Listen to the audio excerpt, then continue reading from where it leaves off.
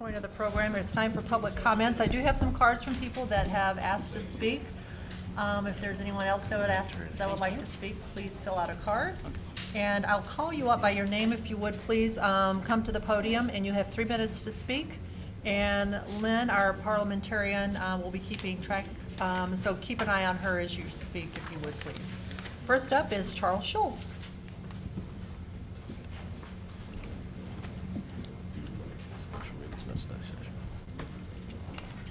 Good evening. My name is Charles Schultz. I'm at 905 Lavender Drive, Savoy.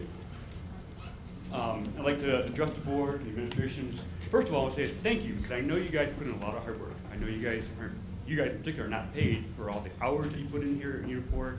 I just want to say thank you for all your hard work, for CARES, for meeting with the community today, and for all you guys doing in different schools. I know you guys do a lot. You talk a lot in meetings, and you're involved. I get that, and I thank you very much for that. And I thank the administration also for all the hard work that you guys do. I'd like to further ask that we consider how we get the community involved. We've talked about community involved planning. Tonight we're going to be talking about the SRO program. We've had many people from the last few board meetings that have given their opinions on that. We've had a lot of talks about the central school and where we're going to put that. What's it going to look like? And tonight also, Mr. Foster is going to be talking about the budget, and not many people have been talking about that at all. And so for me, I see these all being connected. How do we get the community involved to collaborate with the school district? It seems like there's a lot of division being created. I don't know the answer for that question. I don't know how we get the community involved in our planning.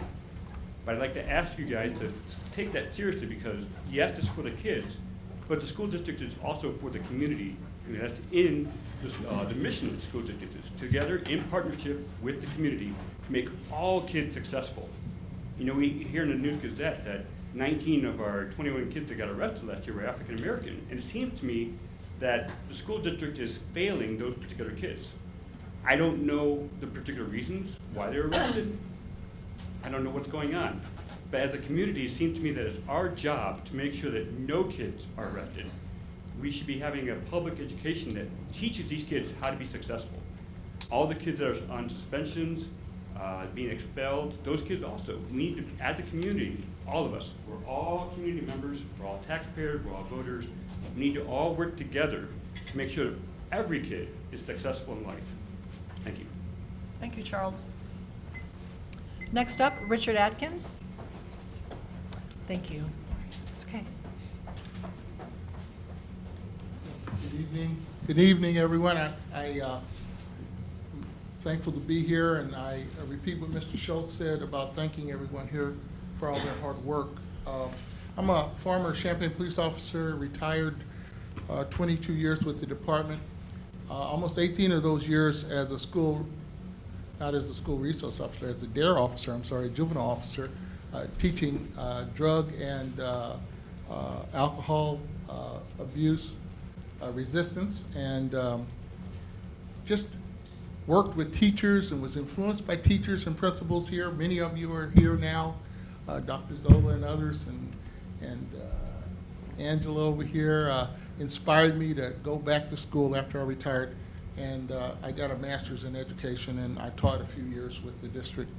But I'd like to say that I would like to see you all reinstate the SRO contract, that the police officers in school are not there because they don't want to be there. They were handpicked. They want to be in the schools. They have special gifts of rapport with those students. They represent a silent majority of students that I'm sure feel safer because those officers are there. They can communicate with them. There is no way to measure how many criminal acts, acts of violence, fights that were resolved because those officers were there. They never came to fruition. They never happened because those officers were there to put a stop to it and go to the source. You have been reading the paper, all the shootings and violence that have happened in our community over the last year. The schools are not exempt from that violence. We have gangs in this community. I was a trained gang instructor. I left a PowerPoint on gangs that I taught here in this very room to teachers and principals, issues about gangs. They're here. They're not going away. It's a real issue. So we have to have those officers there to protect the silent majority of our students that need to feel safe when they're at school. I had 2 daughters go through this system, 12 years on the PTA at Dr. Howard. Both my girls are college educated and doing well because of a lot of people in this room. They're teachers. So I got about 30 seconds left, okay. I just wanted to mention, I was partners in the DARE program with Ed Wahala, who's at Centennial. Just a brilliant man, educated, has a degree in communications, has a rapport with kids out of this world, has 2 awesome children of his own. One, the young man is a teacher. And I just thank you for giving me the opportunity to speak on behalf of the SRO. God bless you. Thank you very much. Martell Miller?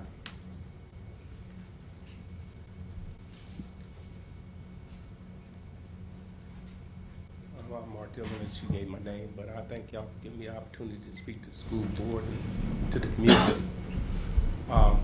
With the SROs, they have been put in our school, and I say it will make us safer, but then we got to look at some of the things it does to do with some of the kids. Some of our kids, instead of going to the principal's office and going to counseling, has ended up in the court system. And schools shouldn't be a pipeline to the justice system. We should take kids and treat them like kids, not treat them like criminals. Only thing I really want to say up here is about protecting our kids, and I would like for the school board to get a permission slip or have something stating that the police cannot talk to any children unless they talk to their parents or their guardian. Because when you have them talking to kids without the proper protection, police there to do when they're at your school, they are doing police duties, so that's meaning investigating duties. So they don't get the opportunity to have a lawyer present because they've been questioned before the lawyer. All I'm asked to do is to protect the kids' rights. Thank you. Thanks, Martell. Rihanna, and I'm going to mispronounce your last name. Batavia? Batavia. I'm also a parliamentarian, so I'm retiring myself in addition to your fancy flags. So my name is Rihanna Batavia. I live in Champaign, and I want to encourage you not to renew the SRO contract today. I apologize for speaking quickly. That's because I'm a parliamentarian, but also because there are many, many reasons I believe you should not renew this contract. And I'd like to share some of them along 3 major lines of reasoning today from an economic and functionality perspective, from my perspective as a public school teacher and administrator, and my concerns as a parent. From a strict perspective of functionality, we have to ask ourselves, does this work? And is it economically feasible for the school district at this time? Arrest numbers paint a really shallow picture. The fact is that above all, what we want is for our kids to be safe, but this is not a safety panacea. Plenty of unfortunate and senseless violence in places have happened in places with armed guards, like Fort Hood, so unfortunate, or even like Columbine, which had an SRO. Instead, we need the authority in these places to lie with principals and with teachers who are educated to understand children, as people who are still growing and learning, rather than police who, in doing their duty rightly, are trained to look at things from a disciplinary and a legal perspective. Once the police are already there, they quite rightly have to follow their own legal procedures. It makes more sense in a school environment for the administrators to have the option of calling the police when necessary, and because they're trained to make that judgment when it comes to regards to children. And from a sheer economic perspective and business perspective, this is a very risky proposal. No business hires an outside consultant that is not accountable to them, but for whose actions they are liable. I find this really problematic. I also want to speak from my experiences and with my credentials derived from working in public schools. I worked as a teacher and as a curriculum and teacher instructor and administrator at a number of schools in Harlem, the Bronx, Bedford-Stuyvesant, and North Philadelphia. I've worked in schools with significant gang populations, with drug problems, with childhood stupidity, because we all know kids make mistakes that we hope are relegated to childhood and that they will eventually grow out of.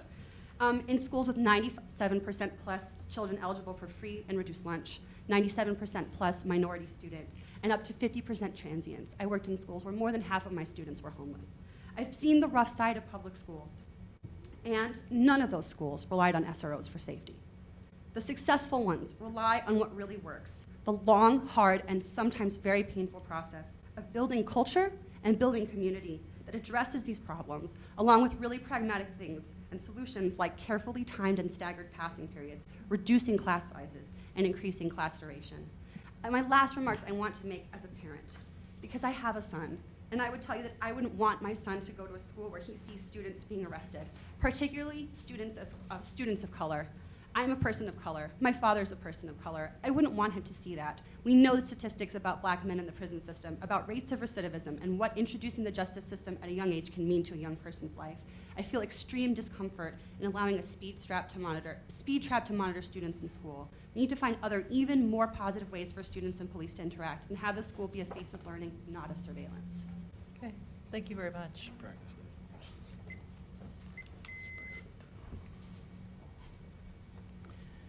Reverend Evelyn Underwood, please.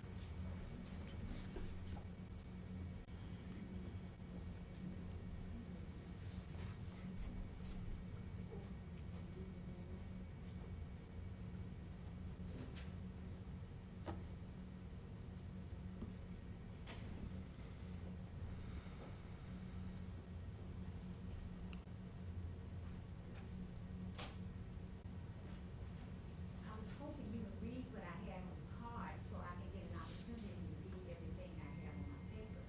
Because we only get 3 minutes. Is that the reason we write that on the card? No, ma'am. How did I write on that? Did you wish to speak? Yes, I do wish to speak. But why did you have me write that on the card so I can have my 3 minutes? Could you vote that I have a few more minutes? No, ma'am. The vote board can vote that I have a few more minutes. Are you willing to do that? No, ma'am, I would not give you an opportunity that no one else had. But it is possible, isn't that true? That the board Would you can like vote to that start you go timing? in 3 minutes? Dr. Underwood, we have 3 minutes to speak, and we would like to hear what everyone has to say tonight.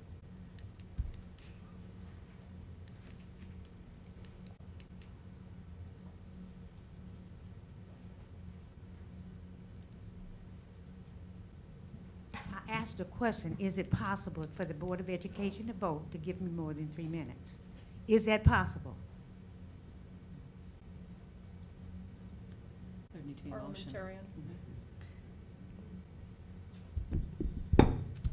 I move that we extend public comment to allow more than 3 minutes. I will maximize it at 5 minutes. However, I will also move that anyone who has spoken previously will be allowed to come up and add to their time. Do I have a second? Second.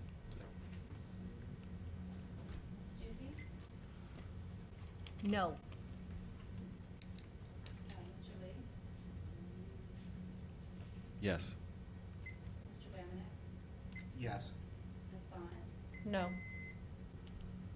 Mr. Brown? Yes. Ms. Shelton? No. Motion didn't pass. Motion is denied, or does not pass 3-3. 3 minutes. Thank you.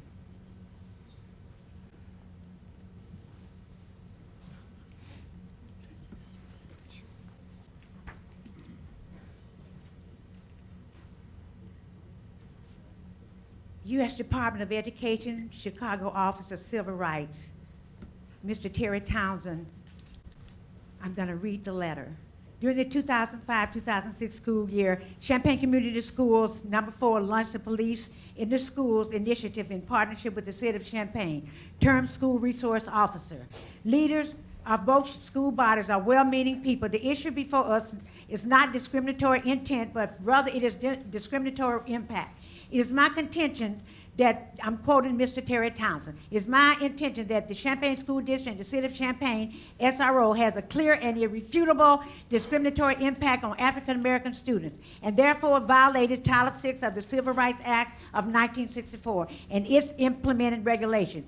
Timeline and statistics. Sources: Champaign Schools, Champaign Police, in parentheses, NB, Champaign Police provided partial statistics for the 2005-2006 school year. On June 8, 2014, the News Gazette published Champaign School District SRO's arrest statistics. They are telling and incomplete. From school year 2006-2007 through school year 2013-2014, 417 students were arrested. 357 were African American. Of the 417 total arrests, 85.6% were African American. The average percentage of African American students enrolled at Champaign School District K-7 through 12 schools where the SRO primarily operates, 34.2%. Quote, "In the program's 8-year history, police have arrested nearly 8 times more black students compared to white students," end quote. June 8, 2014 News Gazette. The June 15, 2004 News Gazette editorial notes, "The overwhelming numbers of those arrested are black. The aforementioned statistics are compelling and suggest that the African American students arrested are a product of racial profiling. As a parent, public official, and retired educator, I have a long history of supporting initiatives that keep our kids safe while they are at school. By way of observation, I have learned that SRO initiative reduce the fear of crime, particularly where there's a racial imbalance between school staff and students. But it would be unprofessional to state other findings because neither Champaign School District nor the City of Champaign has ever conducted an independent assessment or evaluation of its SRO initiative. Our children must be protected, all of them. They are not miniature adults. Public organization must not condemn racial discrimination in order to further their objective. Respectfully, Terry Townsend. Thank you. Thank you very much.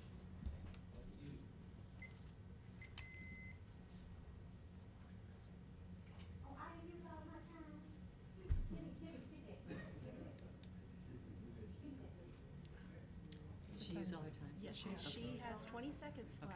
All right.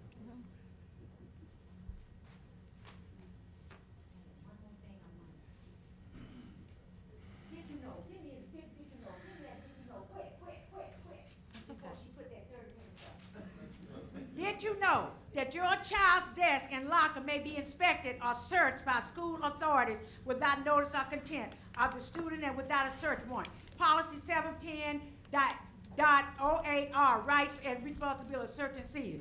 Policy 710.085, search and seizure, paragraph 3, has been revised sentence number 1, and new pages 39.40 follow. Should the district choose to utilize special trained dogs for the purpose of conducting random searches or areas specified above, building principal shall announce via student handbook and student parents newsletter to,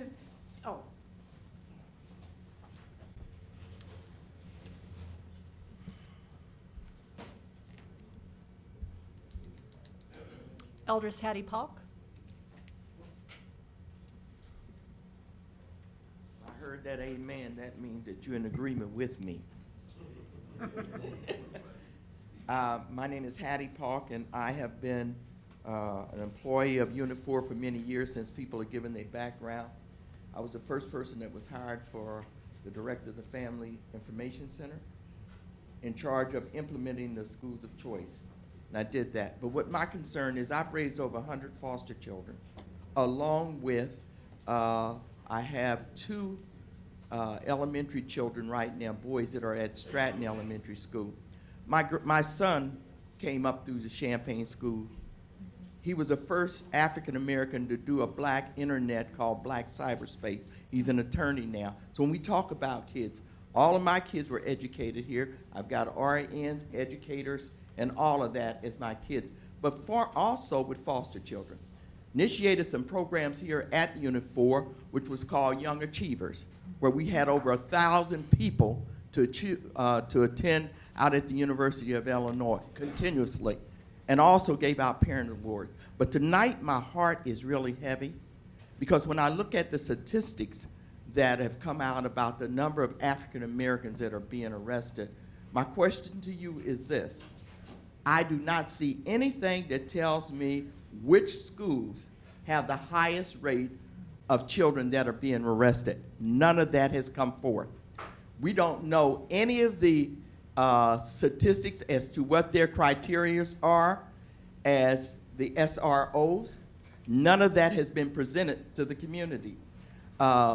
We know that we have to have certain degrees, plus you've got to have certain amount of hours in order to be in the school district. One of the things that really got me was I found one of my old SRO reports for 08 and 09. One of the things that it says that 33% of the hours that the police officers spent are driving around in the community. The other one says 24% of activity time was spent advising students. This category is used to document SRO spent with students addressing problems, concern, and general conversation. But it also represents instances where SROs may have been used to assist Unit 4 with school rules and violations such as fighting or disorderly conduct. Why is it that the SROs are dictating to them and you're covering with them? I think this is out of case. I personally do not want my grandkids to come through. My kids did not come through Champaign School District with the police in the school. They didn't have that. And that means I do not want my grandchildren to be in a police state. I'm sending them to school for them to be educated by educators, not to be indoctrinated into the police department. Thank you. Eldris Melinda Carr.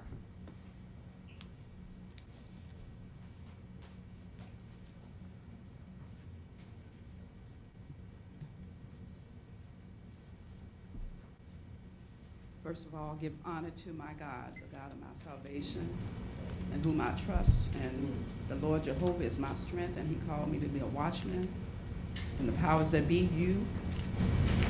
The future of our youth are in your hands. Praying that you make the right decision tonight, because the blood of the youth at the end of this year is going to be on your hands. We support the complaint by Terry Townsend with the Office of Civil Rights on disparate impact on African American children. I'm speaking on behalf of the Ministerial Alliance for Champaign-Urbana vicinity. We reserve the right to go to federal court on this matter. Our concerns are consistent with the U.S. Department of Education, published January 2014 Guiding Principles, a resource guide for improving school climate and discipline, which notes action steps to ensure. I won't read the rest of it. Concerns with our community. I sent 4 recommendations to the board, and I'll read the first 2. Someone else will read the last 2. The Unit 4 district has a responsibility to protect the rights of parents and students. We need a letter on file from the parent, or the school district should have a form for parents to sign and place on file at the child's school, as in the attached form. Parental notification to Champaign Community Unit District 4 regarding school resource officer contact with my child.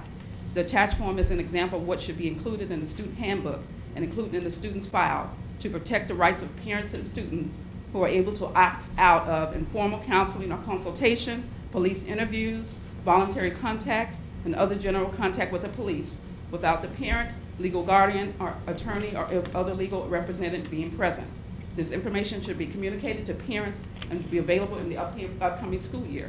2, next year, an outside committee should be formed to look into an alternative to the local city police. The committee should be assigned to look into options of establishing a school-operated security department or school police force established through the state of Illinois school code with a different mission, such as done with the other states like California, New Jersey, and other areas in Illinois, such as the University of Illinois and Parkland College. The committee should include individuals from organizations who are not currently working and receiving a salary from the district, Champaign District, or organizations who do not receive funds from the Unit 4 district. Examples are the ACLU, American Civil Liberties Union, CU Citizens for Peace and Justice, National Council of African American Men, and the League of Women Voters. That is all I have to say at this time. Thank you. Thank you. Are we- Alejandra are we allowed Cornell? to- Are we allowed to ask questions? No? No. Okay, fair enough.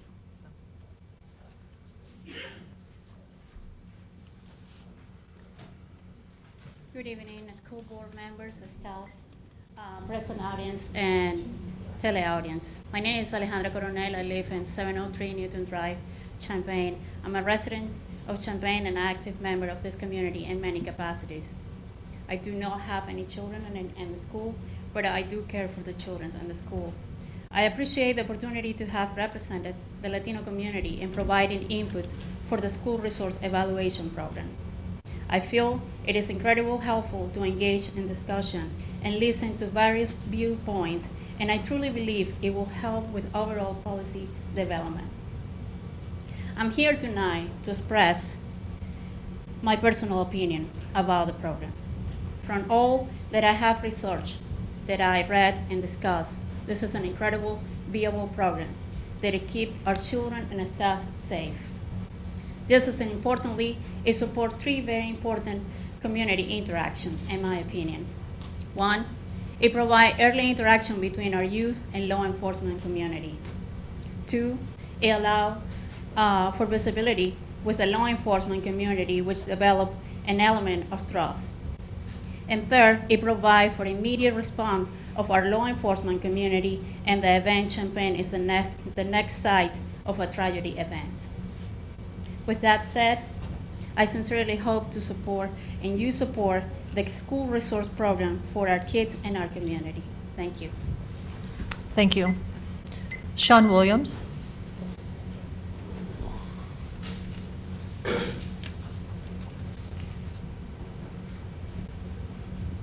Good evening. Sean Williams, 904 North 4th Street in Champaign, 1203 North Market. Over the years, I have participated in a lot of after-school activities, helping the school district monitor kids at either basketball games, football games, or organizing young people to other men in the community to try to help us out and assist with those football games and basketball games. You know, some years better than other years, but it definitely helped when we were working side by side with the police department.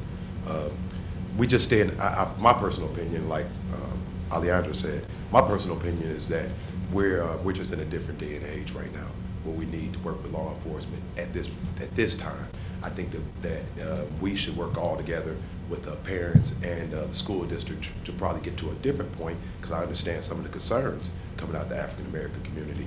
But right now, we should keep this in place and then work on parenting, working on community involvement, and things of that nature that can kind of get these numbers down. So I thank you very much. Thank you, Sean. Alicia Young.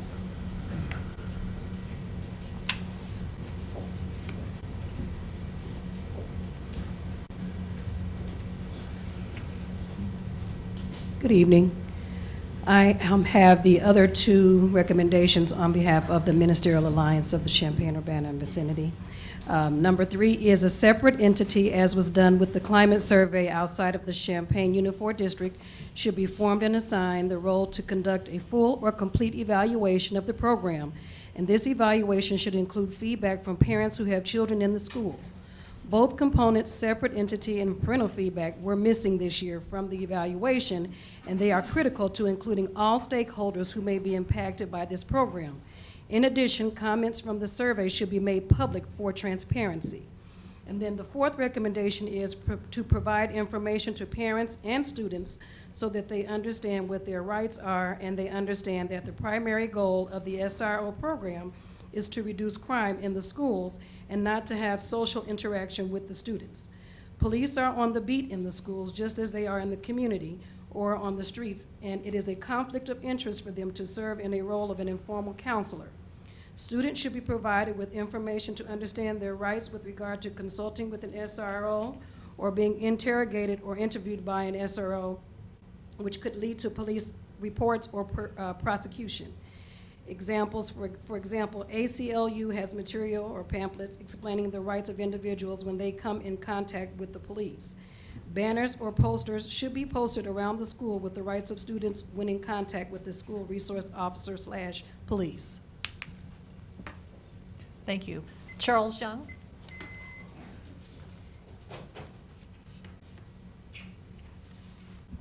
Good evening. That was my wife that just got through speaking.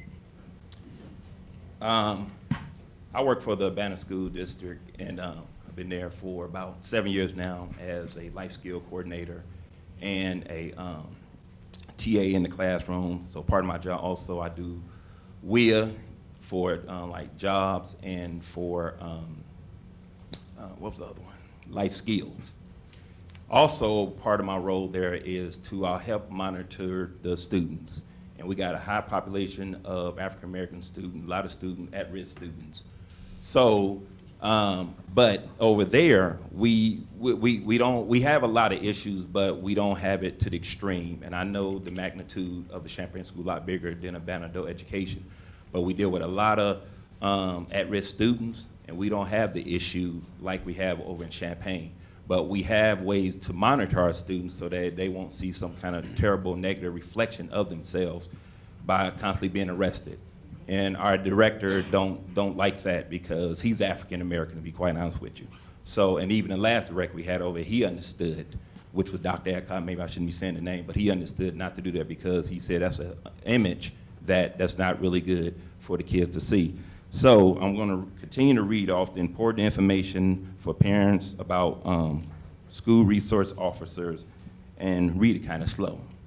Did you know that your child's desk and locker may be inspected or searched by a school authority without notice or consent of the students and without a search warrant? That's part of the policies 10704R, responsibility, search, and seize.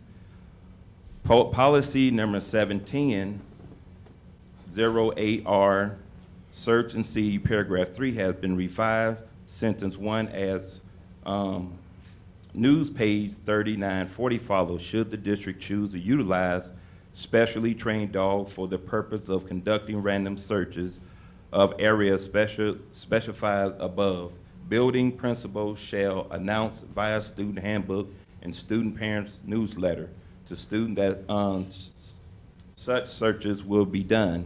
Change board approved to the date of June 9, 2014.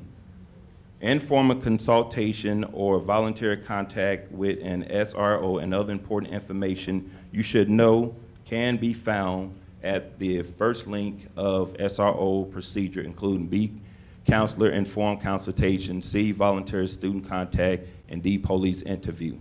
An article entitled State Show Officer Getting Job Done. The Champaign School Board has question published on June 8, 2014 in the News Gazette indicate that in the program 8-year history, police had arrested nearly 8 times more black students compared to white students. Thank you. Thank you. Pastor Angel Johnson?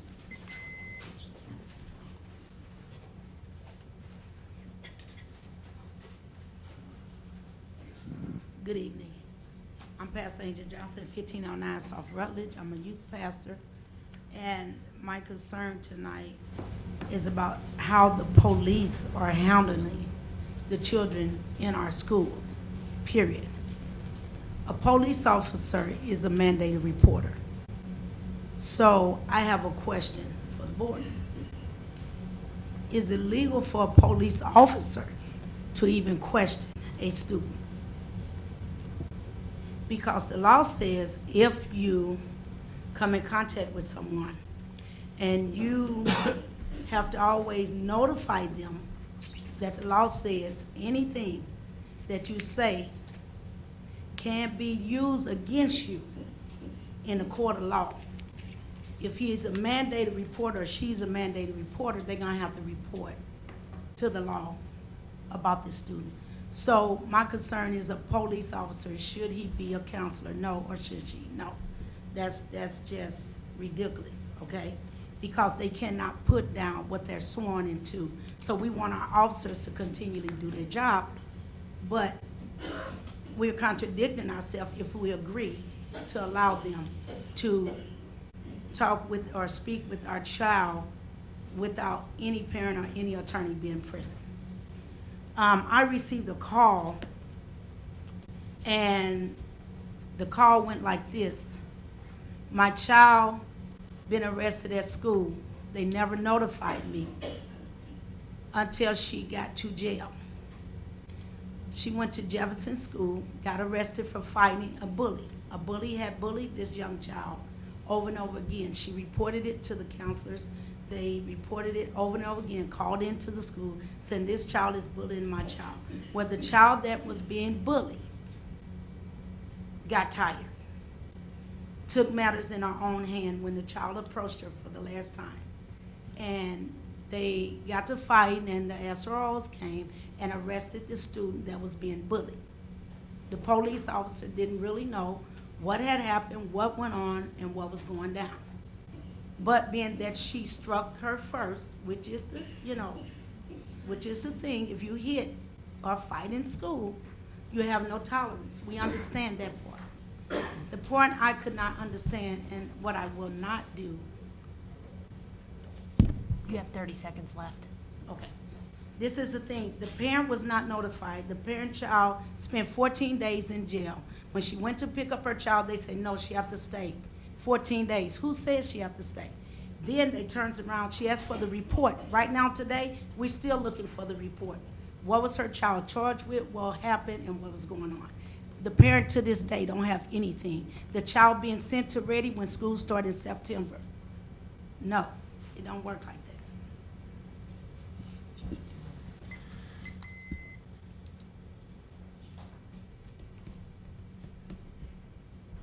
Joe Williams, thank you.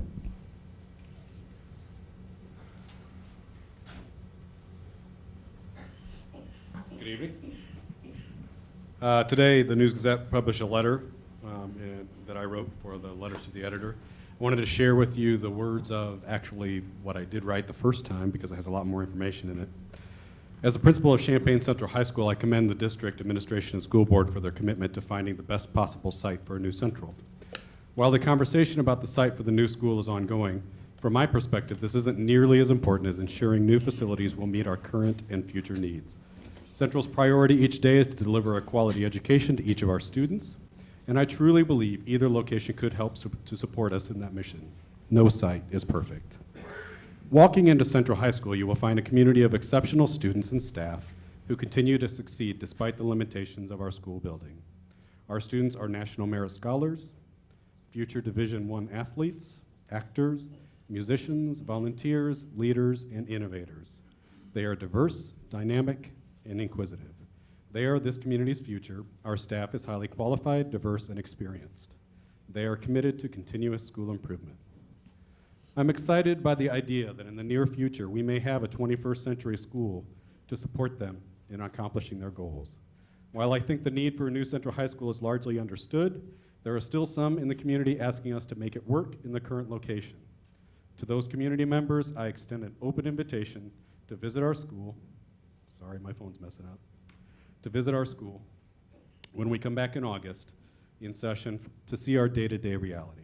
Each day we work to educate 1,250 plus students in a school that does not have adequate parking, science labs, collaborative spaces, on-site extracurricular fields for band and athletics, or 21st century amenities that students can access in some of our neighboring communities. Currently, our high schools are operating at 103% building capacity. In the next 8 to 10 years, when our current elementary school students reach high school and our enrollment grows to 1,700, if nothing is done to address our capacity, our schools will be operating at 120% capacity. The process to engage the community and find a new site for Central has been comprehensive. During the 2012-13 school year, more than 1,500 individuals participated in community meetings, online questionnaires, focus groups, and phone polls conducted to gather feedback about the district's school facilities and what its priorities should be moving forward. The direction from the community was clear. Find a location for Central High School, renovate Centennial High School, and find a purpose for the old Central High School building. Thank you. Thank you, Joe. Okay, communications from CFT. Communications from CESP. PTA Council. Board members. Lynn. A couple of things. Number one, on behalf of the members of the Champaign Unit 4 School Board and members of our staff, we would like to extend our condolences to the Sabley family. Their father passed on last week. His visitation was last night. His funeral was today. Secondly, in the last week, the board has received 2 communications from the same party, and each time the party asked the same question. He would like us to look at expanding Central High School across Park Avenue and into the teacher's parking space. I hope that this person will take Mr. Williams up on his offer of touring the school in August to see what's going on there. I would further like to ask this person if they could please explain 2 things. Number one, if we vacate Park Avenue as they request, where will emergency vehicles and people visiting Central High School park at in the daytime? I've been there many times. The SRO parks on Park Avenue. It's not uncommon to see ambulances or fire trucks when necessary pulled up on Park Avenue. The public health van comes by, I believe, at least once a month. They always park on Park Avenue. Central High School is set up so that students enter and leave the school on Park Avenue. So that completely changes the traffic pattern within the school itself. It also impacts Little Maroons Daycare. Currently, it's set up so that that parents turn onto Park Avenue, they pull into a circle drive, they can go drop their children off at Little Maroons, and then come out and exit via Lynn Street. To close off Park Avenue would definitely change that. Also, if we take away the teacher and staff parking, where will these folks park at? There already is very little to no parking around Central High School by the time you bring in overflow people and students. And this person is proposing that we add another 100 and some cars back onto the street. I don't think that makes us a good neighbor. This person is also proposing that we acquire the YMCA property. And while I agree that the YMCA property could be used for parking, if it is paved over for parking, it could not be used for practice spaces or PE spaces for our students. And if we were to follow that person's proposal and use the YMCA property as a practice space, would they explain what fields we put there? Because it can accommodate 1 field, maybe 2, depending on which sport we're discussing. But it's not adequate. The reality is that for the types of schools that are built now and expected by our constituents, we do need acreage. We cannot just have a building in the middle of town. To continue where we're at means that our students have to continue to drive or walk to extracurricular activities after school. It impacts our PE program because they don't have the space that they need to engage in some of the activities they'd like to do. Thirdly, regarding public comment tonight, if members of the community would like to approach the board in regard to expanding public comment in the future, I'm certainly welcome to hold that discussion. However, that needs to be an agenda item on our board packets. It cannot be an informal discussion or an extemporaneous discussion. And we have to remember too, I've started watching board meetings back in June of 2006. The rules for 3 minutes per person have been in place for at least that long, and quite possibly even longer than that. They've not changed. And tonight is a special board meeting. So people actually get 2 chances to comment on a topic if they choose to do so. Once during public comment, and then once during the meeting as the items come up on the agenda. Thank you. Thank you, Lynn. Christine. Yeah, it's just since it's already been a little bit of a contentious meeting, I just wanted to say something really positive, because this past week, I've had several opportunities to spend time with a lot of kids from all different races and parts of the world and different activities. There just have been several opportunities where there was lots of kids. And I gotta tell you, the kids in this community are awesome. They are so polite, they are fun to be around. I love our kids, and I just wanted to share that with people, that we have great kids here, and I know we have great staff, we have great administrators, But you know what? We just have kids worth doing all the stuff we do for them. So, way to go, kids. Thanks, Christine. John? Just something I wanted to point out, and I know Ms. Stewart probably sent this out as a press release. There are two Jefferson Middle School teachers, Ms. Jacqueline Baxter and Ms. Jennifer White, that got the Illinois Science Teacher Association Exxon Mobil Outstanding Teacher of Science Award and got a cash award. You know, the school resource officer conversation is very important to have. The high school location siting is very important to have. But I also want to take a moment to highlight that we've got great teachers giving great education to our outstanding kids. And that's what matters the most, is making sure our kids get a top quality education. Thank you, John. Good point. Anyone else? No? Okay. Informational items. Upcoming events, July 14th, 2014, regular board meeting at 6 o'clock. July 19, 2014, balanced calendar, first regular day of school, full day, grades 1 through 5. July 22nd, 2014, balanced calendar, second regular day of school, full day, grades K through 5, half of the kindergarten class attends. July 23rd, balanced calendar, third regular day of school, full day, grades K through 5, half-day kindergarten class attends. July 28th, special board meeting, 6 p.m. And August 11th, regular board meeting, 6 p.m. Okay, that's everything for informational items. And so as Lynn had mentioned to everyone, this board meeting, when we have an item, if you would like to speak prior to the presentation of that item, you have 3 minutes. So you wouldn't get 5 minutes, you would get 6 minutes tonight. So if there's anyone in the audience that would like to speak on the next item, which is the school resource officer contract, please feel free to do so. Yes, sir. Ms. Bonnet, first we need to introduce the topic and put it on the table. Introduce the topic. Okay, hang on just a moment. Okay, so I need school resource officer contract. The presentation first. Oh, the presentation first. I'm sorry. Okay. Sorry, Orlando. All right. Thanks, Tommy. All right, good evening. At the June 9th board meeting, the SRO committee shared their findings. Troy Daniels and I provided an update, which included longitudinal arrest data from the Champaign Police Department, as well as the changes that were brought forward for changes to the standard operating procedures, as well as some recommendations moving forward. We also provided the summary results from the survey that was sent out, that was completed by over 1,350 staff as well as students.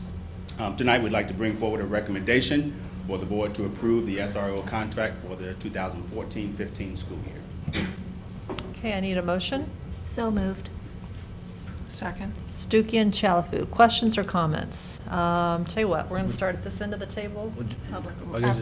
Public comment first, and then we'll go to the, okay. Well, I don't know, Yes. since part of the presentation, can you go over what the changes are? Such as? The Did we changes have that- contract itself? You said they made changes to the standard operating procedures. Those were shared at the June 9th meeting. Right, is there possible to repeat them? Do we have those? We don't have the I don't slides. have that slide present tonight. I don't think we have that presentation here with us this evening. Were there some changes that were made to that contract? We talked about changes in our working relationship with the Champaign Police Department. It's not necessarily part of that contract, but I can certainly share those. That's what important. I'm Okay, looking yeah, for. very good. That's All right. important. Thank Okay, you. certainly as we take a look at continuous improvement, right, and taking a look at our program, one of the items that we had in place this last school year at one of our schools was to have a regular meeting between the principal, the SRO officer, and the SRO officer's supervisor. And so we'll be doing that at all 5 buildings, and that will be done on a monthly basis. We'll have a meeting agenda and minutes kept that'll be approved by both sides. So again, documentation of different issues that the buildings are working on, both when it comes to maybe there are concerns, but as well as positive things for the program as well. We also will have a meeting prior to the start of the school year with administration, all administrators, building administrators, central office, and CPD to talk about the expectations of the SRO program. We will also have, we are in the process of working through, so part of that, one of the comments that I've heard from the board as well, is that 97% of the time is spent with building relationships and so forth. What does that really mean? So developing a method to truly track that, so that we can more clearly define what does that mean. And then also when it comes to at the start of the school year, and we have noted that within the first 3 weeks of students being in attendance, that our building administrators will have assemblies with all our students to talk about rights and responsibilities. And that session will be certainly informed by information we obtained from the ACLU, as well as our own board policy regarding interactions with the school resource officers. Thank you. Okay? Yeah, but now wasn't there also communication with the SRO officers, CPD, with the groups that felt? Yes, and so actually with Orlando, he will be holding focus group conversations probably at least once each Quarterly. semester or quarterly. Okay, so quarterly regarding those students who have indicated that they are maybe not as comfortable with having the SRO in the building and the relationship with that officer. And we'll We've continue also- our surveys as well. When we've also included a complaint form in the student code of conduct, which is mailed out to every parent of every household of Unit 4. So that has already been done and will be mailed out here next week. Thank you. And all of these are things that will be done. Correct. Not possibly. These are not recommendations. These have been These are- discussed, okay. approved, and we're prepared to move forward. Both Yes. sides are in agreement. Okay. Are we ready Okay. are we ready for public comment Yeah. now? Yes. Okay, now we're ready, sir. If you still would like to speak. Yes. Okay. Thank you for the opportunity. My name again is Richard Atkins. I live at 4 Mayfair Court in Champaign. I just wanted to make some points about the supporting the school resource officer contract. I know most of the officers personally. I've worked with them. I'm a retired Champaign police officer. And any one of those officers would give their lives to protect the kids in those buildings, the young people in those buildings. They would take a bullet for them. I just wanted to say that on a personal level. The quality of the officers that work at our schools, they're the cream of the crop on the Champaign Police Department. The other point I wanted to make is that I've never been to a community college or a four-year college institution that did not have law enforcement on the campus. It's not a unique situation. And those officers that work on the campus, work with students, have certain types of training and communication skills to work with young people. So it's not unusual. It's nothing unusual. The third thing is, I would hope that everybody that have had children in the system understand how violent our present world is. The young man mentioned it, how violent our community has become with the shootings, and this violence is not exclusive to the community and not the schools. It is going to come into the schools, and we need to have trained police officers there to protect our children. Thank you very much. Thank you. Is there anyone else that would like to speak? Yes, ma'am. Ms. Polk. Yes. And I thank Richard for that information. But I think that don't fool yourself in you thinking one police officer can take care and handle, I think Joe said he got 200-something kids in that school, and he's got a gun. And one of the things that really concerns me when we're talking about police officers, police are going to do what police do. One of the questions that I would ask, have the staff been trained, like we have fire drills? Have they had a drill on how to get students in the classroom if somebody comes in to do that? Has that taken place? We're required by school code. I know you're required to do the drills for the fire department, but I talked with some administrators who said they had not had it. Okay, and I don't know, that's why I'm asking. Okay, the other thing is, do the kids know what to do? You know what to do when it's a fire drill, to put your head down. Have those kids been trained in that? I am not talking about the administrator. What about the kids? Right. Okay. Do you want me to answer or no? Okay, go ahead. Sure. So actually, we've changed our methods regarding how do you respond to an active shooter. And the active shooter drills that will be taking place will involve, obviously, our students and what do you do as you move forward. And I think, Orlando, if you wanted to share additional information, but yes, actually, we are required, just as we are required by school code to do fire drills and tornado drills, we are now required by school code to do active shooter drills. Okay, so they will be doing Yes. that now. They Yes. just haven't got to it yet. Yeah. The other thing is, from what I understand, it's a law that's coming up now, the same stuff that we're discussing, that is in the works right now, that people are objecting to that because of things that not have happened here in Champaign schools, but other schools as well. And we've got that information for you as well. The other thing is that my concern is, why is it that we cannot, or look into the fact, if we can have a security department for here without the police involved? Other schools, one of the things I did do some research on Camden, New Jersey, you can get funds for those people who work for you. They are trained in how to handle those same kind of situations, but they don't have guns. So all of that is available with the federal government, and the state had monies that you can get. When we're talking about as much money that we're using, I thought I had 5. Well, all right, Ms. Lynn. The amount of money, they have monies that is available for you that we could use for those, and not the teacher's money. What concerns me is, with that amount of money, that is 4 or 5 teachers that we could use, and if you use some teachers' assistants and stuff, that could be used for education. The other thing, I'm going to take my seat.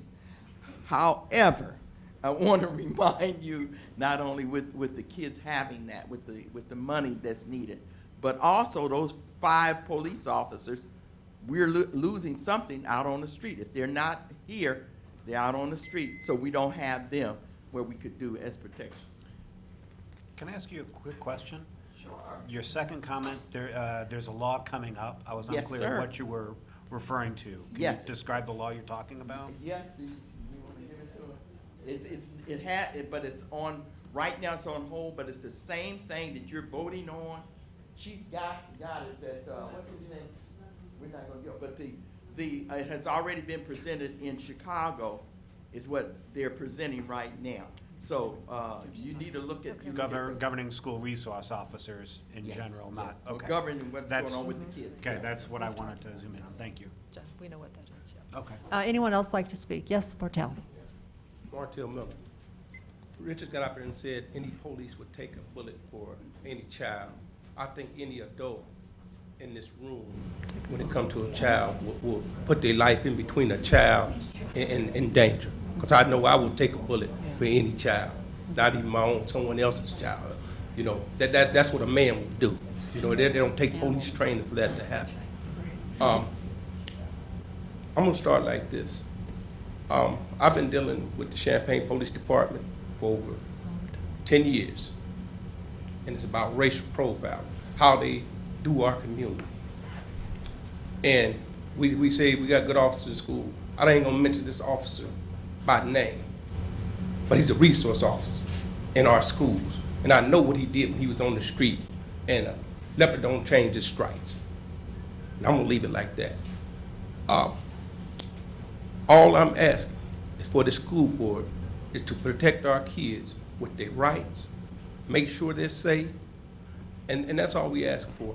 And I think we can do that by getting our own security force. Then they won't come into, we have a bumper where they don't get in contact with the law. And right now, for African Americans, young men right now, the problem they have, they get in contact with the law when they're young, it continues till they old, and they get these felonies, and they can't get jobs. And we got, in this community right now, unemployment with black males, 18 to 35, is 46%. We don't hear that nowhere. You can educate them all they want, but once they get branded with that felony, they don't get jobs. And we got to keep this contact with the police and court system out of our schools. We want them educated employable, not be put into justice where they can't be employed. And that's all I'm asking. Thank you. Thank you. Anyone else? Yes, ma'am.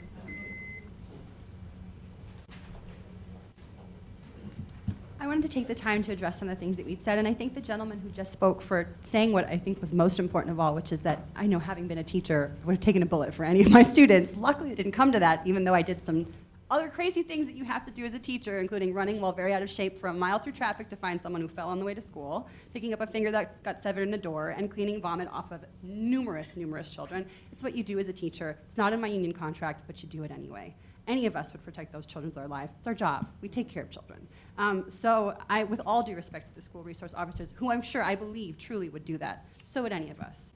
But some of the things that I heard recently that I would like to address, I would like to bring back the point that was brought up by the most august speakers on this side of the room today, which is that we know that the intent is good, but in practice, there are some really problematic issues with this program. That whether or not you mean to racially profile these students, it's a certain subset that are being sent to jail more than others. And not only, we have to ask ourselves, not only what kind of precedent does it set for the young men and women who are stuck in jail for 14 days because they were bullied and the school struggled, as schools do, to figure out how to address that, but also what kind of a precedent does it set for the kids who watch that, who see it happen with their own eyes in their school on a day-to-day basis and come by experience to think that that kind of treatment is okay. What does it say to my son, who has very light skin but whose grandfather is very dark, that it's okay that the police officers treat someone this way, and just by coincidence, not by intention, they all happen to look a certain way? This sets a really dangerous precedent, and it sets us up to have our children repeat the mistakes that we have not been able to correct after a Civil Rights Act that was passed in 1964. That was 50 years ago. I also think that some of the things that people have said are problematic. I think it's problematic that we are voting to extend this contract, meaning it's already in existence, and we still haven't figured out metrics for evaluating whether or not it works. That we're talking about doing that after we vote to extend a contract that's already in place. And that we're talking about what language to use in informing students of their rights after we vote to extend the contract. It's problematic that we are saying we are mailing out the guidelines for parents. That assumes that all parents are privileged enough to have a consistent address. I've worked in many schools where that's not the case. I cannot believe that we are proceeding with this without having looked at these issues first. And I would also like to say that with the money we are spending, we could look into alternatives. That while it's true that a lot of universities have police, I went to University of New York, we did not rely on the NYPD. We relied on private security that was trained to work with students so that they could make the decision whether or not the police needed to be involved. And we need to be looking more at options like that. Thank you for your time. Okay. Thank you.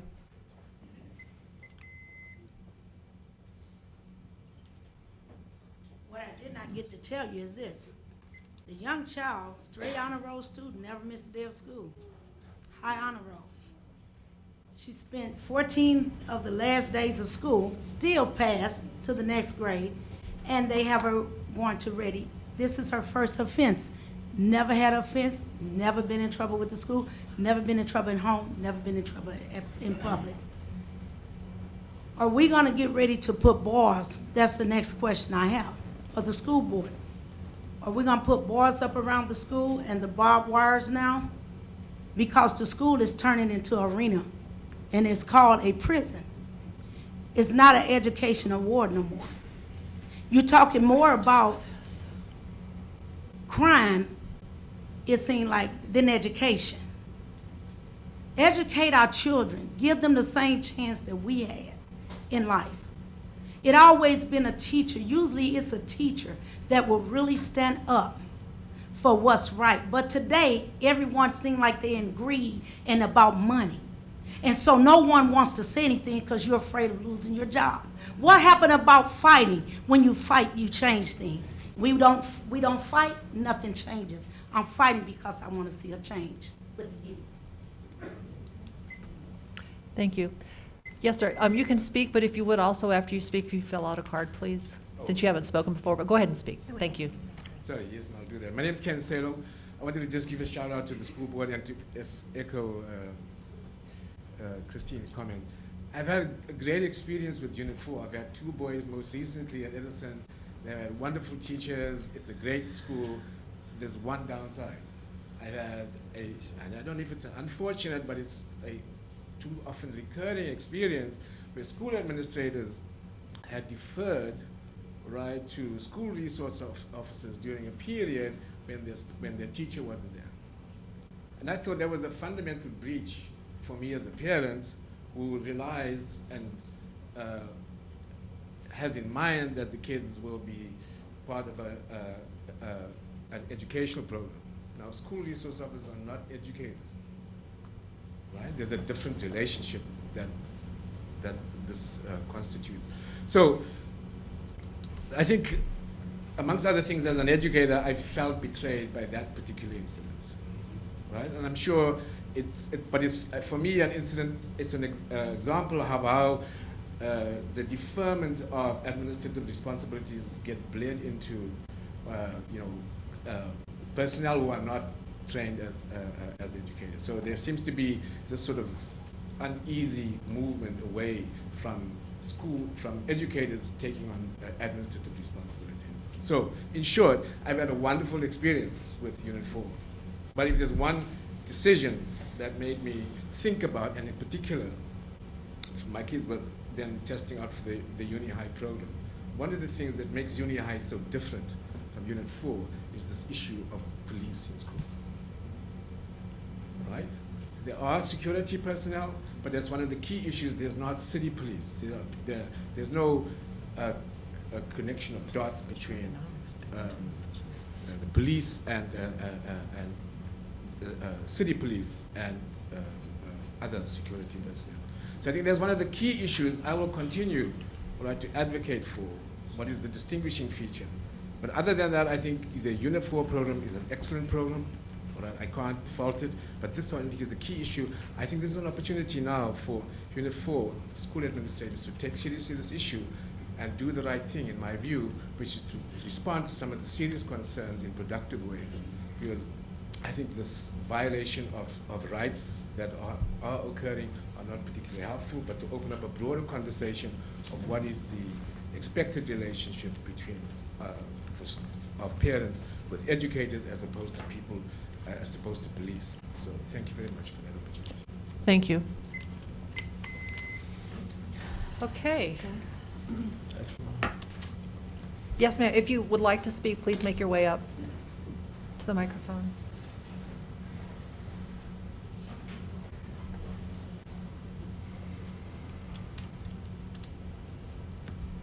I've been listening to this conversation about the resource officers and the problems with our African-American children and the conceptual idea that we are racially profiling these children. I have a question. By a show of hands, how many convicted felons are in this room?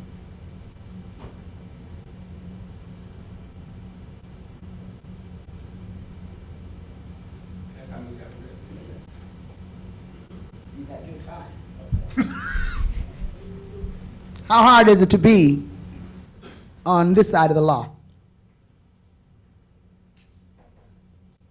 How hard is it to raise our children to be respectful, obedient? How hard is that? As an African American mother, I take responsibility not only for my children, but all African American children. With that being said, the parental disconnect in this community with our black youth is an atrocity. The men that call themselves men of my generation have dropped the ball. No one's on their job. Everybody's sitting back complaining about, oh, the criminal element of the youth. I'm afraid of the black kid. I'm not. They're children. Their hoodies, They're sagging. They are still children that need guidance, structure, and respect. And you can't get that in a school with a resource officer. That comes from your mama, your daddy, your aunts, your uncles, your grandparents, your neighbors, the whole community. We are racially profiled. We've been profiled since they brought us here. That's not going to change. We do cohabitate very well, successfully. I see education in this room of all races, creeds, and colors. Thank you. Thank you. Ma'am, if you would fill out a card, please, I would appreciate it. Thank you very much.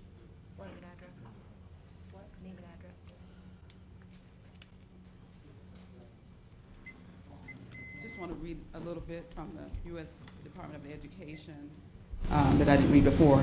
No student or adult should feel unsafe or unable to focus in school if this is too often a reality. Simply relying on suspensions and expulsions, however, is not the answer to creating a safe and productive school environment. Unfortunately, a significant number of students are removed from class each year, even for minor infractions of school rules, due to exclusionary discipline practices which disproportionately impact students of color and students with disabilities. I wanted to ask a question regarding the recommendations that the Ministerial Alliance sent. Were any of the recommendations considered in this contract? That was one question I had, because I didn't understand from what was read what the outcome of the contract negotiations are. And then I wanted to ask about, or I wanted to say that, as I said before, we're prepared to file a complaint with the Office of Civil Rights to support Terry Townsend's complaint. Thank you. Thank you. Anyone else?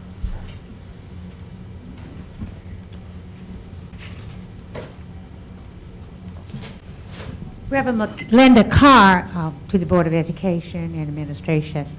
Reverend Melinda Carr asked whether any of the 4 recommendations were taken into consideration, and I didn't see that anyone answered her. So apparently there were not. Now, when you talked, you said something, Mr. Thomas, about they were going to do something about the ACLU. Does that comport with one of the recommendations about banners and all? Was that one of the changes or one of the modifications? What we discussed are not changes that are in the standard operating procedure. I think we're talking 2 different things. The standard operating procedures are the guidelines that the police department have to follow. Based on the work of the committee, we made some recommendations that we thought would be beneficial to help improve the program, and those are the recommendations that Dr. Regan shared. What were you talking about, Dr. Regan? You know, you got a copy of the 4 recommendations that the Ministerial Alliance sent. Last night. Were any of those recommendations taken into consideration, given what you just said a few minutes ago? Right. So I think at this point of the meeting, we're looking for public comment, and then the board will have that conversation, and I'm sure board members will address some of those recommendations. Oh, I Okay? see. Mhm. So you're, We'll talk. when you talk, Yes, we then will. we'll hear and Yes. see whether in fact some of those recommendations. Okay, what I had said on my paper earlier, that card that I thought maybe when you read my name that it would be stated on that card, I had said, it says suggestions, suggestions, and I put on there something about when I had seen those people out there exercising their constitutional rights with picketing, carrying signs, and they were talking about the safety of our children, and I assume, of course, they talked about physical safety, and my suggestion was mental and emotional safety since to African American children. I love all children because I am a retired teacher. Mental and emotional safety to our African American children, since they are seeing and knowing the fact that 8 times more of them were likely likely be arrested, and they were being arrested. And I was concerned about their mental and emotional safety, and I put that down as a suggestion on that paper. And that's what I thought. And I noted, you know, my background, because I know I would have an opportunity that, you know, not only am I with Ministerial Alliance, but I'm director, a co-director of education for the youth at our church, and a lot of youth are involved in that. So that I, you know, I put that down. And the fact that director of education, and also I just noted that, so that would be read. So, oh, I didn't see 30 minutes. Okay, so I guess I gotta stop. Okay, thank you. Oops.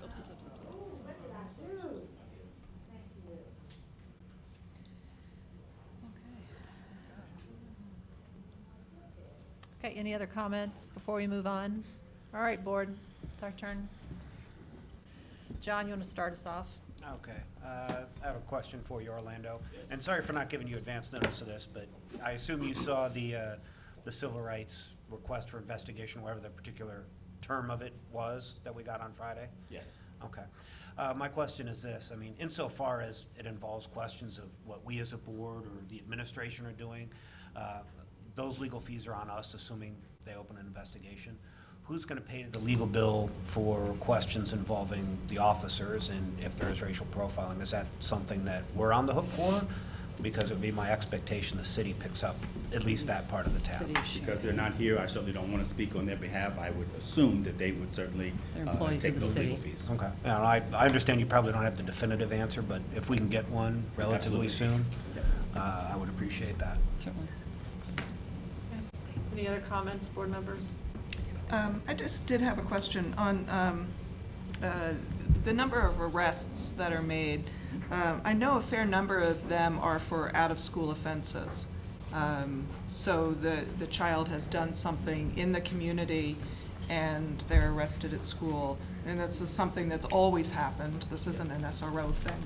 This has always happened. Do you know how many of those children were do. for out-of-school arrests? I do.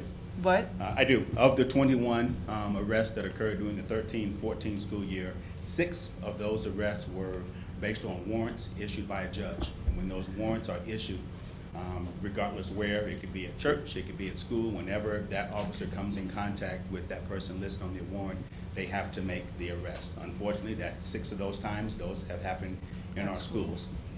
We always attempt to make those arrests as non-confrontational and certainly not public to everyone, meaning we would not, if we know that there's a warrant, we would not wait until a passing period. When there are 1,300 kids, we bring that student into the office, try to find a back exit so that that student and officer can leave without that being a public piece. Okay. The other piece of those 21 arrests, the Board of Education from my department is given an email every single time a student is arrested. Of the 21 arrests that occurred last year, 11 of those students were also brought forward for expulsion, meaning their behavior was so egregious that we did not feel like they could continue in our school system. So I just want the public to understand that when a student is arrested, that behavior is really egregious and something that we feel certainly is a violation of the law and certainly unacceptable in our schools. So for some of the changes in the contract, or I'm sorry, not the changes in the contract, but some of the metrics to evaluate the program, were those introduced into the contract too? And for those metrics of success, or is that a recommendation or suggestion to evaluate? That is a recommendation / suggestion that the Champaign Police Department, as well as the board, as the district, we have agreed to have those monthly meetings. We've agreed to have a survey done annually to get feedback, and I think we will certainly extend that offer to parents to make sure that we get feedback from parents next year, as well as the other recommendations that Dr. Wiegand mentioned. So those are not listed in the agreement. Those are not listed in the standard operating procedures. Those are simply recommendations that both parties have agreed upon that we think will improve the program. Why don't we put that into the contract for the agreement, for the process?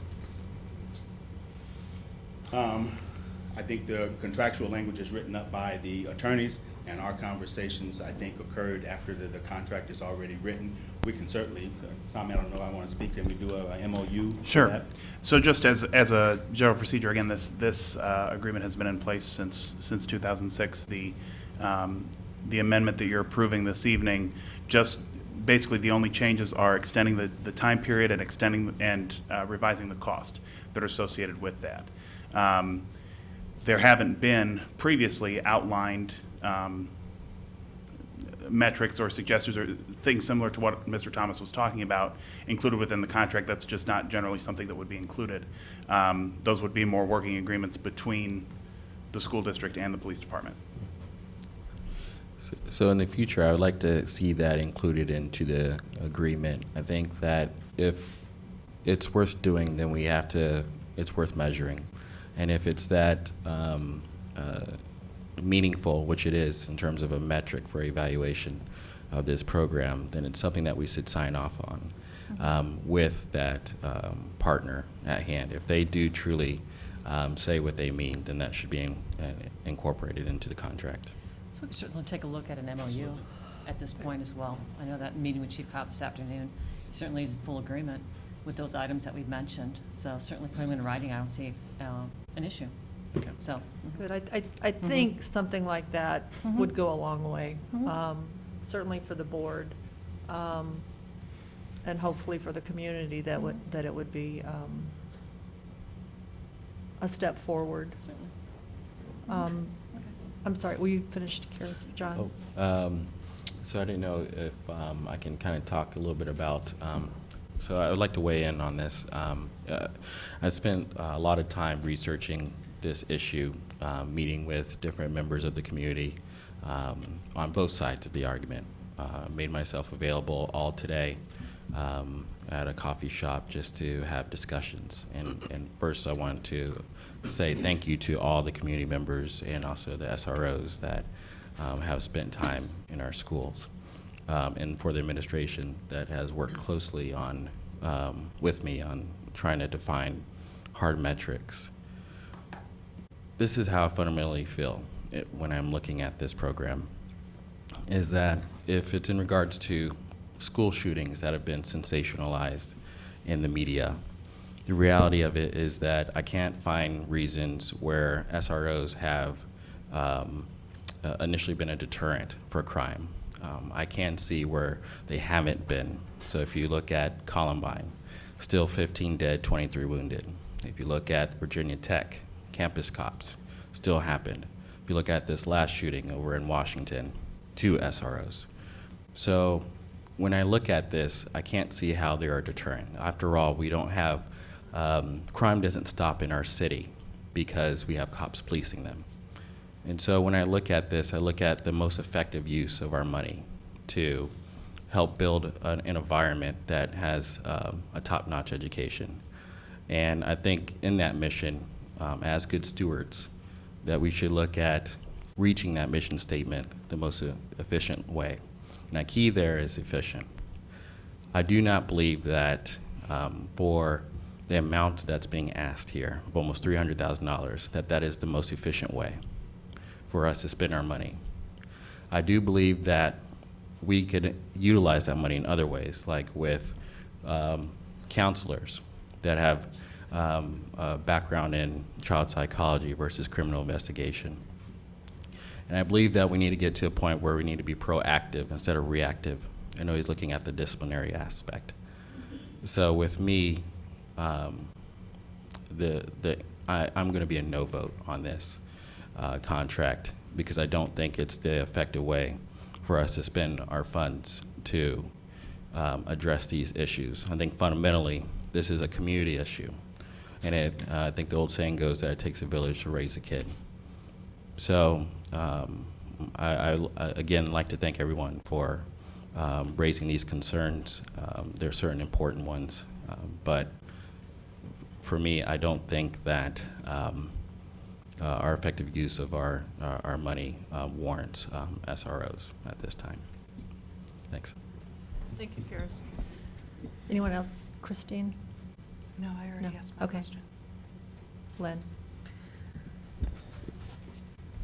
I'd like to thank everybody who came out tonight and to the meeting that we had a few weeks ago in regards to this issue. I think that you have brought forth a lot of important things that need to be considered. I will be voting yes for the contract tonight, but I will be voting yes because last year when this contract came forward, it came out that an evaluation had not been done of this program. In all the years it had been in existence, the evaluation had not been done. And a committee was formed, the evaluation was done. Now, folks may be unhappy with part of the makeup of the committee, and I'm fine with that. Folks may not be utterly pleased with every finding that the committee made or every recommendation the committee made, and I'm fine with that. But there were things that came forward in that process, like the fact that evaluations were supposed to be done of the officers, and that was not happening. So in the future going forward, there will be things that I'm looking for. I expect evaluations to continue. I'm glad to hear that we are having meetings now where concerns will be brought forth between building staff and the officers. Things will be discussed. I do want the statistics reworked so that they truly are an apples to apples comparison. That has not been completed, and I understand it's a time issue. But I do want those statistics worked so that going forward, we know what we're looking at and how we can measure our improvements. I do think that, one of the things that we're going to have to admit to ourselves is sometimes what we're dealing with are childhood mental health issues. And that really freaks people out because, oh my God, these are kids. How can they be mentally ill? Well, guess what? It happens. I have problems with depression in my life. Looking back, my depressive episodes started when I was in junior high. How much better would my life have been if I'd gotten the appropriate mental health care that I needed at that time and didn't get? We're very lucky. I'm not a child who acted out. I just retreated, got very quiet, stuck my nose in a book, stayed in my bedroom. But unfortunately, not every child does that. And, Columbine has been mentioned a couple times tonight. Number one, there was an SRO officer there, and the incident still happened. Number two, those children were bullied, and nothing was done about it, and the district has made a commitment. It's also something that's come up nationwide to reducing bullying, to making a climate better for all of our children. Number three, those young men had mental health issues. It was the same thing with the shooter at Virginia Tech. That young man had been in treatment for mental health issues. So no, we're dealing with an inexact science. I understand that it upsets people. It's uncomfortable, it's squishy, it's not completely measurable, but it is what it is. So, tonight I will vote in favor of this contract, but there will be things that I will be looking forward in the future. And I wish the police department were here tonight to hear this discussion. I think it's a very important discussion, and I'm disappointed they weren't here.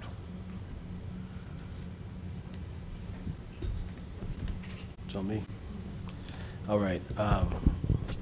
So just to repeat, I do appreciate everyone coming up and speaking. I love seeing the boardroom full with people. We have another meeting July 14th, so I'd like to see it full then as well. This is that tough topic. This is one of those tough issues, and I said at the last board meeting on June 9th when we talked about this, I like the tough issues. I like the controversial issues because we really get to hear both sides of the story, whether it's here in the boardroom, whether it's through email, the News Gazette, the radio. And it's one of the few times that we actually get to hear all of our constituents on an issue. And I appreciate that. I got in a position to be able to talk to all of my constituents, not just hear the select few that choose to show up at board meetings, and that's it. And then I don't hear from anybody else. So that's why I appreciate the tough issues. As it relates to SRO officers, I think I've been very clear that I don't really care for police officers in our school either. I think I've been very clear on that. Before I came into the school, I do have a son in middle school in this district. I went through this district myself. I didn't have SRO officers. And I've mentioned before that my son is a boy, a real boy. And so I don't want his behaviors as a boy to be misconstrued and taken as criminal. I'm very clear and adamant about that. And so one of the reasons for me to get on this board was to be able to protect my son in this district. And in doing that, I protect all children, because what's good for my son is good for all. And what isn't good for my son isn't good for all. And that's why this makes this topic extremely, extremely difficult for me to make the decision one way or the other. I've been on the fence since the day we started talking about this, which way to go. Kind of piggyback on what Lynn said, that's one of the things when you speak last or next to last, people have said all the good stuff. Last year this came up for discussion, and it had never been evaluated. There's always been concerns. Me being a lifelong member of Champaign, I've always heard police conversations, SRO conversations since day one. And so it hadn't come up. And so the district and the board, we said, okay, we're going to evaluate this. The committee that was put together was not just school staff. It wasn't just school administrators. It was parents. It was community members who were not on the payroll. I was on that, Lynn was on there. We're not on the payroll at all by any means. And so for me to be on the board, I'll speak for myself. I'm not on the payroll, so there is no incentive for me to side with anyone on anyone's side. There's no incentive because I don't get paid. There's nothing there. So all decisions that I make always come from my heart, first and foremost. That's the only way I make decisions, because then I can always be, whether it goes right or whether it goes wrong, I made it from the heart, and I would do it again with the information that I'm given at the time. And so at that time, it was evaluated, and I got a lot of clarity out of what the SRO program is supposed to do. So there is the standard operating procedures of what's supposed to happen, and then there's the practice. And what came out of that meeting for me is that the policy itself wasn't the problem. It was the practice inside of individual buildings. Because we've heard it time and time again, we'll see some people say, well, I've seen this officer in action and it's amazing. And some people say, well, I've seen this officer in action, I don't like it. And so it was the practice that wasn't consistent. And I think that's what us as a district so for me today, because I do have a son in the district and I don't want my son, one, to be a victim to this school to prison pipeline, but I also don't want him to be a victim of a senseless crime that are happening in our schools every single day. I don't want him to be a victim of that as well.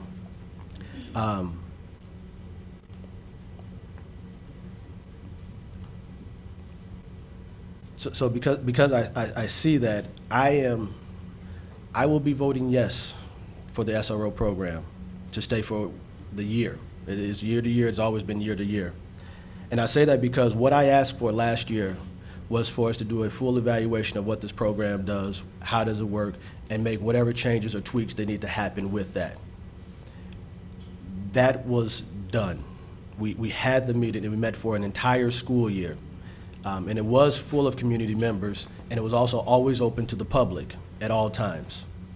And the things that came out of that meeting, as Dr. Wiegand spoke on, monthly meetings with SRO officers, their superior officers and principals in each building. That wasn't happening before. All the administrators talked with the CPD. That was not happening before. They talked about the SRO officers actually tracking what do they do in our schools. That's a huge thing. And we don't know. They say 97% isn't even police work. But what else do you do? And until that's tracked to know exactly what you do, it's hard to, one, say that you're not doing your job, but then it will be also hard if we go another route outside of SRO officers. What do we tell them to do? Because we don't know, because it hasn't been tracked to this point. It's been put that there will be full assemblies that all kids will know what their rights are. And that's going to be in the guidelines of the ACLU, which was one of the suggestions of the Ministerial Alliance. But I will say that these things were in place before we received that email. So the district and the administration and the committee have already been thinking about these things. These things were not being These haven't been saying, okay, we're keeping SRO officers no matter what. We have been listening over this time. There's also going to be the focus groups that will be taking place with all students, staff, families that feel like, I don't like the SRO officers, I feel demeaned by the SRO officers, I feel cheated by the SRO officers. That's going to happen. That's never happened before. And for me, the biggest one for me is there's going to be implementation of complaint forms within our district. And how does that help is because to this point, I've heard a lot of unofficial complaints about SRO officers, the SRO program, or certain SRO officers. A lot of unofficial complaints. We just heard one here today. As a board member, I never heard that complaint. I never heard that story. And so what we get is a lot of stories well after the fact in our community. I've talked to school educators in our buildings that say, well, I remember 2 years ago, this is what the SRO officer did in our building. Well, it's hard to do something 2 years after the fact. I understand. Yeah. I don't know what. Okay. So it's hard for when we get that information, and so having a complaint form, we'll be immediately able to see what happens and where those complaints are, because when it comes to us talking to the police department, they say, well, we got all these complaints, and the first thing that they say in every entity, in every business, when there has to be some form of discipline, the very first thing, right or not, they say, well, we don't have any complaints. I don't know that that's happening. That's the first line of defense. That's in every single policy that if it's not there, people are being able to hide behind. So as a community, I think it's time to say, well, we won't let you hide behind that policy anymore. We will make complaints. We will continue to come to board meetings. We will make our voices heard when our child is wrong. And it has to be done on a regular basis, not just yearly when we talk about the SRO program. But as a district, and as the CPD officers that are in our school, we have to be willing to listen to what the community says when they come to us. We have to be willing to take action when they ask for action. And I think that we've proven that we're willing to do that by having these continued conversations that have never happened since the inception of this program. And so when I look at the numbers of the students that have been arrested from the time this program has started to now, I do see a decline in the numbers. Doesn't minimize the fact that we're still having students arrested, but there is a decline, meaning there's something fundamentally changing, because the officers haven't changed at all. It's the exact same officers that were in the beginning that are now. So obviously something else is changing, and I think part of that is for now is the district's stance on how we discipline kids, what we look at, and what students are being sent down that route. And then there's also, I don't discount the trainings that the officers have. I won't discount that either. But in these 21 cases, whether there was an officer in the school or not, we have to be realistic with ourselves. Whether there was an officer in the school or not, those 21 kids still would have been arrested. We would have called the police on these cases. And so that's fundamentally a fact. And so so the arrest for me have nothing to, in these 21, I'm not speaking for any of the past, but these 21 cases, it doesn't make or break me for SRO programs. What I do want to see, what makes or breaks me for SRO programs, what I think some of the new changes will address, is the practice inside of the buildings of how SRO officers operate themselves around children. Again, it was already stated that these are children, not many adults. And so the aggressive nature that is taken on children, that's a problem. That's a problem for me. It's not the arrests that are happening. It's, at this point, it's the aggressive nature. It's treating kids as criminals. That's their children. And I wholeheartedly believe. And so it's not the kids that are getting, so people say, well, if they do a crime, they should be treated. Well, I'm not talking about the kids that get arrested. I'm talking about the other kids that don't have arrest, but are still having negative interactions with our police officers. And for that, that's where it's up to, I believe, our building administration to take charge of that, take hold of that, and to make sure those types of actions are not happening in our school. And if they are, they have to take ownership of that. Each building principal of all 5 of these schools, whether that's our officers, have to take 100% ownership of every single child in their building. Regardless of what an SRO officer says or does, they have to take ownership of that. They have to be willing to answer what happened, how it happened, why it happened. Because questions are going to be asked. When I get a call as a school board member, I don't know is not a good answer to a parent that wondered why their child is in jail for 14 days. That's not a good answer. I don't know. That's not a good answer. And I don't want to have that conversation. And so to wrap all this up, like I said, I will be voting yes for this year contract. But over this next year, I will be looking at all of these metrics, all of these to really evaluate. I would like the help of the community to help me do that. I don't have all your studies. I don't have all the institutional knowledge that you all have brought and you have shared with us. And so I want the help. I'm asking for help so we can work to this together as a community, as a partnership. I know there are people in this room that are for the SRO programs. Bring me your information too, because we're gonna have this exact same conversation at this time next year, and we're gonna have to make a decision. Security guards, no security guards, police, no police, nothing at all, more teachers, more counselors. We're gonna have the same conversation.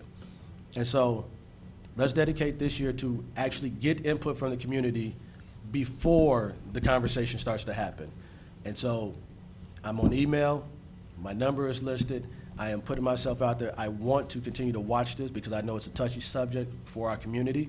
I know it divides our community very much, and I don't want this to be a division in our community because it doesn't have to be. It doesn't have to be. And so I'm putting myself out there. Call me, email me with suggestions, whatever. We'll work this. I will push whatever going forward. Thank you, Jamar. Yes, Christine. Sorry. That's okay. I wanted to listen very carefully to what everyone said, because this is an issue that is really important to me. And I want to tell you guys a story about when I was in high school. There was an enormous fight in my high school. There ended up being hundreds of kids involved, several kids very seriously beaten in the fight. It took the police a while to get there. No one was killed, but very seriously injured. This was white on white. This was not a black racial issue. These were white on white kids. And I was there. We were all there. We all saw it. No one was able to get there. And I've always wondered, particularly since this came up, what would have happened if there would have been police there more quickly? And there's not a doubt in my mind that if the police would have been there more quickly, they would have been able to diffuse the situation. Because it was a situation that built and built and built because they were kids and they got out of control. And then by the time the police got there, it was out of control. And they didn't know the kids. They didn't know how to deal with kids. And it got further out of control.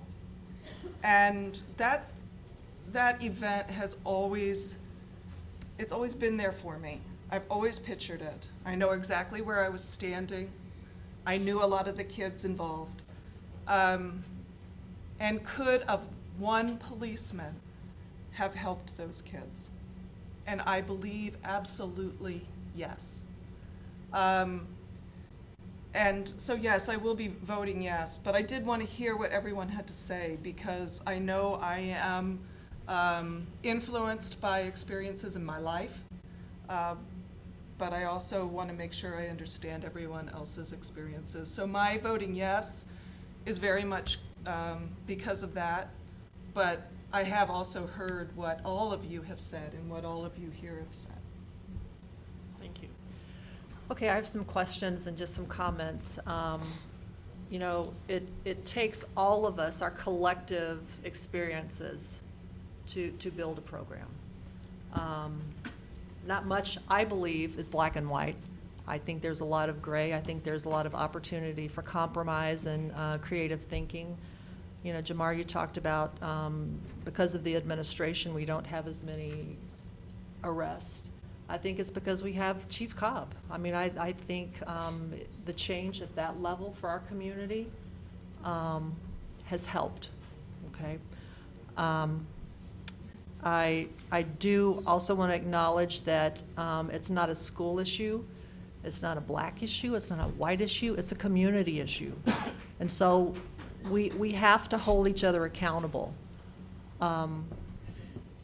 You know, I remember last year this being just as contentious. And certainly being a new board member, it was a little intimidating, but I think we have an opportunity here to do something good. And I think we have an opportunity here to, how do we address those kids and those families that have mental health issues? I know that there are other conversations going on about how do we do that, because our kids need help. And we, you know, it's like when you go to work and you're with your coworker more time than you're with your spouse. Our kids are with their teachers a lot more than they're at home. And so our teachers know our kids a lot better. You know, one of the things, Jamar, you talked about, I think it was you, about the security cost, and, you know, next year let's look at it. Well, I think we can probably start to do that now. So Judy, if there's a way that we can look at what does security costs look like, and what would that program, if there's, you know, if there are counselors and deans, if there's something else. So if we're talking about replacing the SRO program at some point, right? Because we know we can't do it tomorrow. We know we can't do it a month before the contract comes up for renewal. It has to be a process that this team, that this community group is talking about. So what does that look like? So certainly, and that goes to, I know Reverend Underwood is still here. You had asked about those recommendations, correct? So certainly one of those recommendations is about exploring the possibility of security, a different type of security force, right? Ms. Pox. So I think that if the board, what I'm hearing the board saying is that you're charging the administration to take a look at that and bring that back next year, as what would that look like, what would those costs be, correct? Right. You know, and did we, Orlando, did you say that, or someone said that the parents were not surveyed this last year? They were not, no. Why? The decision to do a survey was not made until the March meeting, and we did not feel like it was adequate time to get a good response. We talked extensively about what would be the best way to do that. Is it via email? Is it mailing something? And it was just something that that committee did not feel like we could get done and get done well within a month's time. That we had to wrap this up. All right. So now we're here at the SRO time to approve or not approve the contract. So what I also would like to ask Superintendent Wiegand is that we survey the parents. I don't think there is a special date or a special time that makes that any more appropriate than the time when the community is talking about it. So I don't know what a reasonable time for that to happen. I know we're in the summer, so probably will not get a lot of feedback, so maybe closer to the time school starts. And I think that also, if we're talking about a little bit of nuances to the program. You know, we have, we're talking about letting our kids know what their rights are. I mean, as educators, that's our job. That's our job. I mean, we should be letting our kids know if a policeman asks you a question, you don't have to answer him. I mean, I think those are things that I have learned the hard way, but I've learned them nonetheless, and I think just by virtue of someone being a police officer, a person of authority, and a child, it could be a little intimidating. So, you know, knowledge is power, right? And so if our kids know what their rights are, I think that's important. And I want to thank the Ministerial Alliance for bringing that to us, although, as Jamar said, we did think about that already because we want our kids to know what their rights are. You know, one of the things that we were talking about earlier, there was it was legislation, and I think it has to do, there was legislation this past session that talked about kids, and Tommy help me, I think maybe you and I have talked about this, where if a child receives a felony prior to him becoming 18, there's an opportunity for that to be expunged. Am I remembering that right? Because I know you and I talked about it. I don't know that I could speak specifically to that. I think what is similar to what we've been talking about tonight is there was legislation that has just kind of sat since April that deals with what can be required of police, similar to what's being talked about in terms of people knowing their rights, and one of the provisions called for parents to be required, parents or guardians to be required to be present if a child was, if a student was going to be questioned by a police officer in schools. There are a number of provisions, and that's information that I can provide again to the board if that would be helpful. As we checked again this morning, and it's sat since Yeah, and it would, April. Unless something happens in veto session, then likely nothing would happen to it. It's not that it's not important, but I think a lot of those things in that legislation we're already doing. Yes, and that may be, there were a number of provisions related to that, and I know Dr. Taylor has discussed some as well related to safe schools, and a lot of the things that we are doing internally as it relates to discipline, climate management, those kinds of things that are being pushed legislatively for other districts are things that our district is really ahead of the curve on and has been doing for quite some time. A number of them came out of the consent decree, and I mean, they're really best practice, and so legislatively now there are members of the General Assembly that are looking to move that forward for all districts. For us, if that was put into place, it really wouldn't be a change because so many of those things are already in place.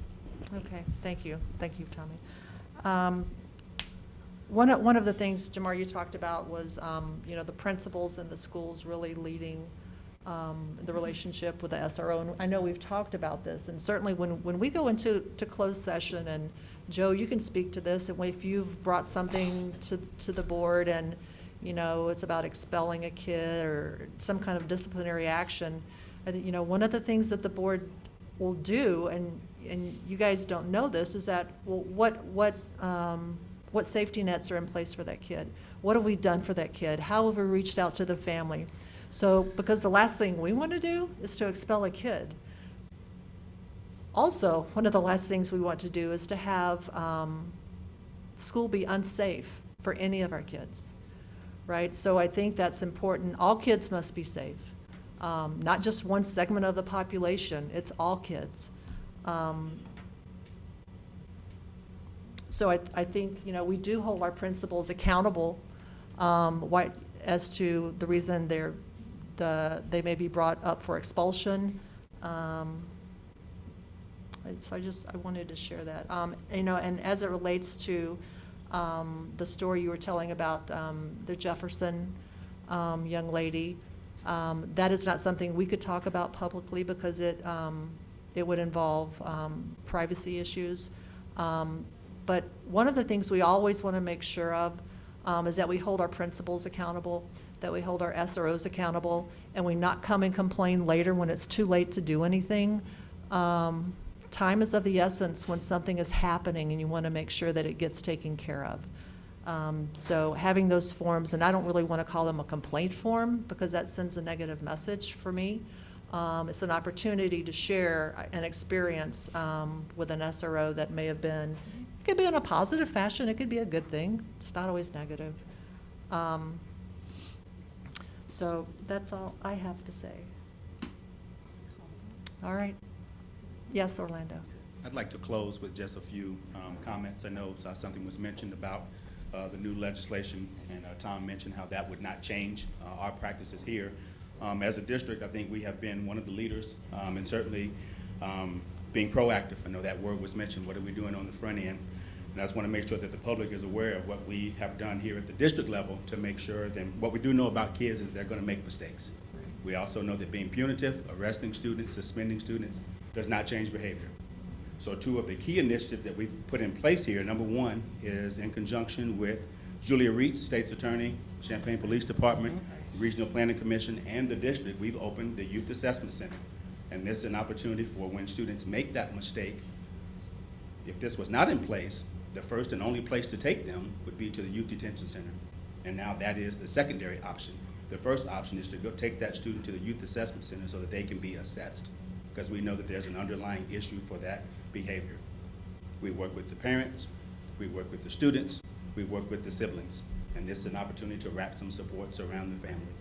The second piece is the Actions Program. This was proposed last school year, talking once again about suspensions and being proactive. We know that out-of-school suspensions does not change behavior.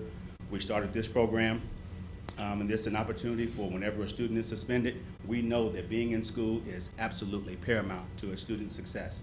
And we've taken as a district, and the board has supported this, is that school is too important for you to be out.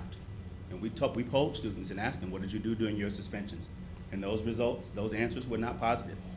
Hung out at home, watched TV all day, slept, got high, went to another school. Those things are not changing behavior. So the Actions Program is an opportunity for students to be in school, get specific and supports and social skills instruction, how to respond differently, because the situation that got you suspended, you're probably going to be in that situation again. They have access to homework, access to a special education teacher, as well as full-time staff. And so community members that want to support, last year 160 students had 3 or more out-of-school suspensions, accounting for 700 suspensions. So if you're interested in supporting, take a visit to the Actions Program. Every morning we ask for a guest speaker to come share their story. Let students know that, guess what, one mistake is not the end. This is a hurdle that you can overcome. As it results to the data, we've got 3,500 African American students that went to school 170 days last year. 21 of those How many days are in a school year? 170 school 170. days. So 3,500 African American students walk through our doors each and every day. You have a 0.3% chance of being arrested. Those students that were arrested, they were warranted. That behavior was fearful for the staff, it was fearful for the administrators, and most importantly, it was fearful for the other students, the other 6,000 students that go through our schools each and every day. So no one likes to see that happen, but when it does happen, we don't have to wait for that call. We have someone on site. So I would encourage community members that have not spent any time in our schools, visit our schools. I would encourage them, if you want to shadow a school resource officer to get an idea of how their day looks, they are open, unannounced visits to see what they do on a daily basis. I think it's going to be difficult, and we will do what we can, but it's going to be difficult to quantify the work and what an SRO means to the building. I've seen it in action. I was a part of the original committee. I go to schools every single day, and so I get an opportunity to see it firsthand. And so I'm not going to say yes or no. I would just encourage you to go and watch the work that is occurring on a daily basis in our schools to make sure that first and foremost we're providing a safe environment for our students. Karis, did you have a comment? I did. I just wanted to follow up to make sure, I know it was extended for an MOU for some of the metrics that were put in place. I know work closely with administrators to put that metrics in place, so I would like to see that. I think that's an important piece that we cannot waver, and we should create a standard of excellence in our schools. I also would, going forward, like to challenge the community, administration, this board as a whole to look at alternatives that meet that same requirement efficiently. So that's where I'm at. Thanks. Thank you, Karis. Leslie. Yes, Jamar. Yeah, just 2 things. The first thing, I heard a couple of things tonight, and I forgot to mention in my first statement. When they talked about, people talk about SRO officers, they add expulsion, suspension in that conversation as well. Those are 2, I just want to make it clear that those are 2 different topics. Expulsion, suspensions are solely school district pieces, has nothing to do with law enforcement, and the arrests are what's law enforcement. So I just want to make that clear. So law enforcement, as far as that, we had 21. All the other ones was school district. So it says obviously we definitely have some work to do. We've been making progress, but we have some work to do. But I do want to be fair and make that clear that those are 2 different pieces. The other piece, last thing I will say is that I would like the entire community to take Orlando, or Mr. Thomas, up on his offer as well to come into our schools and actually see firsthand what's happening inside of our buildings. And so therefore, as we continue to have this conversation throughout this year and years to come, if this program continues on, everyone can be on the same page, and we can have very informed conversations with each other, what works, what doesn't work, as we do. So I just encourage everyone to take them up on that. I've done it. I've seen some things I liked. I've seen some things that I did not like. And so it was good for me to see it, because everything that my mindset before I went was all a lot of hearsay and my own personal experience and my own perception of what I thought. And so it was my reality, not the actual reality. And so I ask everybody to take a look at what's actually happened, and then we come back to this. Well, we'll continue to have this conversation, but then everybody can be on the same page. Okay. You ready? Tammy, please call the roll. Ms. Stuckey? Yes. Yes. Mr. Bamanek? Yes. Ms. Bonnet? Yes. Mr. Brown? Yes. Mr. Lee? Respectfully, no. All right, thank you. And it passes 5-1. All right. Thank you very much all for your conversation, Orlando. Thank you. Next item on the agenda, administrative appointment, interim principal, International Prep Academy, Mr. Kleber.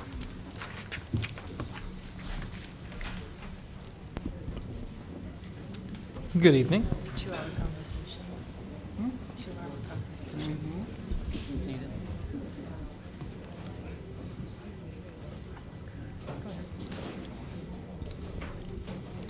The position of principal for the newly established International Prep Academy was posted this past spring, and several candidates were interviewed for the position. Fluency in both English and Spanish was one of the qualifications. A candidate was not selected from this process. As a result, district administration is recommending the appointment of Ms. Candace Gwynn, and I'm going to ask her to stand, as interim principal of the International Prep Academy for the 14-15 school year. Although Ms. Gwynn is not a fluent Spanish speaker, her background in language and literacy, dedication to student success, and commitment to the idea of dual language instruction will ensure that this new program begins on a strong note. Ms. Gwynn began her career in education in 2003 as a 5th grade teacher assigned to Robeson Elementary. She's also taught 3rd grade at Barksdale Elementary. Ms. Gwynn was selected as assistant principal at Booker T. Washington in February 2012 and has held this position since that time. Ms. Gwynn holds a Bachelor of Elementary Education from Illinois State University, which she earned in 2003, a Master of Curriculum and Instruction with a specialization in Language and Literacy, 2008, and a Master in Educational Leadership, 2011, both from the University of Illinois. She is currently pursuing her doctorate in Curriculum and Instruction from the University of Illinois. In an effort to better serve the students and families at the International Prep Academy, Ms. Gwynn is also currently working with a Spanish tutor to improve her fluency in that language. And we are recommending Ms. Gwynn's appointment as interim principal at the Academy for the upcoming school year. Thank you, Ken. Do I have a motion? So moved. Second. Brown and Shalafo. You've got to speak up, John. Any questions, comments? Glad to hear that you're going to brush up on your Spanish. I think that's important. And thank you for the opportunity. I'm really excited and I can't wait to get started. Okay. Tammy, take the roll, please. Mr. Brown? Yes. Ms. Shalfo? Yes. Mr. Bamanek? Yes. Ms. Bonnet? Yes. Mr. Lee? Yes. Ms. Stuckey? Yes. And it passes. Welcome, Gwen.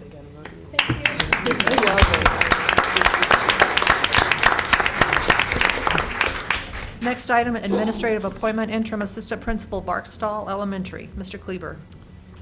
It is necessary for the district to fill the position of assistant principal at Barksdale Elementary for the 14-15 school year on an interim basis due to the appointment of Mr. Peter Furch as interim principal.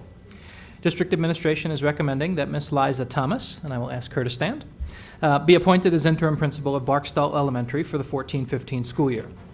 Ms. Thomas has been employed as a teacher with Unit 4 since 2004. She served as a cross-categorical special education teacher at Centennial High School and Columbia Center. Since 2009, she served as an itinerant teacher with the Emotional Disabilities Program. Ms. Thomas also serves as a Certified Positive Behavior Facilitation, PBF, teacher leader. Ms. Thomas began her career in education as a special education teacher in 1994. She's worked in many school districts outside of Unit 4, including Mount Pulaski, Illinois, Alexandria, Virginia, Springfield, Virginia, and Des Moines, Iowa. Ms. Thomas holds a Bachelor of Science in Special Education from Illinois State University, earned in 1993, and a Master of Education in Educational Leadership from the American College of Education in Indianapolis, earned in 2013. In addition to being certified as a PBF teacher leader, she is also certified in Therapeutic Crisis Intervention, TCI, and Nonviolent Crisis Intervention.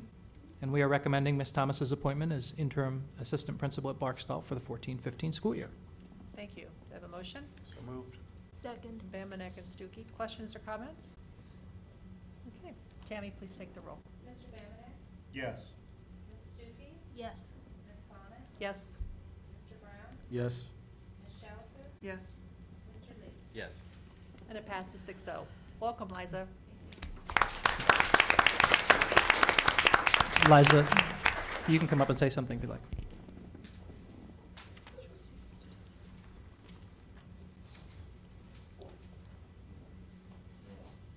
I would just like to thank the board and the executive team for giving me this opportunity to go to the next level in my career. I'm entering my 22nd year in public education and have done extensive work with at-risk youth. And our ED self-contained program is at Barksdale, so that's going to be one of the parts that we focus on at that building. But I'm also just really excited to be a part of the history of Barksdale being such a academic leader in the district. Thank you. Welcome. Congratulations. Congratulations. Next item, administrative appointment, assistant principal, Booker T. Washington STEM Academy, Mr. Kleber. The position of assistant principal at Booker T. Washington STEM Academy was recently posted. A team of Washington administration and staff interviewed 10 candidates for the position. I'm going to invite her to stand. Ms. Micah Jackson was selected as the most outstanding candidate. Ms. Jackson began her career in education in 2007 when she was hired as a social science teacher at Franklin Middle School. She has taught in the AVID, Advancement Via Individual Determination, program for 6 years. Ms. Jackson is a graduate of Centennial High School here in Champaign. Her university background includes a Bachelor of Arts in History in 2007 from Western Illinois University, a Master in Education in 2010 from the U of I, and a Master in Educational Policy and Organization Leadership in 2013, also from the U of I. Ms. Jackson is currently enrolled in the U of I doctoral program in Educational Policy Studies. And we are recommending the appointment of Ms. Jackson as Assistant Principal at Booker T. Washington STEM Academy. Thank you. Motion? So moved. Second. Brown and Stuckey. Any questions or comments? No? Tammy, please call the roll. Mr. Brown? Yes. Ms. Stuckey? Yes. Mr. Bamanek? Ms. Bonnet? Yes. Ms. Shalfo? Yes. Mr. Lee? Yes. And it passes 5, and I don't know what to call John. Absent. It's a thumbs up. It's a thumbs up. All right, it passes 6-0. Thank you. Micah, come on Welcome. up. Congratulations.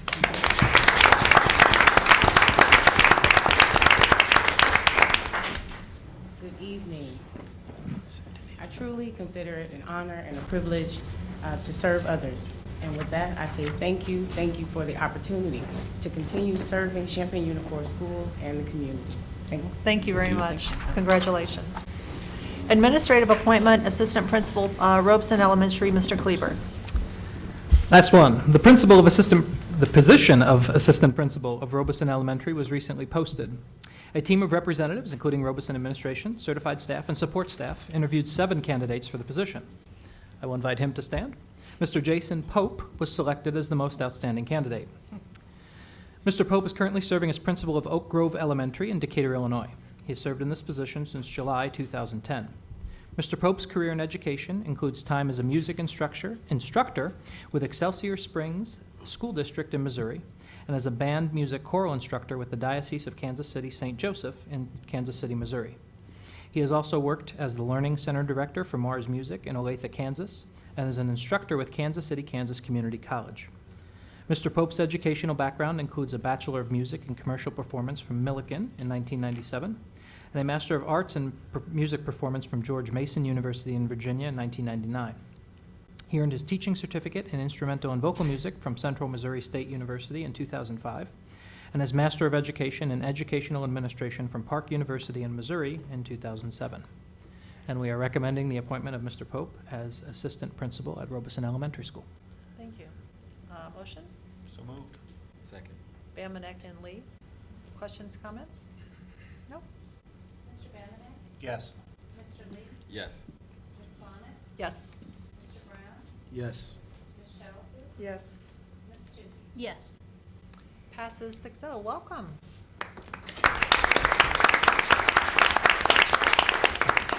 Thank you very much. I'm very excited to be a part of the Champaign family. It's something that I've been looking forward to, and I am looking forward to starting the school year at Robeson. It's a great school. Thank you very Great, much. thank you. Welcome, Jason.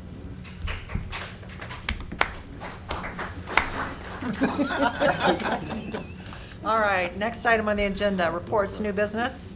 Assessing Central High School's location, community impact, benefit cost, life cycle analysis. Dr. Wiegand. That's a mouthful. Yeah, it Okay, was. so for the past 8 years, kind of on again, off again, boards and administration have had this conversation about a new location for Central High School.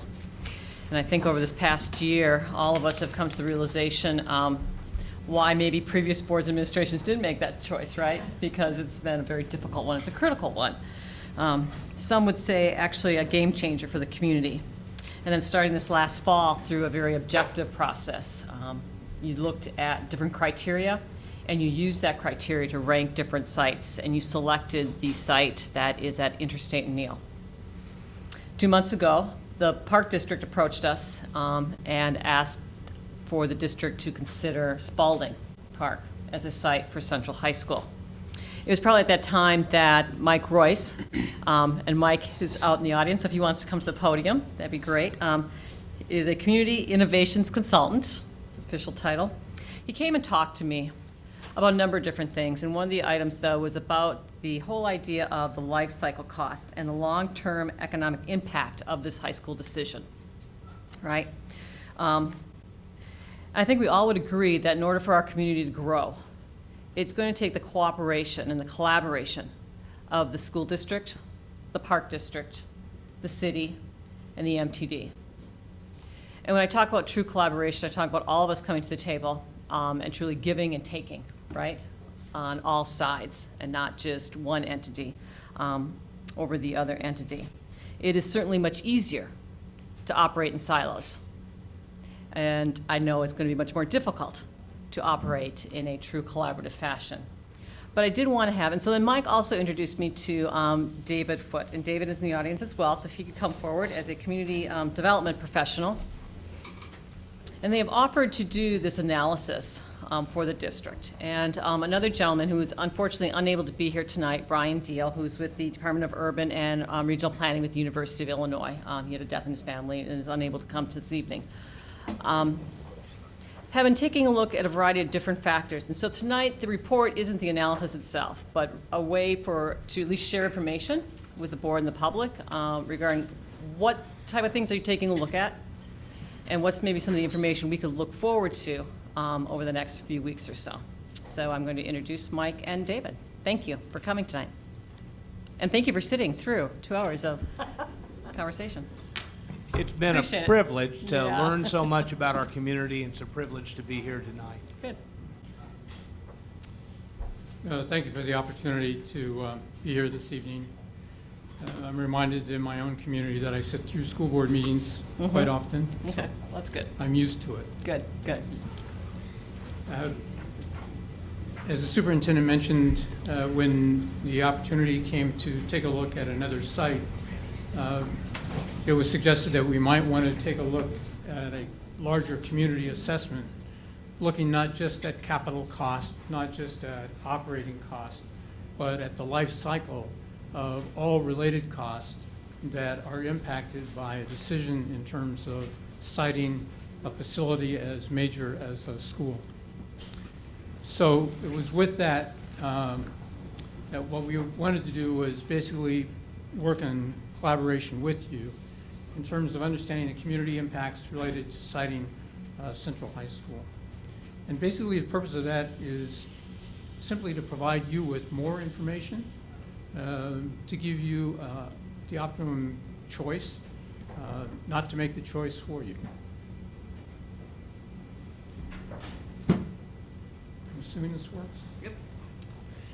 So it really is creating a partnership dialogue. And what we're looking at are the impacts for both the school district and the community. Citing decisions significantly impact community growth patterns. Citing decisions impact other agency investments and services. There are tax implications that affect everybody. And the life cycle cost analysis is a common framework that allows us to basically begin to make that kind of assessment. So working with and bringing together various partners to create, A, the framework, looking at the methodology, B, to begin to take a look at the assumptions behind that, and then C, to be able to take a look at an apples-to-apples basis in terms of current cost projected out, in terms of what that is going to mean for the community and what it means for the district, both in terms of a site and also from a standpoint of pedagogy. We added to this, bringing in the University of Illinois and the Department of Urban and Regional Planning.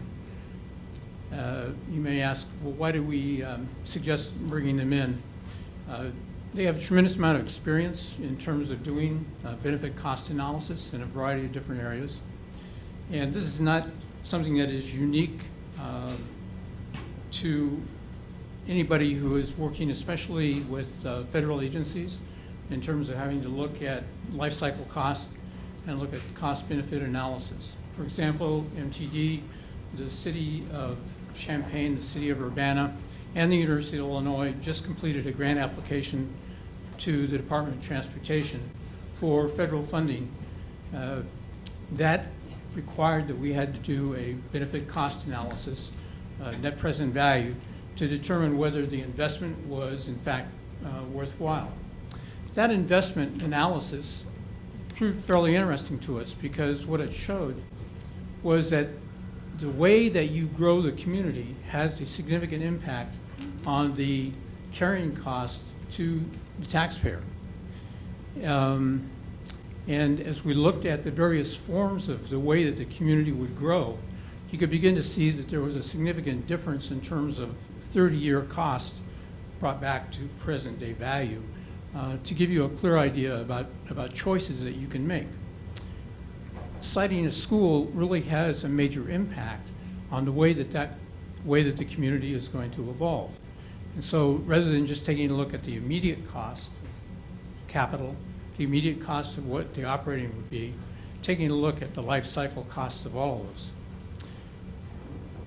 So that analysis basically includes taking a look at a variety of different items over time, mobility and access, health and environmental impacts, related infrastructure investments and carrying cost.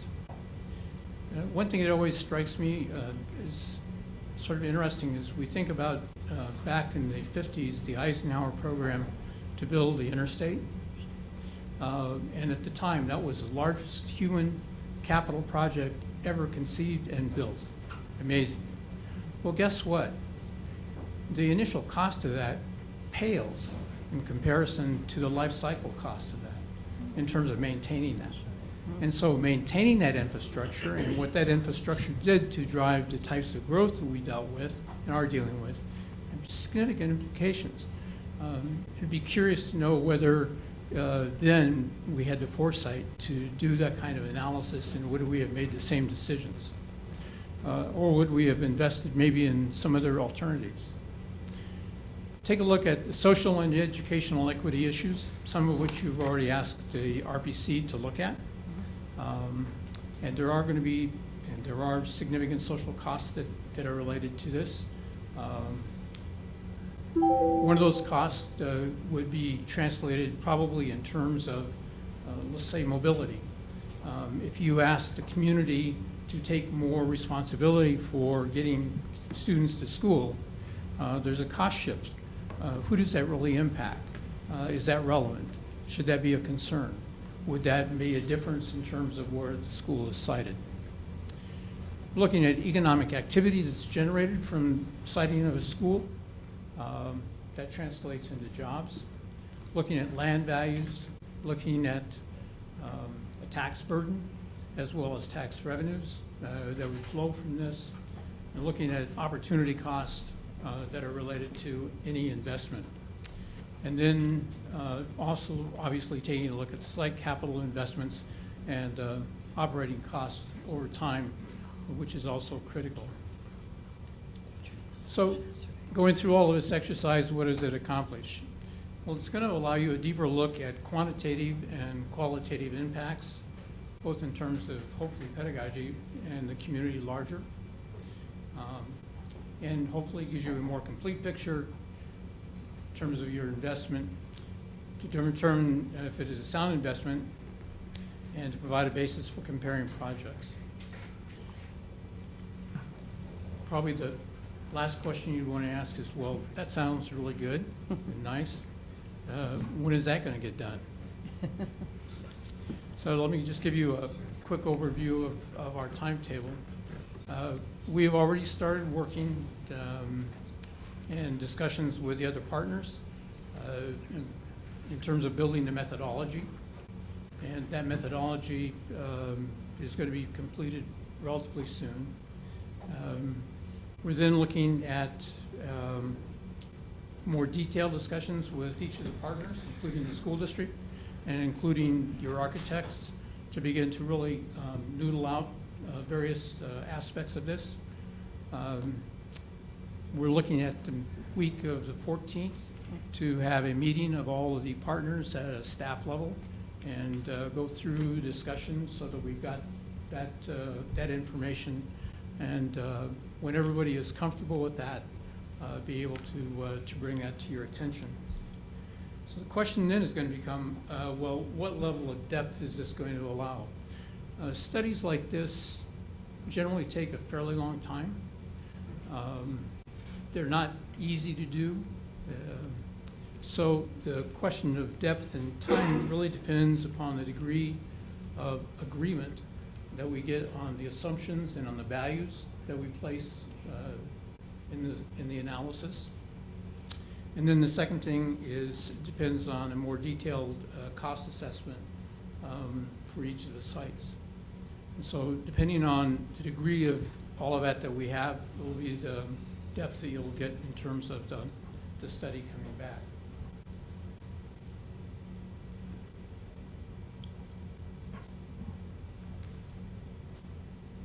As I said, this is not something that's unique here.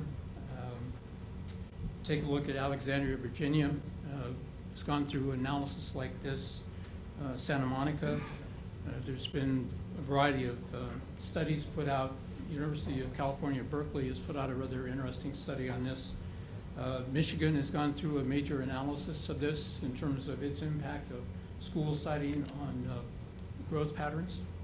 And Oregon has also done a fair amount of work in terms of looking at taking a look at the broader question of citing schools in terms of total community impact.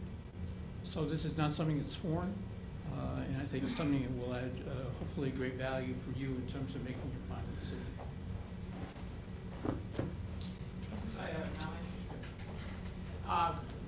One of the things that I did want to say, I lack the sophistication that David and Brian Deal bring to the table.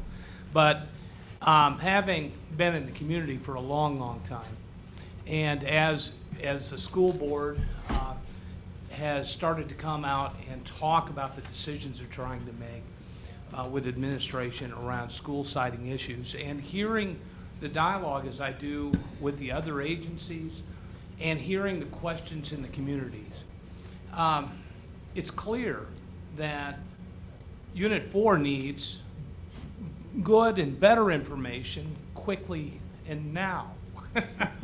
And also that our community will always have questions, and that we don't have quite enough of information about the way all these systems could work together to make, as Kara says, efficient benefit to destroy poverty and get our kids educated and get our community to where it's going. So I think that this effort has a chance of going on for a while, but also developing early answers that you all will need.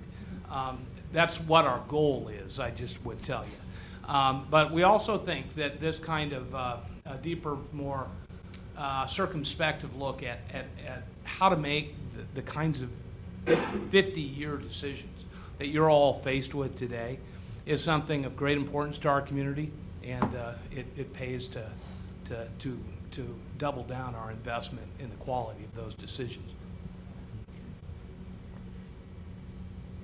Thank you. Questions, comments, board members? Karis. So as a comment, I want to thank you both for presenting this, because I think this is another part of the equation that is needed for us to make educated decision on such an important need in our community, which is a new high school. When I hear this discussion and this presentation, what really resonates with me is that we're looking at strategic ways to grow the community, not just from a programmatic viewpoint from schools, but also as a community at a large. And so I greatly appreciate that opportunity that you're presenting to the board to look at a strategic plan in placing a school and what that impact may be. Thank you. John, did you have a question? Sure. And more of a comment than a question. You know, this is more for public awareness. I mean, we've analyzed and produced lots of reports and documents, easily thousands of pages. We've slaughtered small forests. Truly, it's been a crime against nature. In our analysis of this, and we're always looking for more information to better inform our decision making. There's a lot of people who think we're trying to just engineer this to a preordained conclusion. And I think this presentation, among some of the other stuff that we put on online and stuff we talked about the past, hopefully would show the public that that's not the case. We are engaging in a thoughtful process to manage all the many variables that goes into not just a high school location, but a lot of the infrastructure decisions that we're going to be making over the course of the next 10 years and beyond. Thank you. Good comments, John. Again, it's to be able to provide data to remove the emotion from the decision is key for me, because there's a lot of emotion out there as to where we should be educating our kids. For me, I don't really care where we educate our kids. We just need to educate our kids. And so we need the space and the capacity in order to do that. And I don't care how many ways you say it, if you talk from Joe's perspective or you talk from John Wood's perspective, it's all about the same thing. So when you guys provide us the data, I mean, to help us move forward and make a decision, I think we're ready. We may be in data overload, but again, this is a really important piece of where we go next. So one thing, by the way, to your last two comments, is that I've seen the school board as you've come out and said, okay, here we've made a set of decisions, analyzed well. Still, the community is coming forward and you're inviting them to. And by gum, they ask good questions that maybe you hadn't asked before. And so I applaud you to go back to the drawing board again and again. And I know the pressure to stop doing that eventually is there. But you have had new questions thrown at you. And what to Judy's comment about the dialogue with the other agencies, you know, I'm a taxpayer here and I only get one bill, and I get a bill from all of the agencies, all representing that they're working together. And yet, you know, when you guys have advanced your project or process and come out with it, the other agencies I see, then, okay, that's what they're doing. What's our response? Well, how does that affect our system? And then it comes around full circle. And so it's an iterative process, and I would just ask the public to be patient with you wonderful people. So. Well, ask away, Mike. So just a quick question. When should we expect the full report? July 14th. No. So. Yesterday? What Dave was talking about earlier was that certainly bringing all the different entities, the staff members together, right? Not boards, but staff members, to make sure that we all agree on the assumptions that are being made, correct? Correct. So that'll happen the week of the 14th. So I would assume shortly thereafter, we would have an opportunity to share, like David and Mike and Brian have an opportunity to share with the board. Okay, so I'm gonna take off my not board member hat. So what if you don't agree?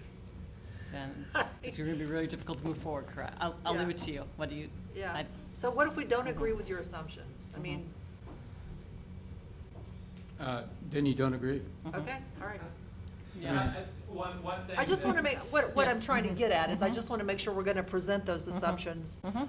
Because as, John, as you said, we're not looking to go here, we're looking to go. And so for those people that are saying, there's a group that says, you guys have been talking about this forever, hurry up and make a decision. And there are other people like, oh, slow down, let's talk about it some more. I think we're done talking. As the assumption sets that you find people might agree or disagree on become clear, you're going to move from general concern and disagreement to specific. Okay. Concern and disagreement. And it might be that you would end up with a situation where there's a key assumption that may or may not drive relevant design issues for your first steps, but still needs further study for later steps. And you feel comfortable moving forward with it, it'll affect your phasing or design strategy maybe. You know, there's things like that I can imagine, but you know, as you run into those problems, there's ways of isolating those. I doubt you'll disagree on everything. Christie. Just real quickly. Yeah, you don't know us, but come on, Molly. The time frame is really important. We have been talking about this for a long, long time. And like you said, there is a ton of data about all the different things we've looked at. I don't care which site at this point. My biggest concern is our job is educating kids. And we have got to do something so that we can continue to educate our kids. I am so looking forward to your analysis and what comes out of it, because when we get to making a decision this summer, I want to have the best data possible so that we can make the best decision. But at that point, then it's all about the kids and educating our kids and getting them what they deserve. So I am so glad you guys are here and looking at all of this for us, and I really look forward to what you tell us. I think there was a comment earlier tonight that pretty well summed up one way to look at this. Comment was, it takes a community. And citing does have a huge effect on pedagogy. And it has a huge effect in terms of social capital, in terms of the community. And so becoming really aware of that in terms of what the trade-offs are is, I think, a critical element that, if nothing else, this study will help inform you about. Well, we're ready to move forward, David, so bring it Yeah. on. And I don't know if we got an answer to the time frame. What is it? So probably by the end of July. End of July. Okay. That's what we're looking for. Okay, is that all right? It has to be. Yes, it does. Thank you, gentlemen. Are we on high school updates? High school update, Mr. Foster.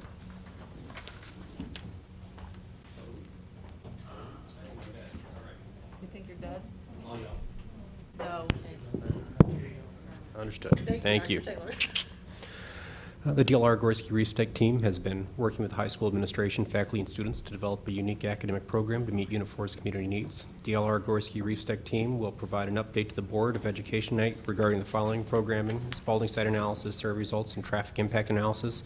The traffic impact analysis, which was done by the RPC, has a representative here who carried out those two analyses for us, and I'd like to introduce Sharif. Sharif. Thank you, Mr. Matt. So today I'm going to have a brief presentation on the traffic impact analysis we have done for two of the sites for the proposed high school for the Champaign Unit 4 School District. So Champaign County Regional Planning Commission conducted two traffic impact analysis for the two proposed sites. As I mentioned, one was the Ponder Moat Tracks and the other is the Spalding Park site. So on top of the map, we have the Ponder Moat site, which is at the northeast quadrant of the Neil and Interstate Drive. Sharif, And- I'd like to interrupt you. The interstate site is probably the best way to identify that because it is a combination of the Pondermore as well as an Atkins site on the South Okay. 40. Okay. Thank you. So I will mention the interstate site instead of the Pondermore tracts. And then we have the Spalding Park site, which is currently the Spalding Park of the Champaign Park District, and also we have the Franklin Middle School on the west side, and also the Judah Christian School on the east side of Prospect Avenue here. So the scope of the TIA, as part of the traffic impact analysis, we at first go to the site, and then we evaluate the site, and then we look at the existing traffic operational conditions at the surrounding roadways and also the important intersections. And then we do a 5-year traffic crash analysis for the neighborhood roadways and also for the important roadway intersections. And then we look at the future trip generation, distribution, and the travel modes at the proposed sites. And then we analyze the future condition analysis based on the estimated number of trips which would be attracted because of the new school. And then we provide our recommendations based on the future condition analysis. So the TIA assumptions for the interstate site, we have the current students at the existing central school will be attending the newly built school after the completion. This assumption we had to take because I believe the school district is going through the redistricting process and it's not yet done. So we had to go with the current student locations, and then our trip generation was based on that. And then the proposed school will have 180 teachers and staff members. 100% of the teachers and staff members will be using cars to access the school. There will be 1,300 students at the new school, and approximately 34% of the students will be either drive their cars or be dropped off by the cars at the school. And then approximately 66% of the students will be using Champaign-Urbana Mass Transit District's buses for the school commuting. And then Neal Street will be extended to the north from Interstate Drive up to Olympian Drive. And the proposed school will have 2 access points, one from the south of Interstate Drive and one from west of Neal Street extension, which would be a new road. So for the interstate site, our findings and recommendations, there will be no significant capacity issues during the morning peak hour for the study intersections and roadway segments. We will not need any new traffic signal due to the development of proposed new high school at that location. And the Neal Street will have to be extended north of Interstate Drive to Olympian Drive because of this construction. And then we also have recommended to install a all-way stop control intersection at all legs of the Neal and Interstate Drive intersection. And also at the Neal and Olympian Drive intersection, stop control sign is recommended for the northbound approach, which is the minor approach of that intersection. And for the Neal Street and Interstate Drive intersection, we recommended that the eastbound and westbound approaches, they should have left turn lanes. The Interstate Drive approaches there. And then sidewalks should be constructed on both sides of proposed Neal Street extension. Sidewalks should also be constructed along the Olympian Drive and Market Street corridors. And the pedestrian signal faces should be installed at the Prospect Avenue and Interstate Drive intersection, Market Street and Olympian Drive intersection, and Prospect Avenue and Olympian Drive intersections. So these are the recommendations for the Interstate Drive location. And now I'm moving to the Spalding Park site. The assumptions were pretty much the same for most of the part. As you can see that we assume that the current students will be attending the new school, and then the proposed school will have the same number of teachers and staff, and the total number of students and also the mode distribution. We have some additional assumptions for the Spalding Park site. For example, it will be next to the Franklin Middle School. So our assumption was the Franklin Middle School start and end times will be at least 1 hour apart from the proposed high school start and end times respectively. And then trips generated by the athletic facilities would be negligible during the typical weekday school start and end times. And the student and staff parking would be separated, and we have proposed student and staff parking based on the site map which was given to us. And later in my presentation, I have some figures which shows the student and staff parking. So for the Spalding Park site, the findings and recommendations, we have the Prospect Avenue and Springfield Avenue intersection would be congested during the AM peak hour if we decide to build the school at the Spalding Park site based on the current traffic trend. And also similar to the Interstate Drive location, there would be no new traffic signal needed. We did some extensive evaluation of the intersection of Bradley and Harris Avenue. It was very close to a warranted traffic signal, but at the end it didn't. And then we have also identified the minimum stacking length, which is also known as the queue length, for student drop-off or pickup on Harris Avenue would be at least 1,200 feet. And then here we have the proposed traffic circulation in the morning at the proposed school site. So as you can see that we have identified the proposed staff parking locations and also the student parking locations. The yellow line represents the bus drop-off. The red line represents the parent vehicle drop-off. And we also have recommended a temporary one-way for the Sherwood Terrace, and that would be temporary one-way westbound for the morning. And for the evening, we have recommended that it would be temporary one-way eastbound at the Sherwood Terrace there. And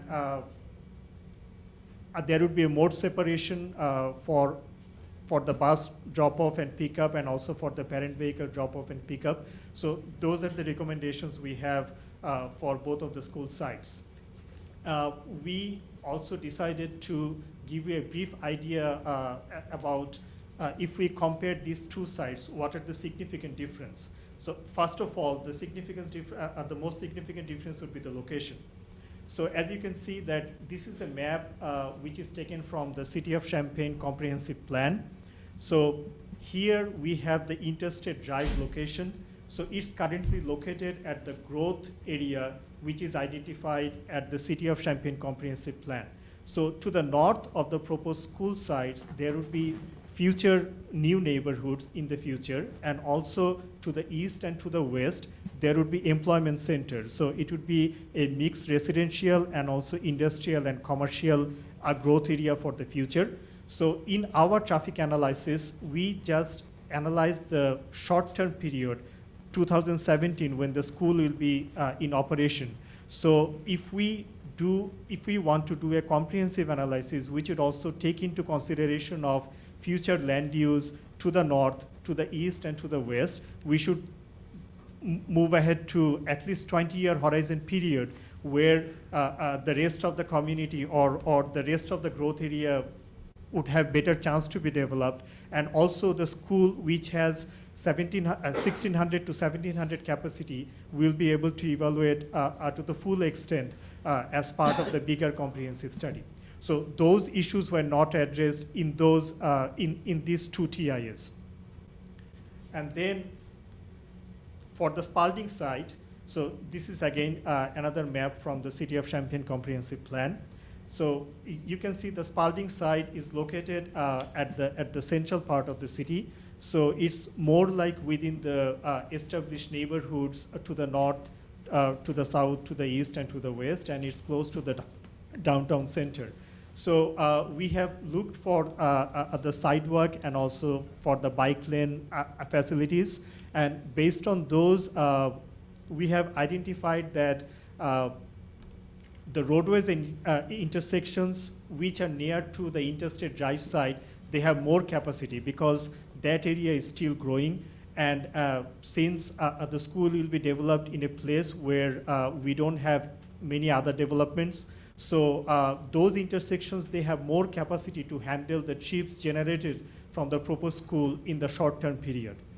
And then based on existing student resident locations, the Spalding Park site would be more attractive for walking and biking. As you can see that it's more like in the middle of the established neighborhoods where we have sidewalks on both sides of the road, and we also have bike lanes and also shared biking facilities and like those. And the Spalding Park site would be next to an existing middle school. So the proposed new school start and end times should be at least 1 hour apart. This is very important because if we have two significant traffic generators, a middle school and a high school, and the start times are half an hour apart or like 15 minutes apart, then the combined effect would be very big, and then in that case you will have a lot more congested scenario which was not evaluated as part of this, because it could be very, very complex in that regard. For the future work, as I have identified, that a complete traffic impact analysis should be performed after finalizing the school district boundaries and selecting the final site. And the TIA should analyze the full build condition for the school. So it would also consider all the future developments around the school site, and also the school when it would have its maximum capacity, which is 1,600 to 1,700. So these are the findings and recommendations we have for the two school sites. If you have any question, I'll be happy to answer. Do you have a motion? So moved. Second. Stuckey and Lee. Questions, comments? No? Oh, it's just discussion. Never mind then. All right. I wasn't the only one confused. Okay. All right. Go ahead, Christy. When you did the analysis, did you extend interstate all the way east to Market? Interstate Drive? Yeah.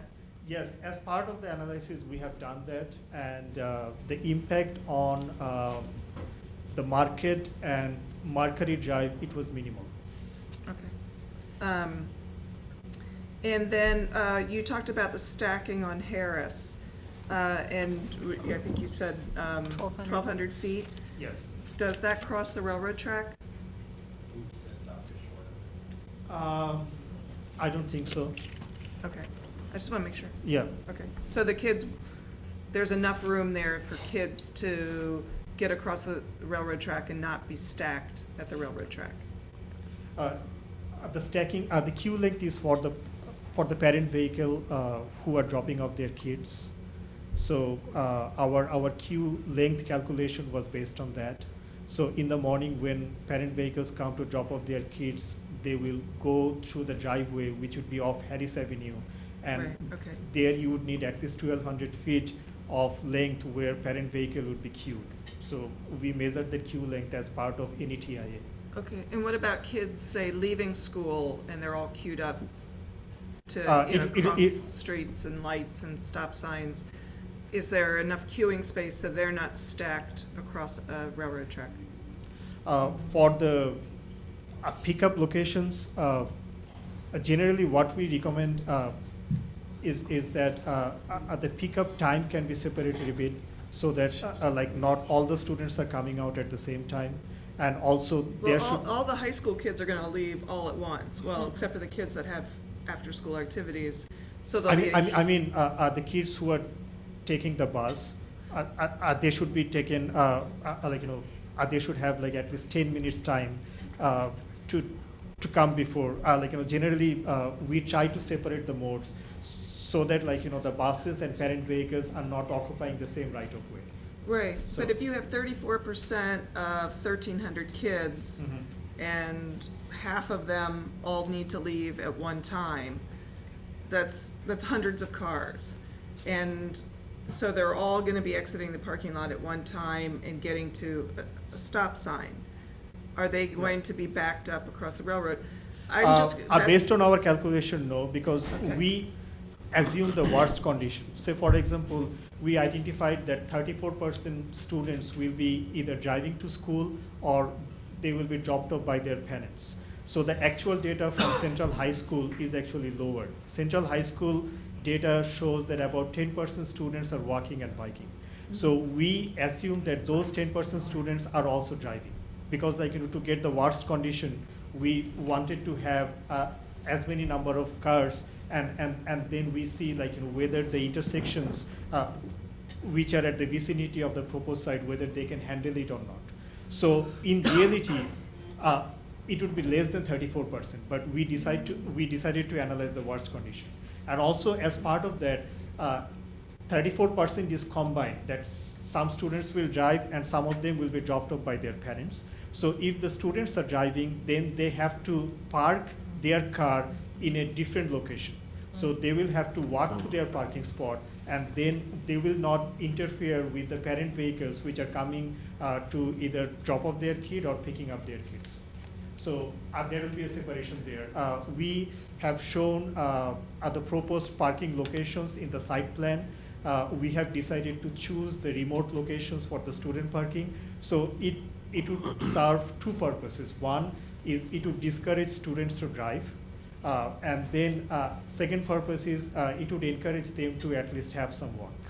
And then the parent vehicles which are dropping off their kids, they will be coming to the driveway, and then they will be dropping off their kids there. So I have a question. So you think you're going to encourage a child not to drive their car by doing what? Our goal is to have, we want to have a mode suite, say like as part of, if you look at the bigger transportation purpose, if we want to have everybody driving, then our roads cannot expand. So we promote kind of like to provide all the competing modes in a way that the students or the driver or every professional, they should be allowed to pick their mode, whatever mode they want to choose to go to their work. So as car driving is the most easiest thing to do, so the other things is if you provide good transit service, if you have good sidewalks, if you have good bike lanes, then at the same time you are providing those competing modes to the decision maker, whether they want to take their car, if they want to take their car, and if it is very easy to park in front of the school, they will take their car.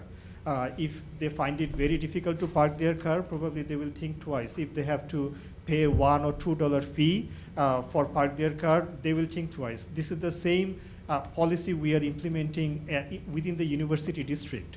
So within the university district, over the years, if you look at the traffic numbers, actually the traffic volumes are decreasing on Springfield Avenue, on Green Street, on 6th Street, on 4th Street, because we are going for a way that it's more friendly for the transit riders, it's more friendly for the walkers and bikers. So we believe that as a community, we are also in charge of building the long-range transportation plan for the Champaign urban East area. And our goal is to have a balanced approach so that our development will not be just automobile-oriented development. Our developments will be kind of which provide a balanced approach, which would give access to good transit service, walking and biking at the same time. So I can appreciate that, but I think right now at Franklin, we have great sidewalks.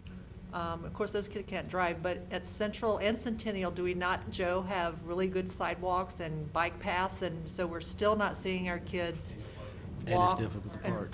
Yeah. How many cars drive, how many kids drive to Central right now? I think it's about the data which was provided to us, it was about 30%. About 30%, and they have. No. But if you talk about making it hard to park, Yeah. as a deterrent right now, it is impossible to park. They're driving. So, because there's no parking lot. However, you know, I think when we talk with our students, and we actually most of the parents. Joe, could you come up to the microphone, please?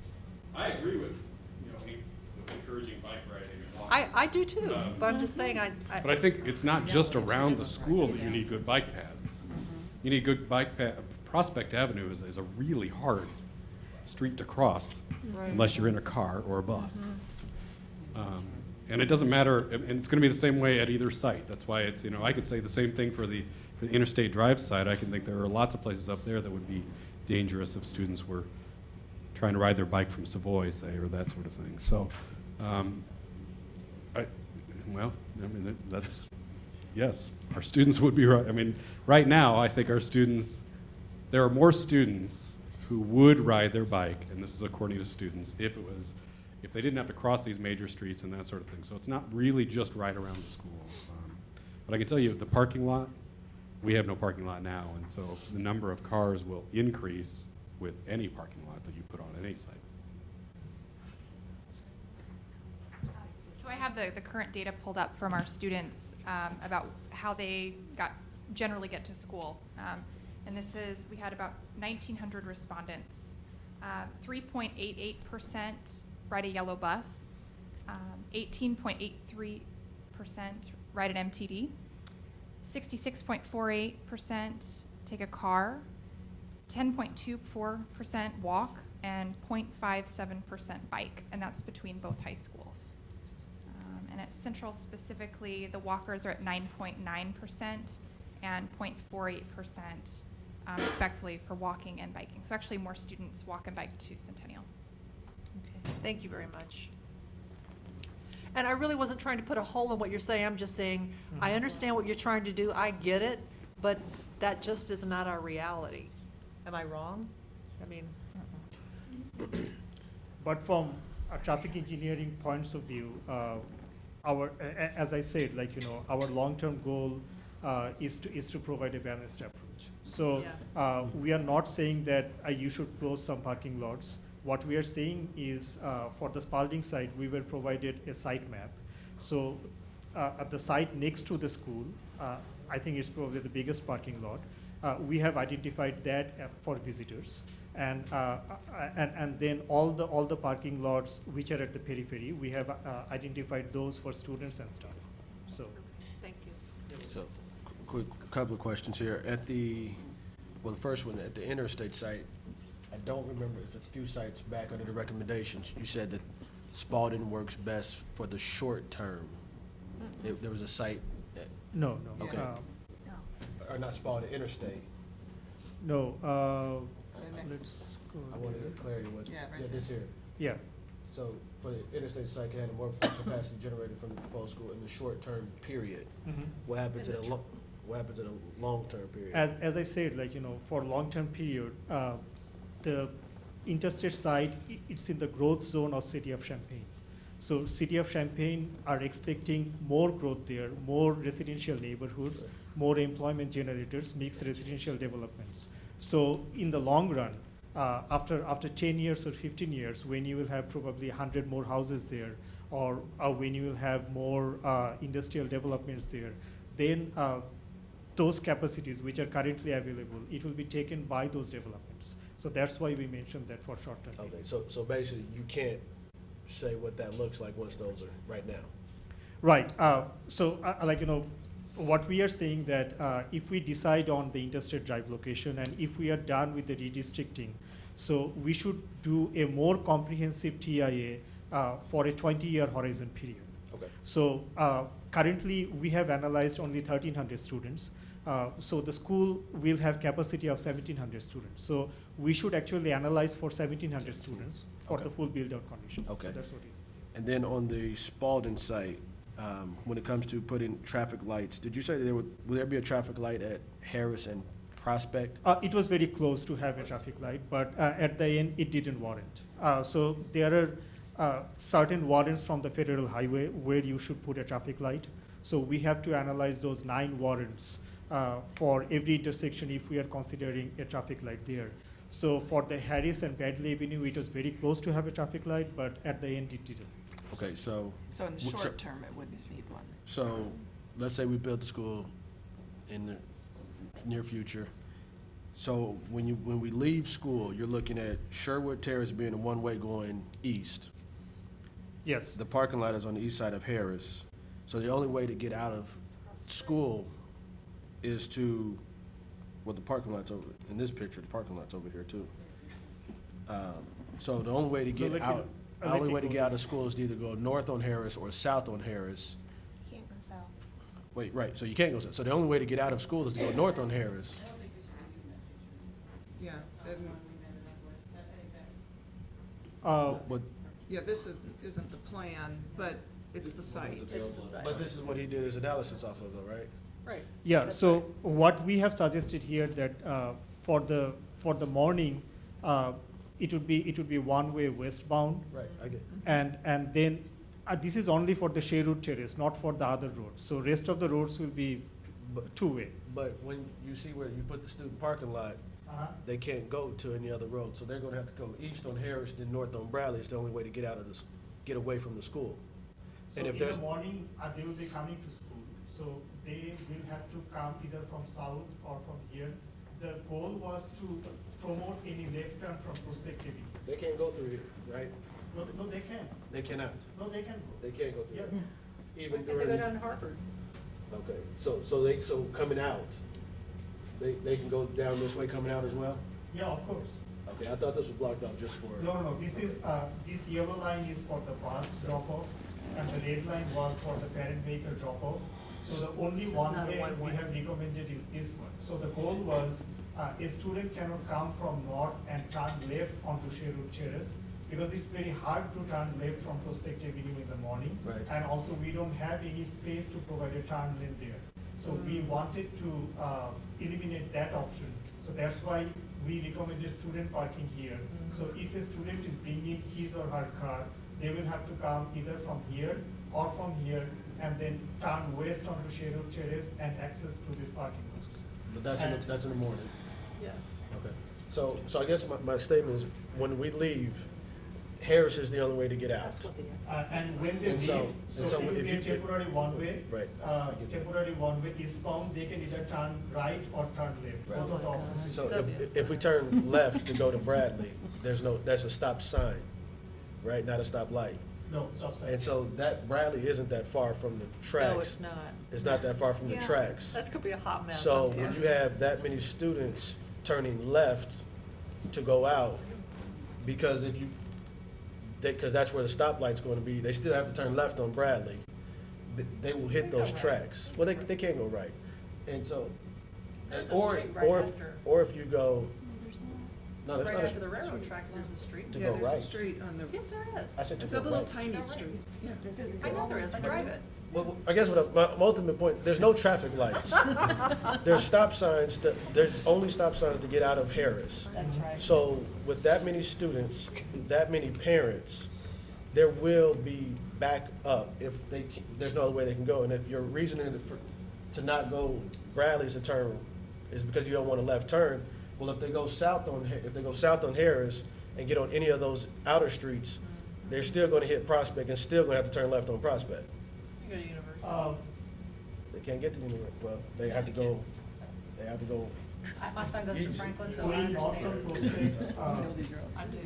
on Prospect Avenue, turning right is relatively easy. The biggest issue will be turning left.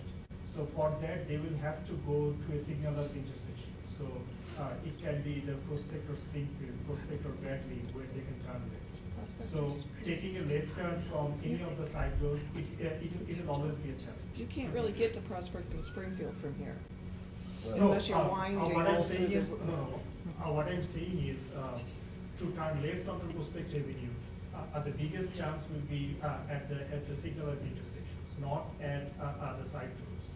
So like, if you are considering people to take left turns, so they should be either taking Prospect or Bradley, or like, they can either go towards the States, go towards the State Street and turn south, and then go south from there. Right.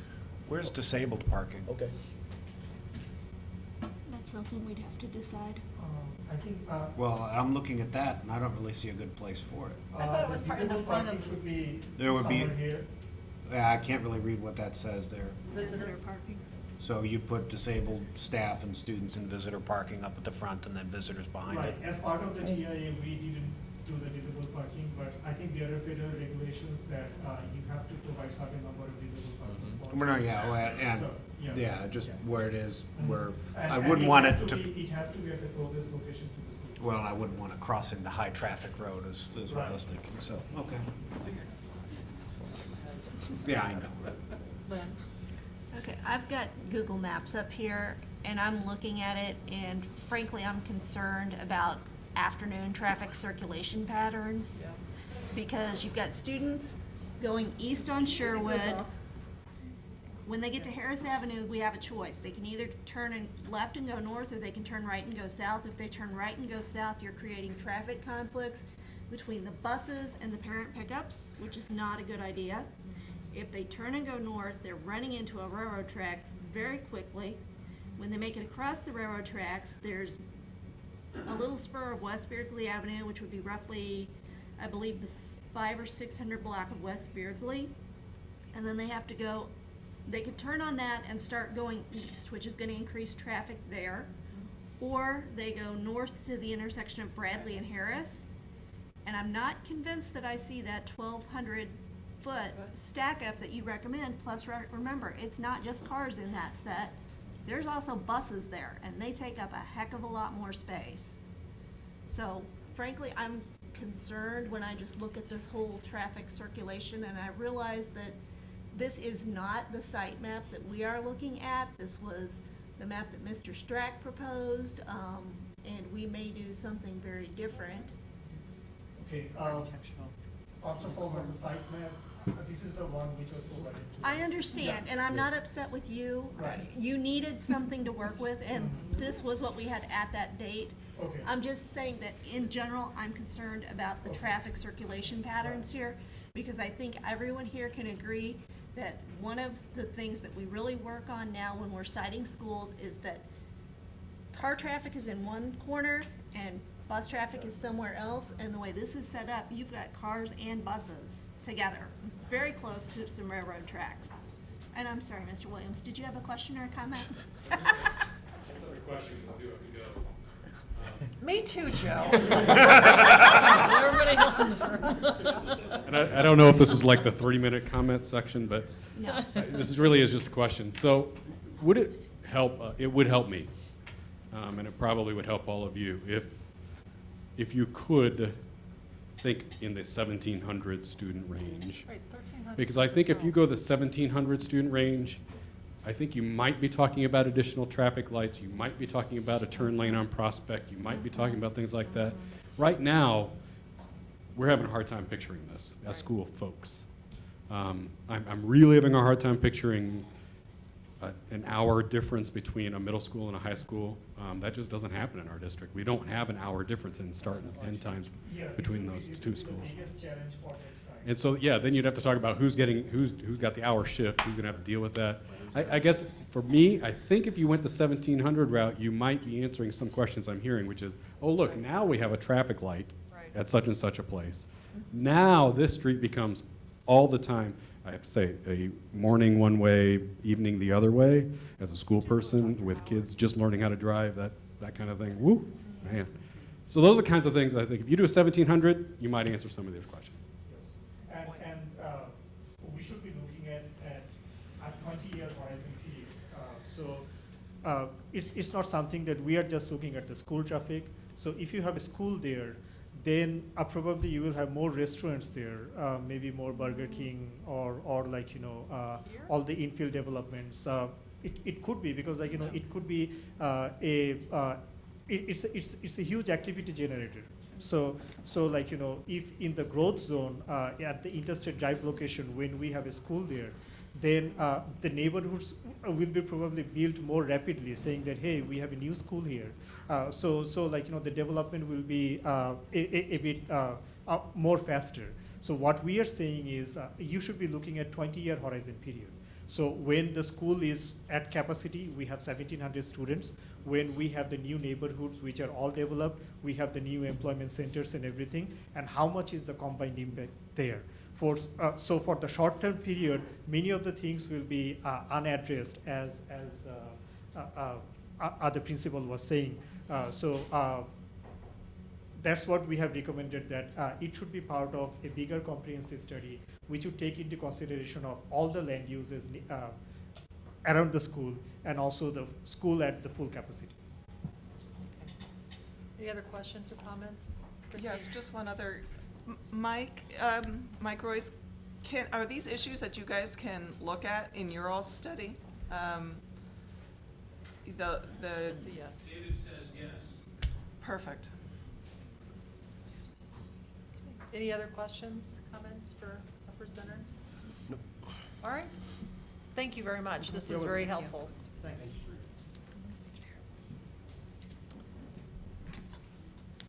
Now to the good stuff, Matt. Presentation of the tentative budget. We got more.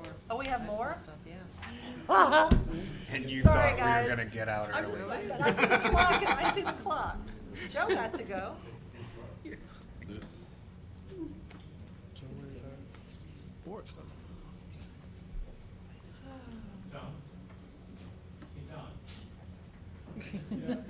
Just to, before we get started, just to kind of dovetail on this conversation here. Yes.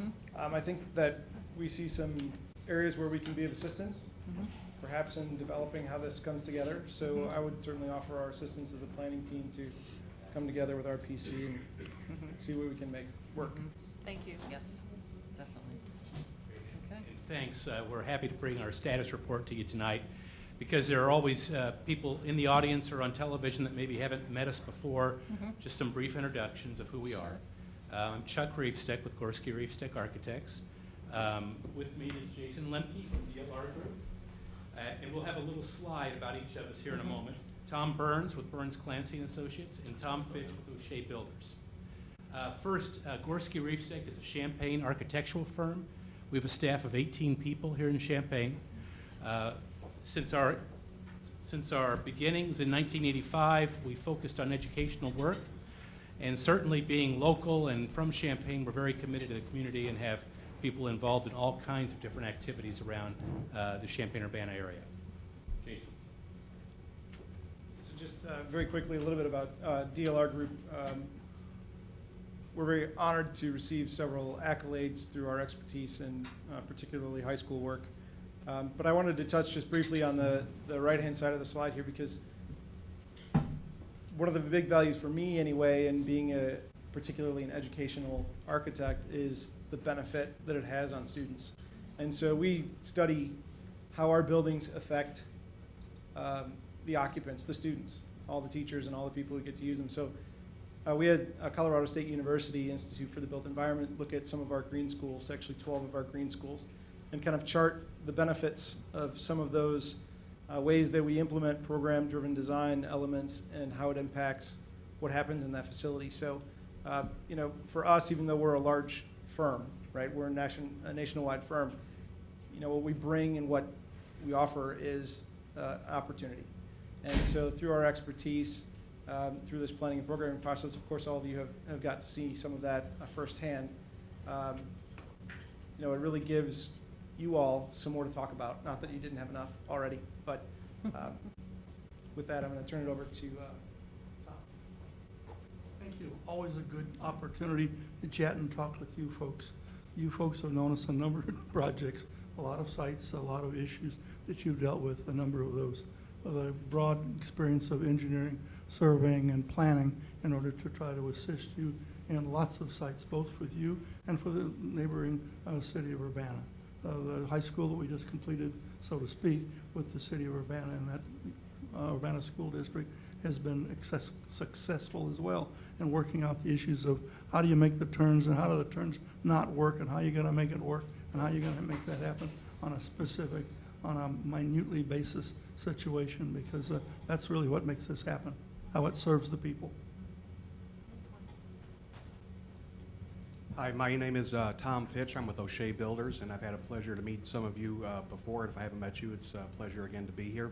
O'Shea Builders is based in Springfield, Illinois, and we've just opened an office in Peoria recently, and we've been in business for 112 years, so a little longer than my tenure on this planet. We've got an office staff of about 35 people and a staff of about 100 in the field. We specialize in pre-construction services, strategic planning. We work with clients like yourselves. Oftentimes we participate in the strategic planning process longer than the construction process actually takes place. And we joined the team with DLR and Chuck Riefsteck here back in the end of May. And our role up to this point has been helping to evaluate different cost alternatives between different sites and different options that you're considering. Thank you. So just a little bit of history. Since the fall, you all and us together as a team have contributed about 1,500 hours to this conversation. And indeed, the work continues and will continue for the coming weeks. So I'm sure you're all excited about that as I am. A little bit of history on site selection specifically.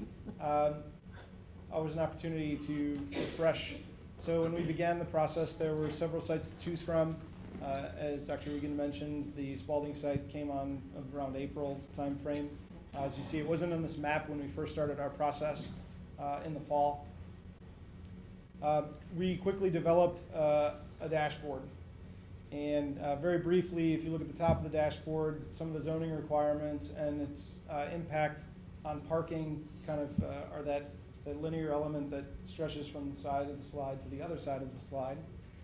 This box down here, this draft program, was something that we didn't have the process of all of the time spent. So what we did is we used some of our past experience to kind of chart a course. And what's wonderful about a dashboard is it's a living document. And this was a draft program. Now that we've had an opportunity to go back through the process and analyze to a great detail the program, we're in a better position to talk about some of the metrics. And so what you see on the right-hand side of the slide, this is the information that's already on the district's website, is some of the statistics that went into our analysis of the size required. 2 or 3 story footprint. Down here at the bottom, a comparative data analysis. Now, this isn't prescriptive. It's not to say that the national average, school planning and management every year publishes data regarding school construction. And so the national average was 172 square feet per student. And in Region 7, which is several states surrounding Illinois, including Illinois, it was much higher at 301 square foot per student. What does that mean?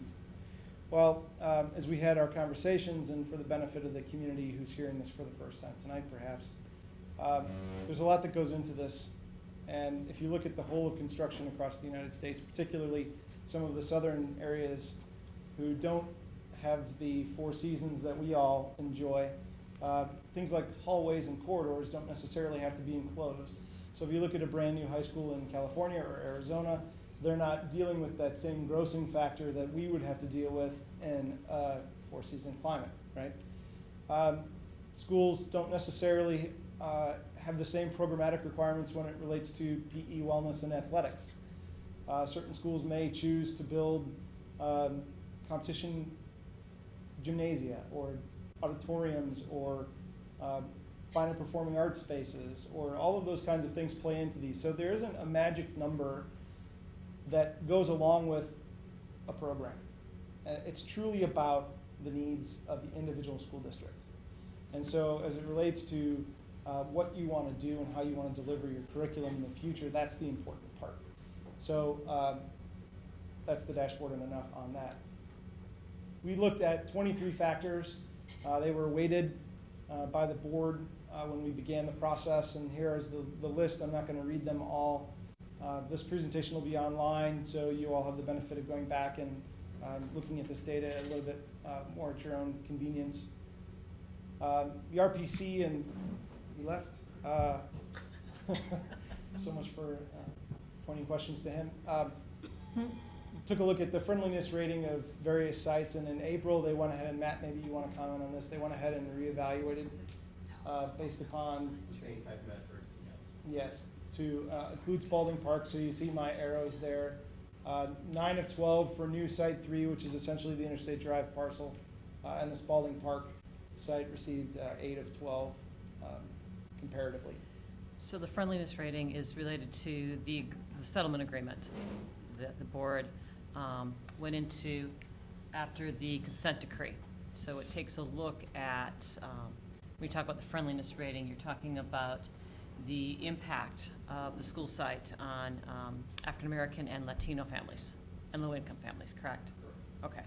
Just want to make sure that's clear so everyone understands what those numbers mean.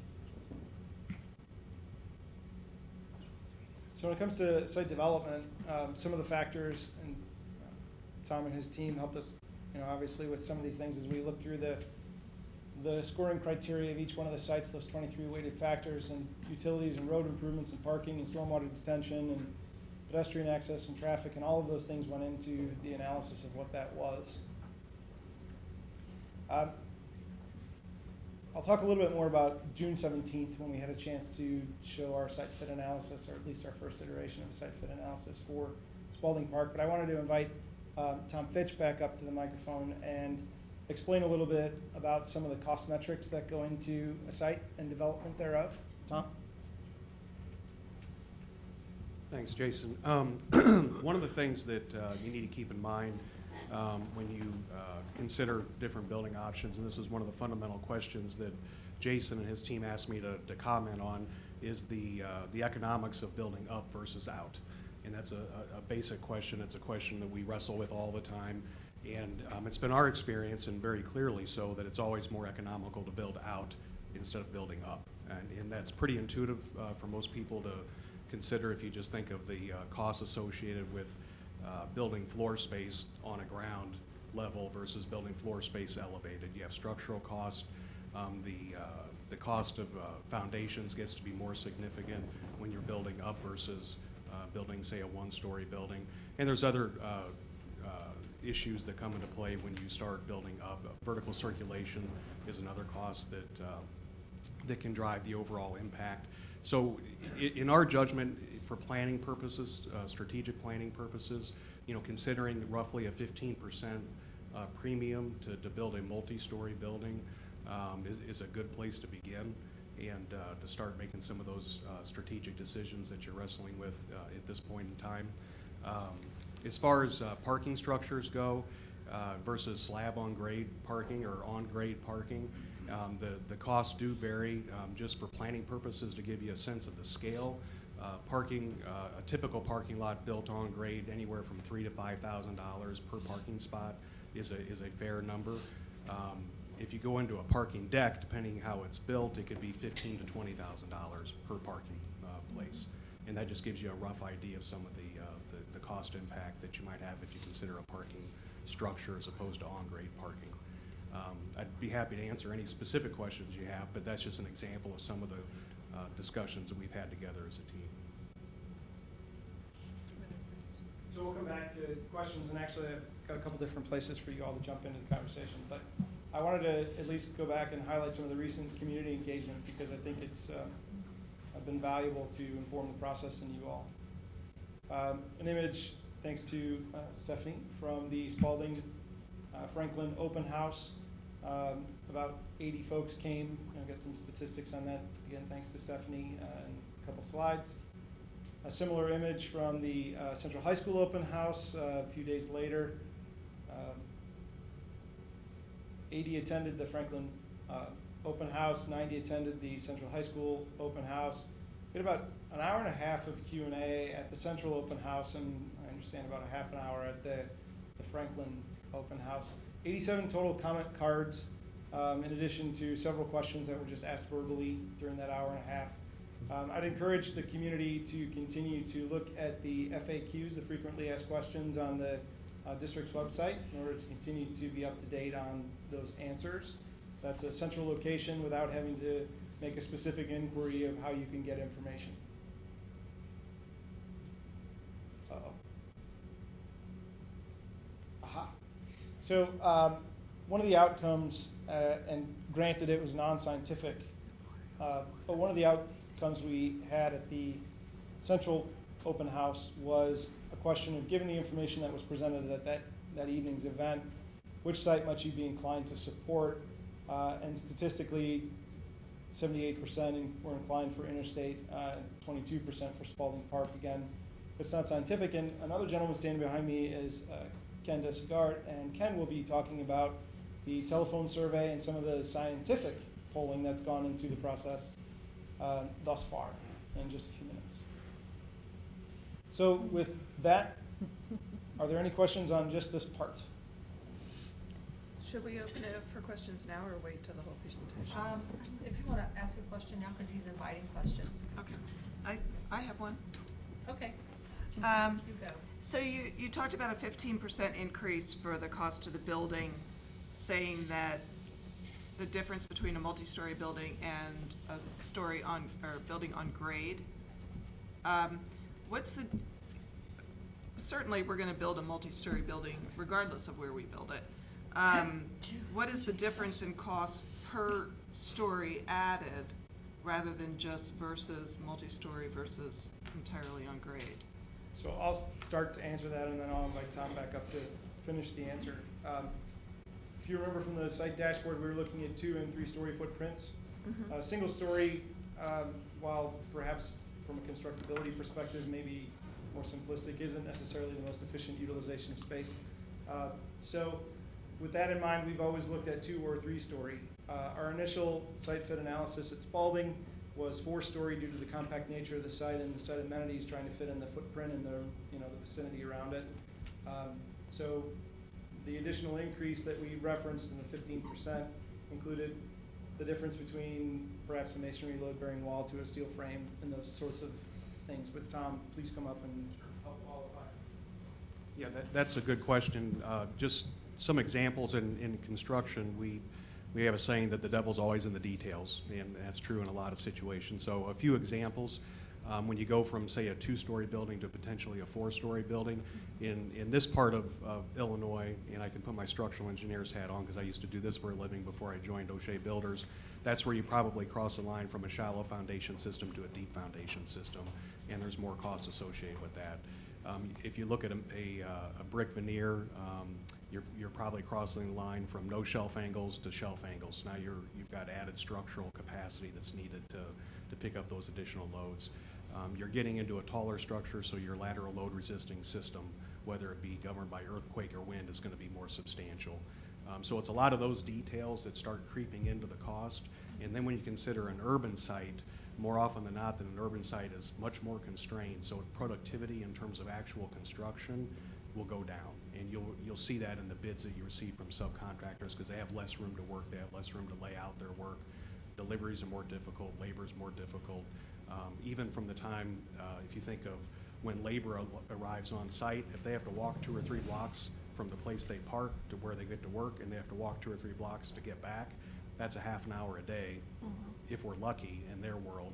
And you add that up over the course of a long construction project, that gets to be a real number. So those sorts of things creep into that 15%. In addition to the items that Jason mentioned as well. So 15% is the difference between a 2-story building and a 4-story building? That roughly. Yeah. It's not a 1-story building versus a 4-story building. I'm just trying to. Yeah, and at this point, it's a lot of judgment and experience. And what I failed to mention earlier, O'Shea Builders, having operated in this market in Central Illinois forever. Since 1902, we've got a lot of firsthand experience as a construction manager and know the value of those sorts of things. So that really feeds our opinion on the premium that would be paid for a lower rise structure versus something that would be taller. And then another question, is there a difference in construction type between a 4-story building and a 2-story building, which would affect the cost? Are you Meaning referring? code-related construction type? Yes. Without going into a tremendous amount of explanation, there are code implications to taller. And all of that, we have a given set of criteria with school code that we have to deal with, which in some instances is more stringent than building code, in some instances it's not. But you would be looking at different types of construction for a taller structure than you might for one of the fewer stories.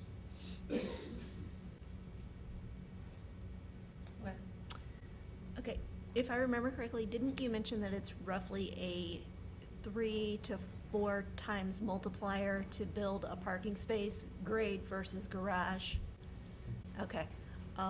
Something that people have heard me say ad nauseum is that one of the reasons we lost the Robeson parking deck downtown was the lack of maintenance that was done. The city judged the structure to be unsafe and they ordered it to be demolished.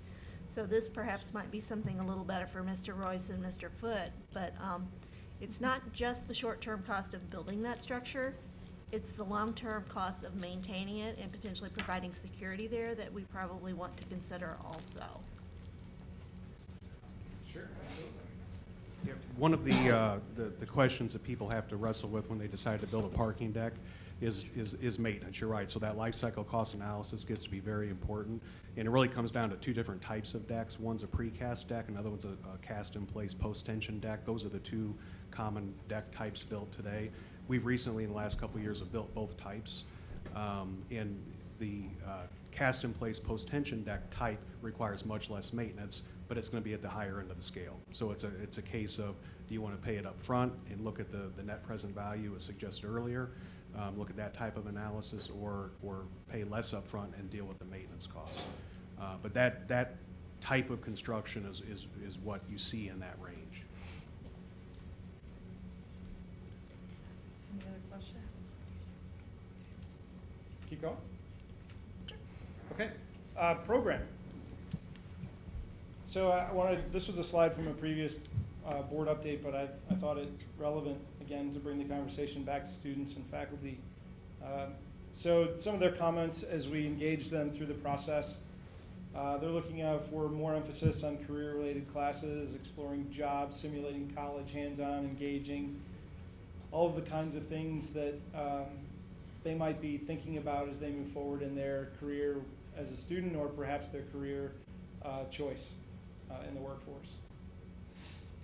Faculty had some similar considerations, learning labs and applied real-life learning for college-bound and directly to career students, flexible learning spaces, the ability to connect globally, the ability to collaborate, workstation suites, all of it kind of signifies to us that it's different than what you have in the existing facility, and it's really transitioning from the industrial model of education to other avenues, which I'll let others comment on in the future. But really the need for change is very carefully cataloged as we go through this process. So what defines a high school program? Data and variables, very obviously. The number of students, how they're taught, the enrollment patterns, those are all data points taken from your current course catalog and how your students engage the curriculum. The variables, and it's not often considered, but time is perhaps one of the most important variables when you consider building size and utilization and how students and teachers utilize the space. So I was particularly interested to hear the RPC talk about a difference in schedule, because that might have a profound impact upon the building that you would build. So there's more to that than meets the eye, perhaps. And again, as I offered, we'll be happy to sit down and talk with whomever about those types of things. Utilization rate, the course offerings, the ability to offer electives and music and those kinds of things, foreign language as students connect globally, all goes into the program. Class size is, of course, a huge variable.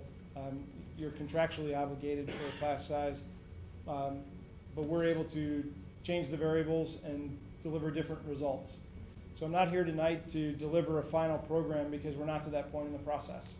There's still more discussion that needs to be had relating to how these variables and very pointedly with the RPC study, how they impact what's built. So I did want to highlight some of the program spaces though. Special education, we had several individualized meetings as well as large collaborative meetings with groups, and one of the individual meetings we had was with special education because of course their needs are just that. Life skills lab, self-contained classrooms, distributed classrooms for non-self-contained programs, sensory room, very important needs to be considered when laying out and organizing a building program into a fit analysis or otherwise. ESL program, English as a second language. This was also a very enlightening group to sit down with. They're seeing quite a bit of growth in where students are coming from globally into the program. And it's not necessarily what you might think from a specific language perspective. I think that there's an extreme amount of diversity in the number of languages spoken in the district and the representation from where students come from.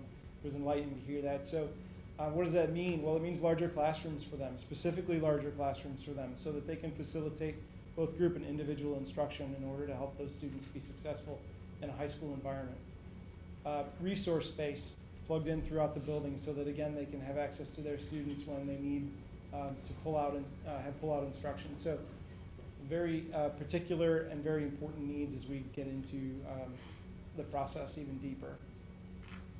Career and Tech Ed, Mr. Shagnon's not here tonight. I won't present this with the exact vigor that he would, but agricultural engineering, architectural and engineering, laboratory, broadcast media, business, computer science is a new curriculum that's coming online next fall. Construction lab, culinary arts, metal arts, welding, what you all have seen and discussed in the past months as welding. Very important programs to be offered on the career side of what you have. Also, music and performing arts band that's appropriately sized and acoustically appropriate for 225 students, which is the size band you have.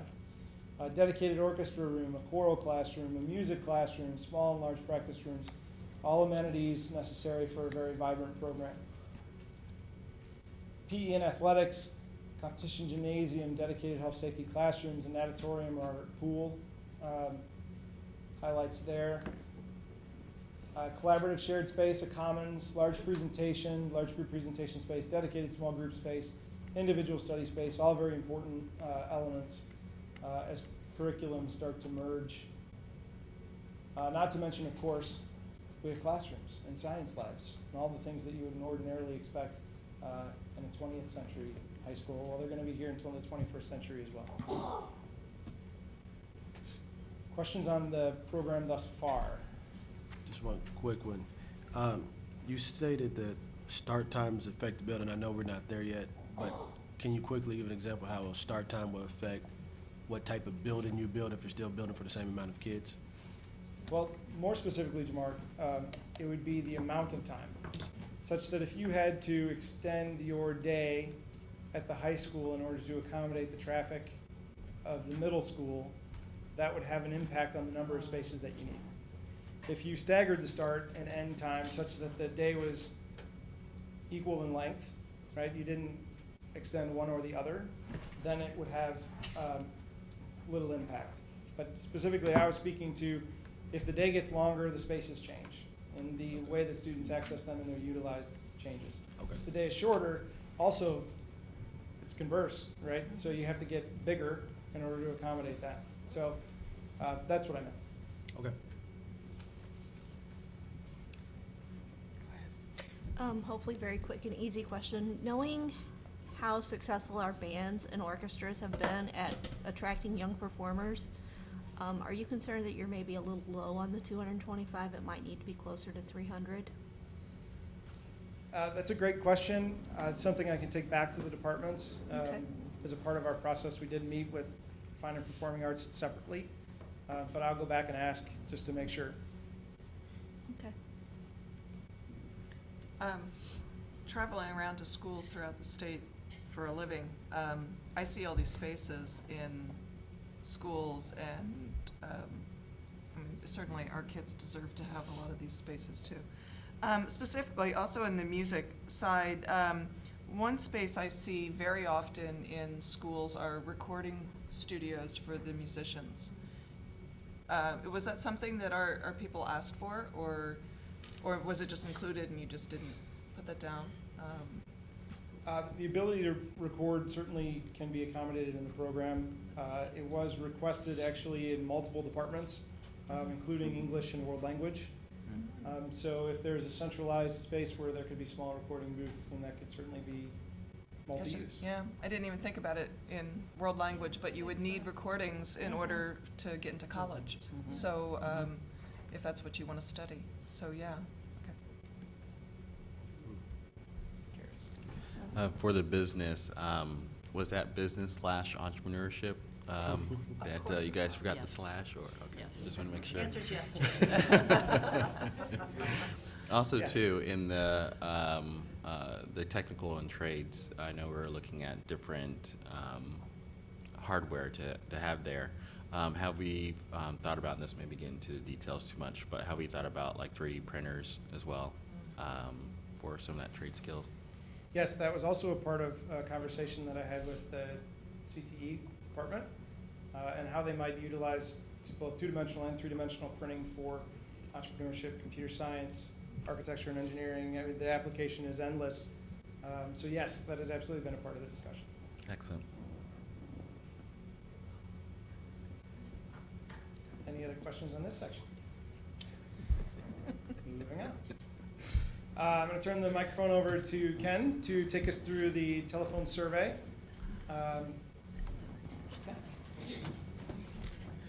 Good evening, everyone. I'm Ken DeSicard from Patron Insight, and we are based in Kansas City. We have offices in Springfield, Missouri, and in St. Louis, too, and we have a staff of 8 researchers, marketers, and recently retired school leaders who keep us on target.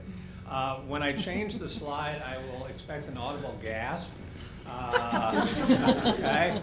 We're not going to go through every question, all right? I just want you to let you know. We did do 2 surveys back to back. One is more 5,000 foot level to try and narrow things down, and then once it was narrowed down, we came back very promptly with a more focused survey, particularly on location. We did talk in each case to 400 randomly selected head of household registered voters scattered across the district, and these were all frequent voters. As you can see on the left side of this page, this is actually 2 pages on each slide, you can see that in this case, the percentage that said that our list told us had voted in the November 2008 election, 2010, and 2012. We concentrated on people who had voted at least twice, if not 3 times, in those 3 elections. And as you can see, the question that followed, the 1 and 2 asked them just kind of to provide some cover, if you will. Are you a head of household, and are you a registered voter, even though we knew that information. As you can see in 3, we asked them their likelihood of voting in the upcoming election, and as you can see, 98% said very or somewhat likely. So we were dealing with a very engaged population. You see the zip codes that were represented there. You always want to start with a very basic set of questions so that people get comfortable with the process and the voice of the interviewer, and that they won't have to have any inside information to be helpful. So we said, thinking about the community as a whole, do you think it's right direction, off track? And then about the school district as well. Having that information in hand, we started checking off some kind of ideas, starting with K-8 and asking if folks thought it would be a good idea for the district to offer a K-8 option, and as you can see, 69%. You can also see on question 8 there, answers will be shown in the final report. We've moved so quickly into the second one that we've been concentrating on that, so that is yet to come. Dr. Howard Elementary, I'm violating my own promise not to go through every question here. Dr. Howard Elementary, focusing on the overcrowding and the consideration that the district has of replacing Dr. Howard Elementary. And we like to combine strongly favor and favor together to kind of give us the snapshot right now.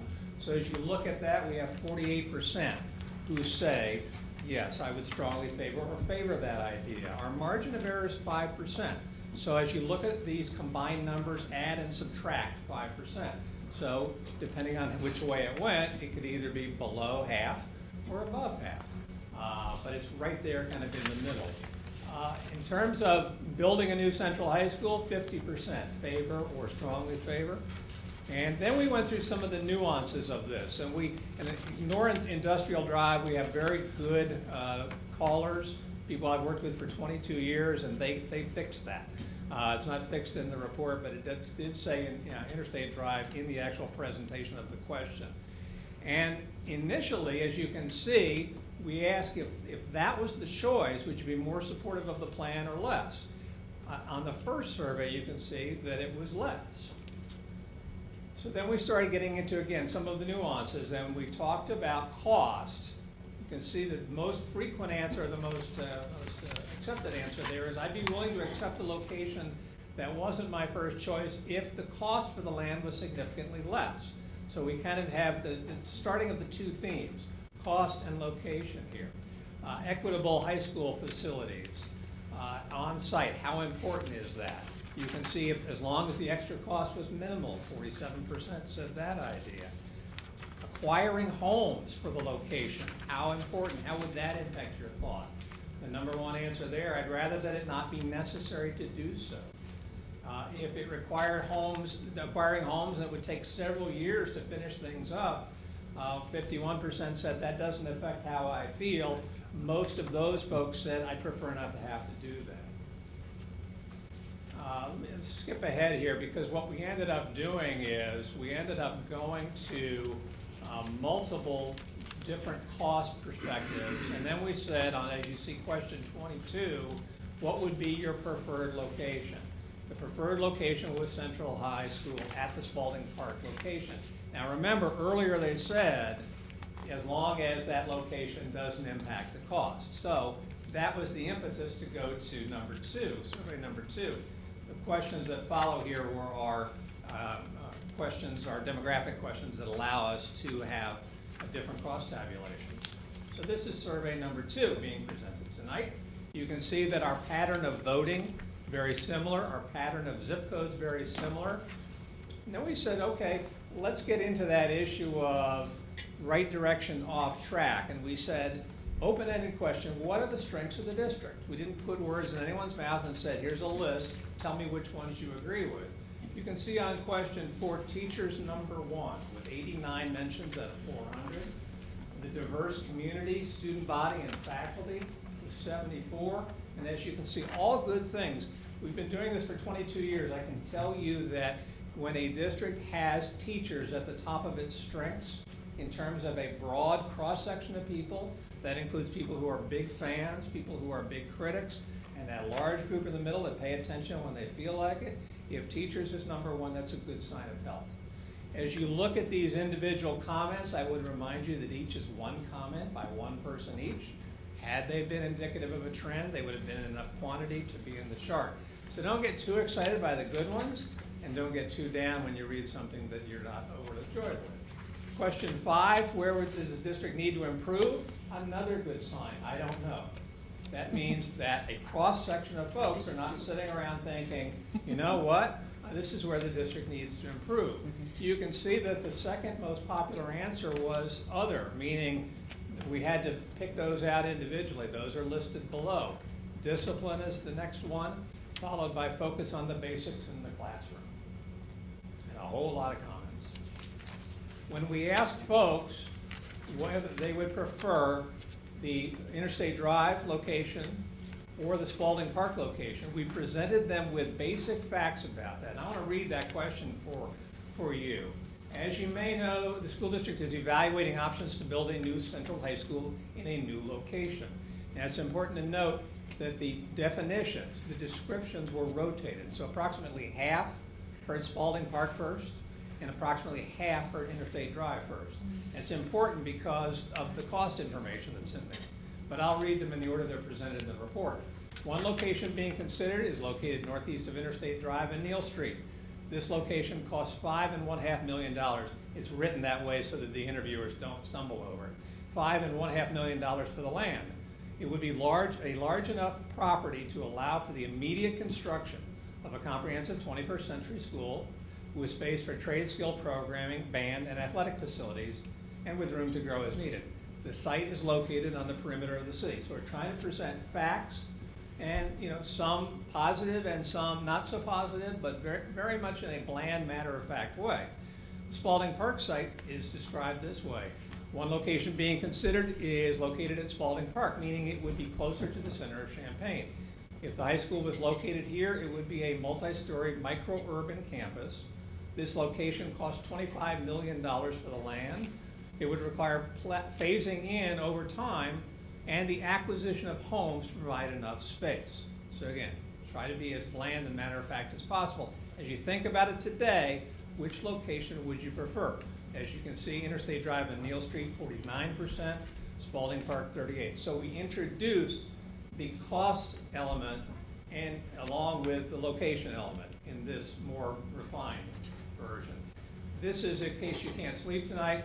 This is all the cross tabulations so that you can see how people thought in terms of age, how long they lived in the district. I will tell you the quick snapshot is there was no particular subgroup where Spalding Park was more popular than Interstate Drive. So that's the shorthand of all this.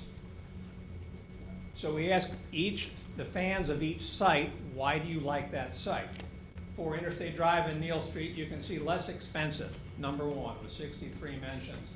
Lots of room for facilities and growth, 41, and could begin building immediately with 35. Those folks then skipped over these questions. What do you like about the Spalding Park location, centrally located? So here we go. We've got cost and location as our two push-pulls. Less busing closer to where students are, number two, but a distant number two. And finally, if you said, I don't know, or I can't pick, we said, well, what additional information would you need to know? And the number one answer is, I don't like either location, with 22 folks, and 19 saying, I just want one high school, and some other comments. Oh, Lord. So then we went through and we gave them the potential for up to 3 different tax implications, starting with a high number, and those who said, I can't support that, or I don't know, were asked about a middle number. Those who said, I still can't support that, or I still don't know, were asked about a lower number. Again, remember, combined strongly favor and favor. So at $160.58 per year for each $100,000 of home value, we're at 47%. Remember that margin of error, plus or minus 5. So, again, the folks who said, I can't do that, can't support that, or I'm not sure, were then asked about $128.47 per year. The number you see in the favor categories is the combined number. So it's the folks who were okay at question 10, combined with those folks who became okay at the tax figure mentioned at question 11. So we're up to 52%. And again, continued opponents and folks who were unsure, we asked them about $96.35 per year, and we went to 56%. So the important thing to remember there is, from a margin of error standpoint, from question 10 to question 11, statistically the same. We're within 5%. From question 11 to question 12, statistically the same. But from 10 to 12, there's a bigger jump. Okay? So that's all kind of, grist for the mill as you think about things. And again, more for your insomnia going forward. And then we have our demographics that created the insomnia charts. And just to highlight some things, again, it's age, length of time living in the district, student status, wanting to know what current student families, past student families, and so on thought. Political persuasion, how you would describe yourself to someone, how you would vote, likely vote if you didn't know much about the candidate, racial ethnic mix, household income, and gender, which we don't ask, we just listen really carefully and write down. So that is in honor of the lateness of the hour and all the information you've been absorbing. That's a lot of dead trees in about 10 minutes, so thank you. Questions? I bet there's questions. Oh, and this, just a summary. Christine. Well, first of all, I wish you would have taught my statistics class, because then I might have enjoyed it. So thank you for your presentation. I think I see the answer to my question, but so we asked for different levels of what people would feel they could fund. Yes. The most expensive goes with Spalding Park. The least expensive starts going more toward the Interstate Drive. And I just don't quite understand what I see here, because I haven't had enough chance to digest it. I understand. What is that telling us about, if all these people really like Spalding Park, are they willing to spend a whole lot more for it? And if the people who like Interstate Drive best, are they willing to spend a whole lot more if we chose Spalding Park?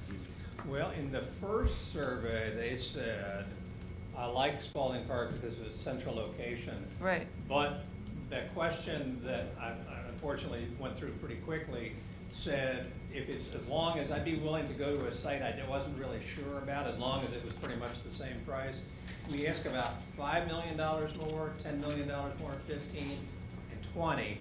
5 had a little bit of support. Once you get to 10, it dropped off the table. And so they would prefer to have their cake and eat it too. I'd love to have the central location, but here's my limit on what I'm willing to spend, which was the reason to say, okay, we seem to have, we were going to do it anyway, but we seem to have kind of, you know, a little bit of a butting head. So that's why the second survey came in so quickly, Right. was to say, all right, well, now we can really quantify it. Here's what the land would cost for Interstate, here's what the land would cost for Spalding Park. Now what do you think? And we got our 49 and 38%. So, and as we move our way down the 3 tax levels too, that seems to be in keeping with the greater support at this time for the Interstate Drive location. Does that make some kind of sense? Sort of. Okay. It's a lot to do There's this. a lot here. We do this intentionally because we think that we're most helpful when we give pieces and parts and say, well, you know, it's not, people rarely, when you're presenting them with a, what would you do if the election were happened today, they rarely are in a position to say, I understand it all, I'm going to kind of wrap my arms around it and say yes or no. So understanding that and understanding this is a planning tool, we say, all right, what are the various, how can we get them to think about the various elements? Cost, location, amenities, home acquisition. So that's why we split it up, so we can say, here's what they're thinking about the various things that you're wrestling with too. It's not a yes or no, thumbs up, thumbs down kind of thing. You're not a crystal ball? No, not at this point. No. That's Larry Sabato. Yes, for this data analysis, is there any like Excel that we could plug it in and see like the bell curve if this is on standard distribution, or do a pie graph? I can send you the Excel file that I use, yes. That'd be great. Yep, can do. Any other questions, comments? Thank you for keeping it short and sweet, Ken. Thank you. Appreciate it. Just one last point I'll make about the survey. There's a question, and I don't remember who it came from, but why 2 surveys? And if you look back at our original presentation to the board in April, our milestone calendar, we always planned 2 surveys. It was always as Ken said, the 5,000 foot level and then the more granular detail.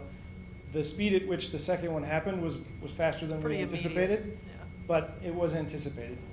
So with that, I think we're done. If you have any other questions, we're happy to answer them. Otherwise, Maybe we'll you're have to done. let you go. Yeah, maybe you are. Yeah, I think you should stay until we're done. I can do that. But thank you, Jason. All right, we're ready to move on to the next item. Oh, public comment, yes, Neil, I'm sorry, please Neil, step forward to the microphone, please. I didn't fill out cards yet. Well, you can do it later. Because you're going to be here until we're done too, aren't you?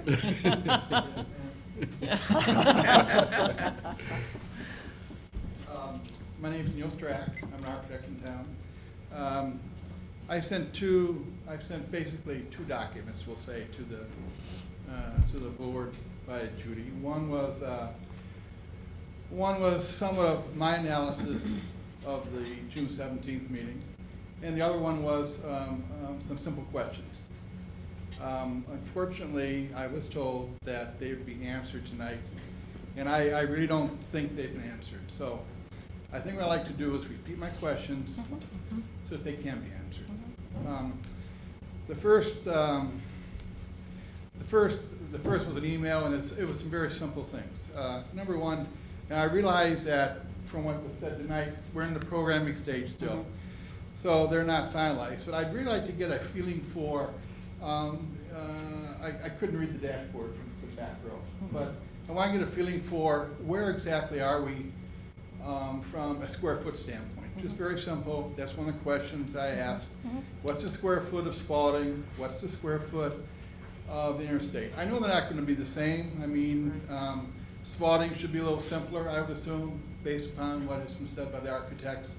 But there's a square footage number, and it helps me get a relationship. What is the base number we're working with? And I know that's going to change too as things are added to it, and that's going to change. I think I heard someone say 160 hours per square foot, but I wasn't sure. Okay, I heard something, but okay, so I'm not sure what the base. We talked about square footage per student. I mean, we did talk about that tonight. No, what ultimately will be, if I get the square footage of the building, I know what the square footage of the student is, was I've learned I can divide by 1,600 or 1,700. But so there's some basic numbers. The one thing that probably irritates me tonight is I was very specific in trying to ask some questions and make some comparisons about the school. The one big issue, and I think these are not little issues, because as you see in the survey really lies on two things. And one of the factors is cost. And it's going to be a major element to decide where the school is going to be, how people are going to vote, and so how we deal with costs, I think, is an important issue. You know, I keep hearing, and it just irritates the hell out of me, this building is going to cost 15% more. Now, okay, it's going to cost 15% more. I don't believe it's going to cost 15% more. I hear the comments back and forth comparing a one-story school to a two-story school. I hear what we're comparing is a three-story school at Spalding versus a four-story school at the Interstate site. Compare those when you're making that analysis. Every one of your analysis didn't compare those. No, I only got 30 seconds. That's okay. Answer my questions. In the article I said, we'll talk to you. Look on the parking deck. I asked 4 different options that we should be looking at to see how we can save money, how the whole thing works. Kind of answer these questions specifically. Let's look at the information and let's get to a decision and conclusion. Because there is one, but we're not there yet. I would have been more fun, more time. Thank you, Neil. Will you let me know? I would remember. Thank you. Okay, we ready for the next item?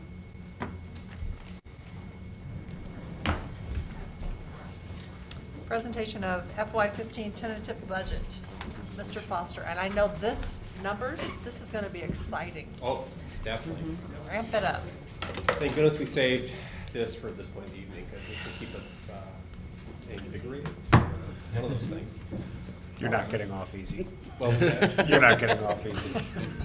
I'm sure I'll be hit with some extremely difficult questions. I'm prepared, I'm ready. All right. So right now, tonight, we're just looking at the tentative budget, and one of the things the tentative budget does for us is it allows us to begin to spend dollars during the new fiscal year, which actually begins tomorrow. So it's good we're having this meeting tonight, so thank you all very much for planning that for me. That was good. This is just a tentative budget, and like I said, with that in mind, we'll have firmer numbers on revenues and expenses as we get further into the summer. And once we do, we'll be able to pass the budget at the last board meeting in September, which will be September 22nd. But this tentative budget will be on display in the board office for anybody all the way up until that point. And at this point, we'll go ahead and we'll go through each fund, and then the last 2 slides look at the operating funds, which would be education, operation and maintenance, transportation, and working cash, and then we'll also be able to look at all the funds combined, so you can look at how those kind of compare. First one, education, which is the largest fund, which I'm glad it is, because that's one of the whole purpose of us here at the district, is educating our students. As you can, I'll try to get this pointer to work. Each one of these slides will have kind of a bottom line for revenue and a bottom line for expenses, and then right below it, you'll see whether we're above or below at the end of the proposed fiscal year. So looking at this coming up year right now, we have $109,975,780 anticipated from our various revenue sources, such as, which the largest is local tax sources, followed by state, and then federal, making about 14% of that for us. As of now, without having the hiring completed and all those things figured out, which is about 60 to 70% of our education fund, we're looking at right now being pretty tight there of about a $337 in the plus right now. Like I said, we'll have more firmer numbers as we go forward. With that in mind, I should point out that a couple of our assumptions right now is that the state will be giving us an 89% proration on the dollars owed to us, which is the same as last year. I'm also anticipating a 98 to 99% collection rate on our local property tax, which is our largest funding source, and we're really fortunate for the county that we live in, because we actually have tax bills that go out in a timely fashion, and we have a collection that's timely and at a high rate as well, whereas a lot of other counties do not have that well-functioning operation. We do, so we're very fortunate. Operations and maintenance, turning the lights on, keeping the parking lots clean, keeping the air conditioning on, these type of things. As you can see, I apologize. $7,950,614 coming in. Looking at $7,944,595 going out. We should be on the plus side around $6,000 as of now. So that's what we're looking towards right now. Debt service. Local sources coming in, 7.1 million. Let's see, some federal sources coming in. We're looking at about 8.5 million going towards debt service. And when you're looking at that 1.4, those BABS credits, things of that nature for some bonds that we issued. Going down towards the bottom, anticipated expenses, right at the 8.5 again, we're around 12,228 in the plus, we're hoping. One of the things that we do have working for us, and this happens in many counties, is that with regards to the debt service, the county clerk wants to make sure that we're able to pay our bills on time. And knowing that we have about a 2% collection discrepancy, they're going to make sure we have that fudge room in there. So that's why you generally see we're anticipating a plus, but because of collections, that little fudge room is built in there for us. So we don't go to the creditors and say, really, we're good for it, I promise, just wait us a little bit more time. Transportation. Last year we started in the red. This year we'll be able to start on the positive side with regards to the starting fund balance, which is nice. We're looking at about $4,561,344 anticipated in revenues. Looking at expenses being at $4,542,696, putting us in the plus $18,648 right now. Municipal retirement, we're going to be fine here. We're looking at $4,035,230 up here revenues. That's all local. And then looking at expenses, $3,937,504. We should be in the plus about $97,000 anticipated. But this will change obviously as we hammer out our staffing levels, things of that nature. Capital projects, this is the one major area which we will be in red, and that's because we received our revenues from our bonds in the years past. So you'll have fewer dollars coming in on the plus side with the planned spend down going on as we continue. So with that being said, the initial fund balance was $8.2 million. We're looking at still local resources about $1,419,104. Some state sources, anticipating some grants still coming in. That number should change, hopefully the plus side more as we go through the summer, to know more about some of our fund grant applications. So we're looking at about 1.4 million coming in. We've got about 8.5 in expected project expenses going out. We still have Kenwood out there. We've got Robeson finishing up, Bottenfield finishing up. Those are the main areas of expenses that will be allotted towards those dollars, and that's why you see that $7 million expense on the negative side. But we're still looking at about $1.1 million still in the capital projects fund, which makes me feel pretty good going into this year with Kenwood still out there. So, and that's something we took into consideration when we were planning this year. We wanted to make sure that with our 61 account, which is part of the 60 capital projects fund, we didn't want to, we only budgeted about $350,000 in expenses as opposed to budgeting more expenses because we wanted to have more dollars left over as we rolled into that final year with the Kenwood projects going on. We wanted to make sure we had enough dollars to make those expenses. So we're looking pretty good right now. Working cash, we should end up with $66,675, and that will be rolled into interest. That's just interest that we earn on those funds, and then we'll be able to roll that into our fund balance, which is the same thing we did earlier this year in the spring. And this is, working cash is basically our piggy bank, as we still have a state and federal government that struggles with their revenue and their promises to us. It's very important for us to have this working cash account available for us in case we do come into cash crunches. We're able to use these dollars to pay for those and then pay for them back in the future. So we're very fortunate to have this cushion for us as we continue to deal with federal and state government having a difficult time funding the promises towards us.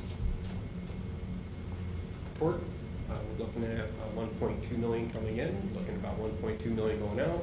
We've threaded the needle. We're about $763 in the green right now is our anticipation for this coming up year. Fire prevention and safety, we will see this change on the expense side quite a bit. When we bring this back in September, we did just go through the health, life, safety 10-year bicentennial inspection, and our level, or what we call our item A, which are the immediate fixes that we have to take place this year, we'll be able to fund it out of this. If you look at the bottom right, see, you can see that we have $998,031 in the fund balance there. Right now, we're about the 800,000 range, but we're anticipating $200,000 in revenues. Right now, we've got 100,000 expenses, so that's where we come up with that number right now. So as we finish out the plan, I've been working with the Iowa's, the Illinois State System, with the architects, things of that nature, putting down the exact dollars. When I come back in September, you'll see more on the expense side with regards to this. All funds combined, 12 receipts, oh, I apologize. $137,996,918. Total expenses, $144,762,111. And once again, that's 6.7. That's coming from the capital projects that we have going out for the projects we've already planned. And if you just look at the operating funds, which I said, education, operations, maintenance, transportation, working cash.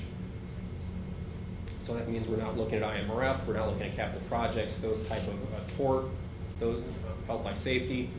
We're looking at total revenue, $109,554,413. Oh, excuse me, apologize. $122,554,413. Total expenses there, $122,462,734. We're in the green at $91,679. As I said, this is preliminary. We'll have firmer numbers as we go further through the summer. We'll be able to come back in September and have tighter numbers for the budget, but this is where we're at as of now. Questions? Yes, ma'am. I know we talked about this last year, but I forgot. Sure. There is a rule of thumb that you're supposed to have as far as cash on hand, Correct. so that you can About operate. 180 days, that's correct. Can you talk a little bit about, remind me? I have talked to PMA, which is the people that work with our investments for us, and as well as our auditors, Baker Tilly. And we depending on which fund you're looking at, we're in that 180-day range on the low end. We're kind of close and kind of low in a couple of others. But we're much better than many other districts, and that's why we had the recognition rating that we had, which very few school districts were able to attain last year compared to the previous year. So we're still in the good area, but it would be nice to be able to see a little bit more leeway in there, I'd say. Which just gets back to us continuing to look at our budget for revenues and expenses, and just being good stewards of the community's money going forward. But I would say that we're in good shape. Thank you. Any other questions, comments, John? Yeah, what is the year-to-year increase of our spending based on this current fiscal year? Leadership team went into this budgeting cycle trying to keep expenses flat or reduced, and we know that that's for the expenses of control, knowing that we are a service industry, we're a service organization, that most of our money goes towards salaries, that we're going to be probably about a 4% increase on salaries from last year to this year, and that will be a firmer number as we get through July and go into August. We'll have a better idea of who we hired and who's coming back. Okay, so the only real 4% on the salary side, trying to hold flat everywhere else. And that's pretty much the only net increase there. Would be salaries, we're yes. contractually obligated, because. Correct. There you go. Okay. Yep. Any other questions, comments? Thank you, Matt. Thank you. That was exciting. Oh, yes, riveting, everybody. Thank you. Next item, policy 502.01, transition or return to work. Mr. Lockman. I'm sorry, I just wanted to make sure if there was any public comment on the Oh, budget that we sorry. had the opportunity for that. All right, thank you. I know we're nearing the end of hour number 5 here, and so I'll be quick, but I think it's important to give a first read to a series of policies that we would like to have in place for the start of the school year. The first that you have tonight is the transitional return to work policy. This is a new policy that we're looking to implement really to achieve 3 main goals related to workers' compensation in the district. The first and the most important is just increasing and improving employee awareness of kind of the workers' compensation process and what it is that goes into that if an employee does sustain an injury at work, how they go about navigating that, what their expectations should be, what their responsibilities should be, and what they can expect from the district.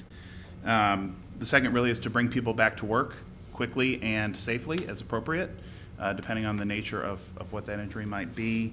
And then the third is just improving the overall administration of workers' compensation claims within the district in an effort to reduce cost. So I won't go word by word through this, but basically you can see as you go through the policy the kind of the introduction and the district's commitment to employee involvement in the program. The responsibilities my office will oversee, as it currently oversees the workers' compensation program, will also take on the transitional return to work components of that, discusses employee participation, goes into working with healthcare professionals, employees, supervisors, to make sure that we have all the paperwork that is necessary so that we can process these claims efficiently and appropriately, and then goes into identifying more light duty jobs so that if there is an option for someone to, they may not be able to complete their, the full scope of their usual tasks that are a part of their job description, if there are light duty positions that we can bring them back so that they are back at work doing work that is that needs to be done for the district that is within their job description. That we're doing that as well. So a big part of this will be developing paperwork for employee information. Some of that, a good deal of that is already done. It isn't included with the policy per se, but just ensuring that administration of this program is efficient. And I guess if there are any specific questions about this, we're looking to bring this forward either at the August 11th meeting or the July 28th meeting. Questions, comments?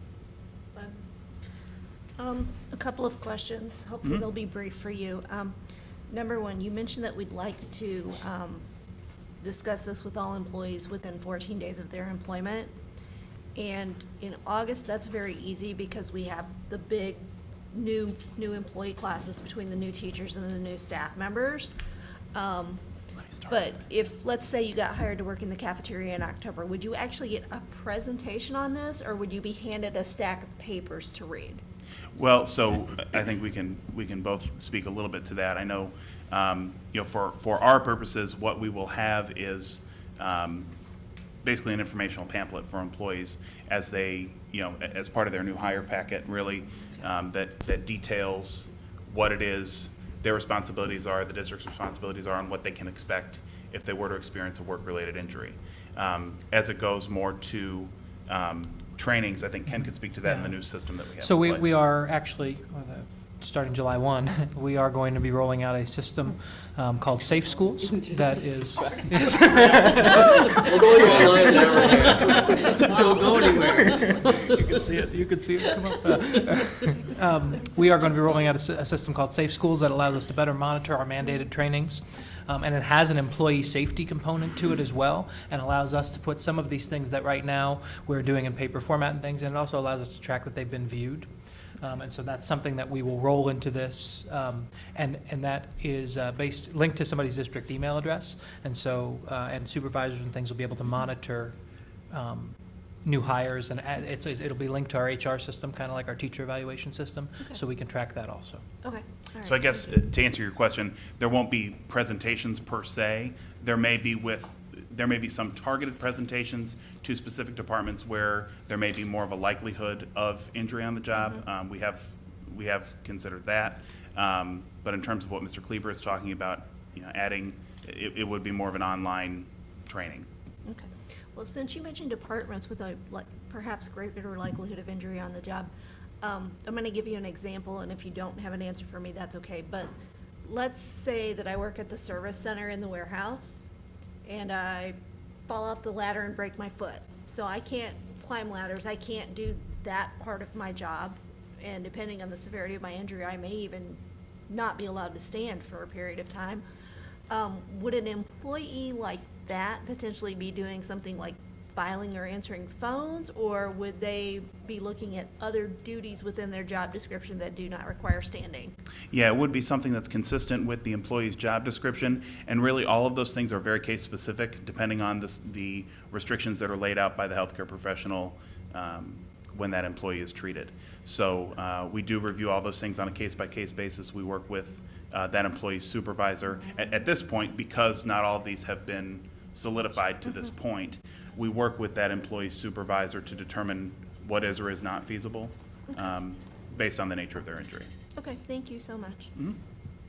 Okay, any other questions? Okay.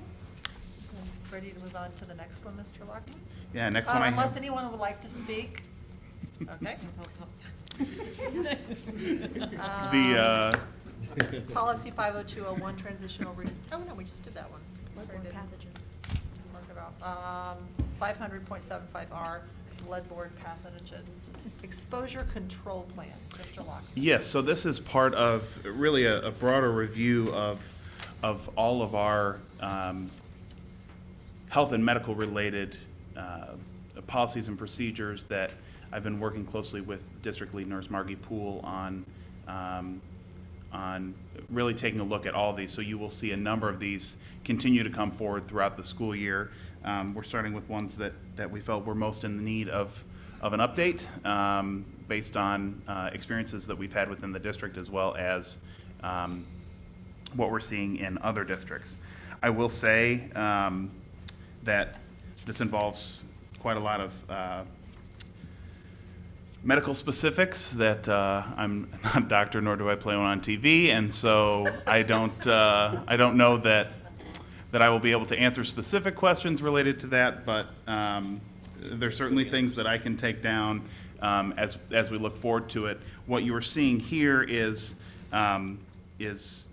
basically an entirely new exposure control plan. It contains a lot of this. It contains a number of the same elements, but it was very dated and needed to kind of undergo a full-scale review. So that was something that we looked at. This would again be the things that staff are trained on, which is another reason we want to get it in place for as close to the start of school as we can. Questions? Okay, thank you, Tommy. Policy, anyone want to comment on that? Policy 720.25, student welfare orders to forego life-sustaining treatment. Mr. Lockman. Yes, unfortunately, a policy that we need to consider so that staff has guidance in adhering to parents' wishes in cases where they're choosing to forego life-sustaining treatment. There is a standard form in consultation with a physician that a parent can submit to the district if they wish for the district not to seek life-sustaining treatment under certain circumstances. And so this is just something that, in examining all of our health policies, was something that we wanted to see was in place, again, so that staff is appropriately guided as to if this issue were to arise. okay, hearing the word if, the situation hasn't arisen, because I'm trying to get my mind around a Right. K-12 student with a DNR, because we're not Right. dealing with terminally ill. Yes. And if they're terminally ill, they're probably not going to be in our building anymore. There are, in some cases, Okay. students in some of our, I'm gonna get the terminology wrong. Thank you. I know I've spoken with Dr. Degree about this because it is an issue that we feel we may face, unfortunately. That's important then. Yeah. Okay. Any other questions? Okay, thank you for bringing that, Tommy. Policy 720.26, student welfare, care of students with chronic health conditions. Yes, again, this is meant for more general guidance for students with certain chronic health conditions that may or may not be addressed in policy elsewhere, so that, again, there's guidance for the management of those conditions within schools, so that staff are appropriately aware of the aspects and treatment related to that, as well as the policy goes into ensuring that full opportunities are given to students who may have chronic health conditions, that those opportunities are not limited to the degree possible because of those conditions. Questions, comments? And again, these would all come forward. I'll talk with Dr. Wiegand, depending on scheduling either July 28th meeting or August 11th. We're now to the point of the consent agenda. I need a motion to approve the consent So agenda moved. as Second. presented. That would be Mr. Brown and Mr. Bambanek. Mr. Brown? Yes. Mr. Bamanek? Yes. Ms. Bonnet? Yes. Ms. Shelter? Yes. Mr. Lee? Yes. Ms. Stuckey? Yes. And it passes 6-0. Motion to adjourn? Motion to adjourn I have. Do I have a second? So moved. Bambanek and Shalhoub. Aye. All in favor? Aye. Leave. We are now adjourned. It is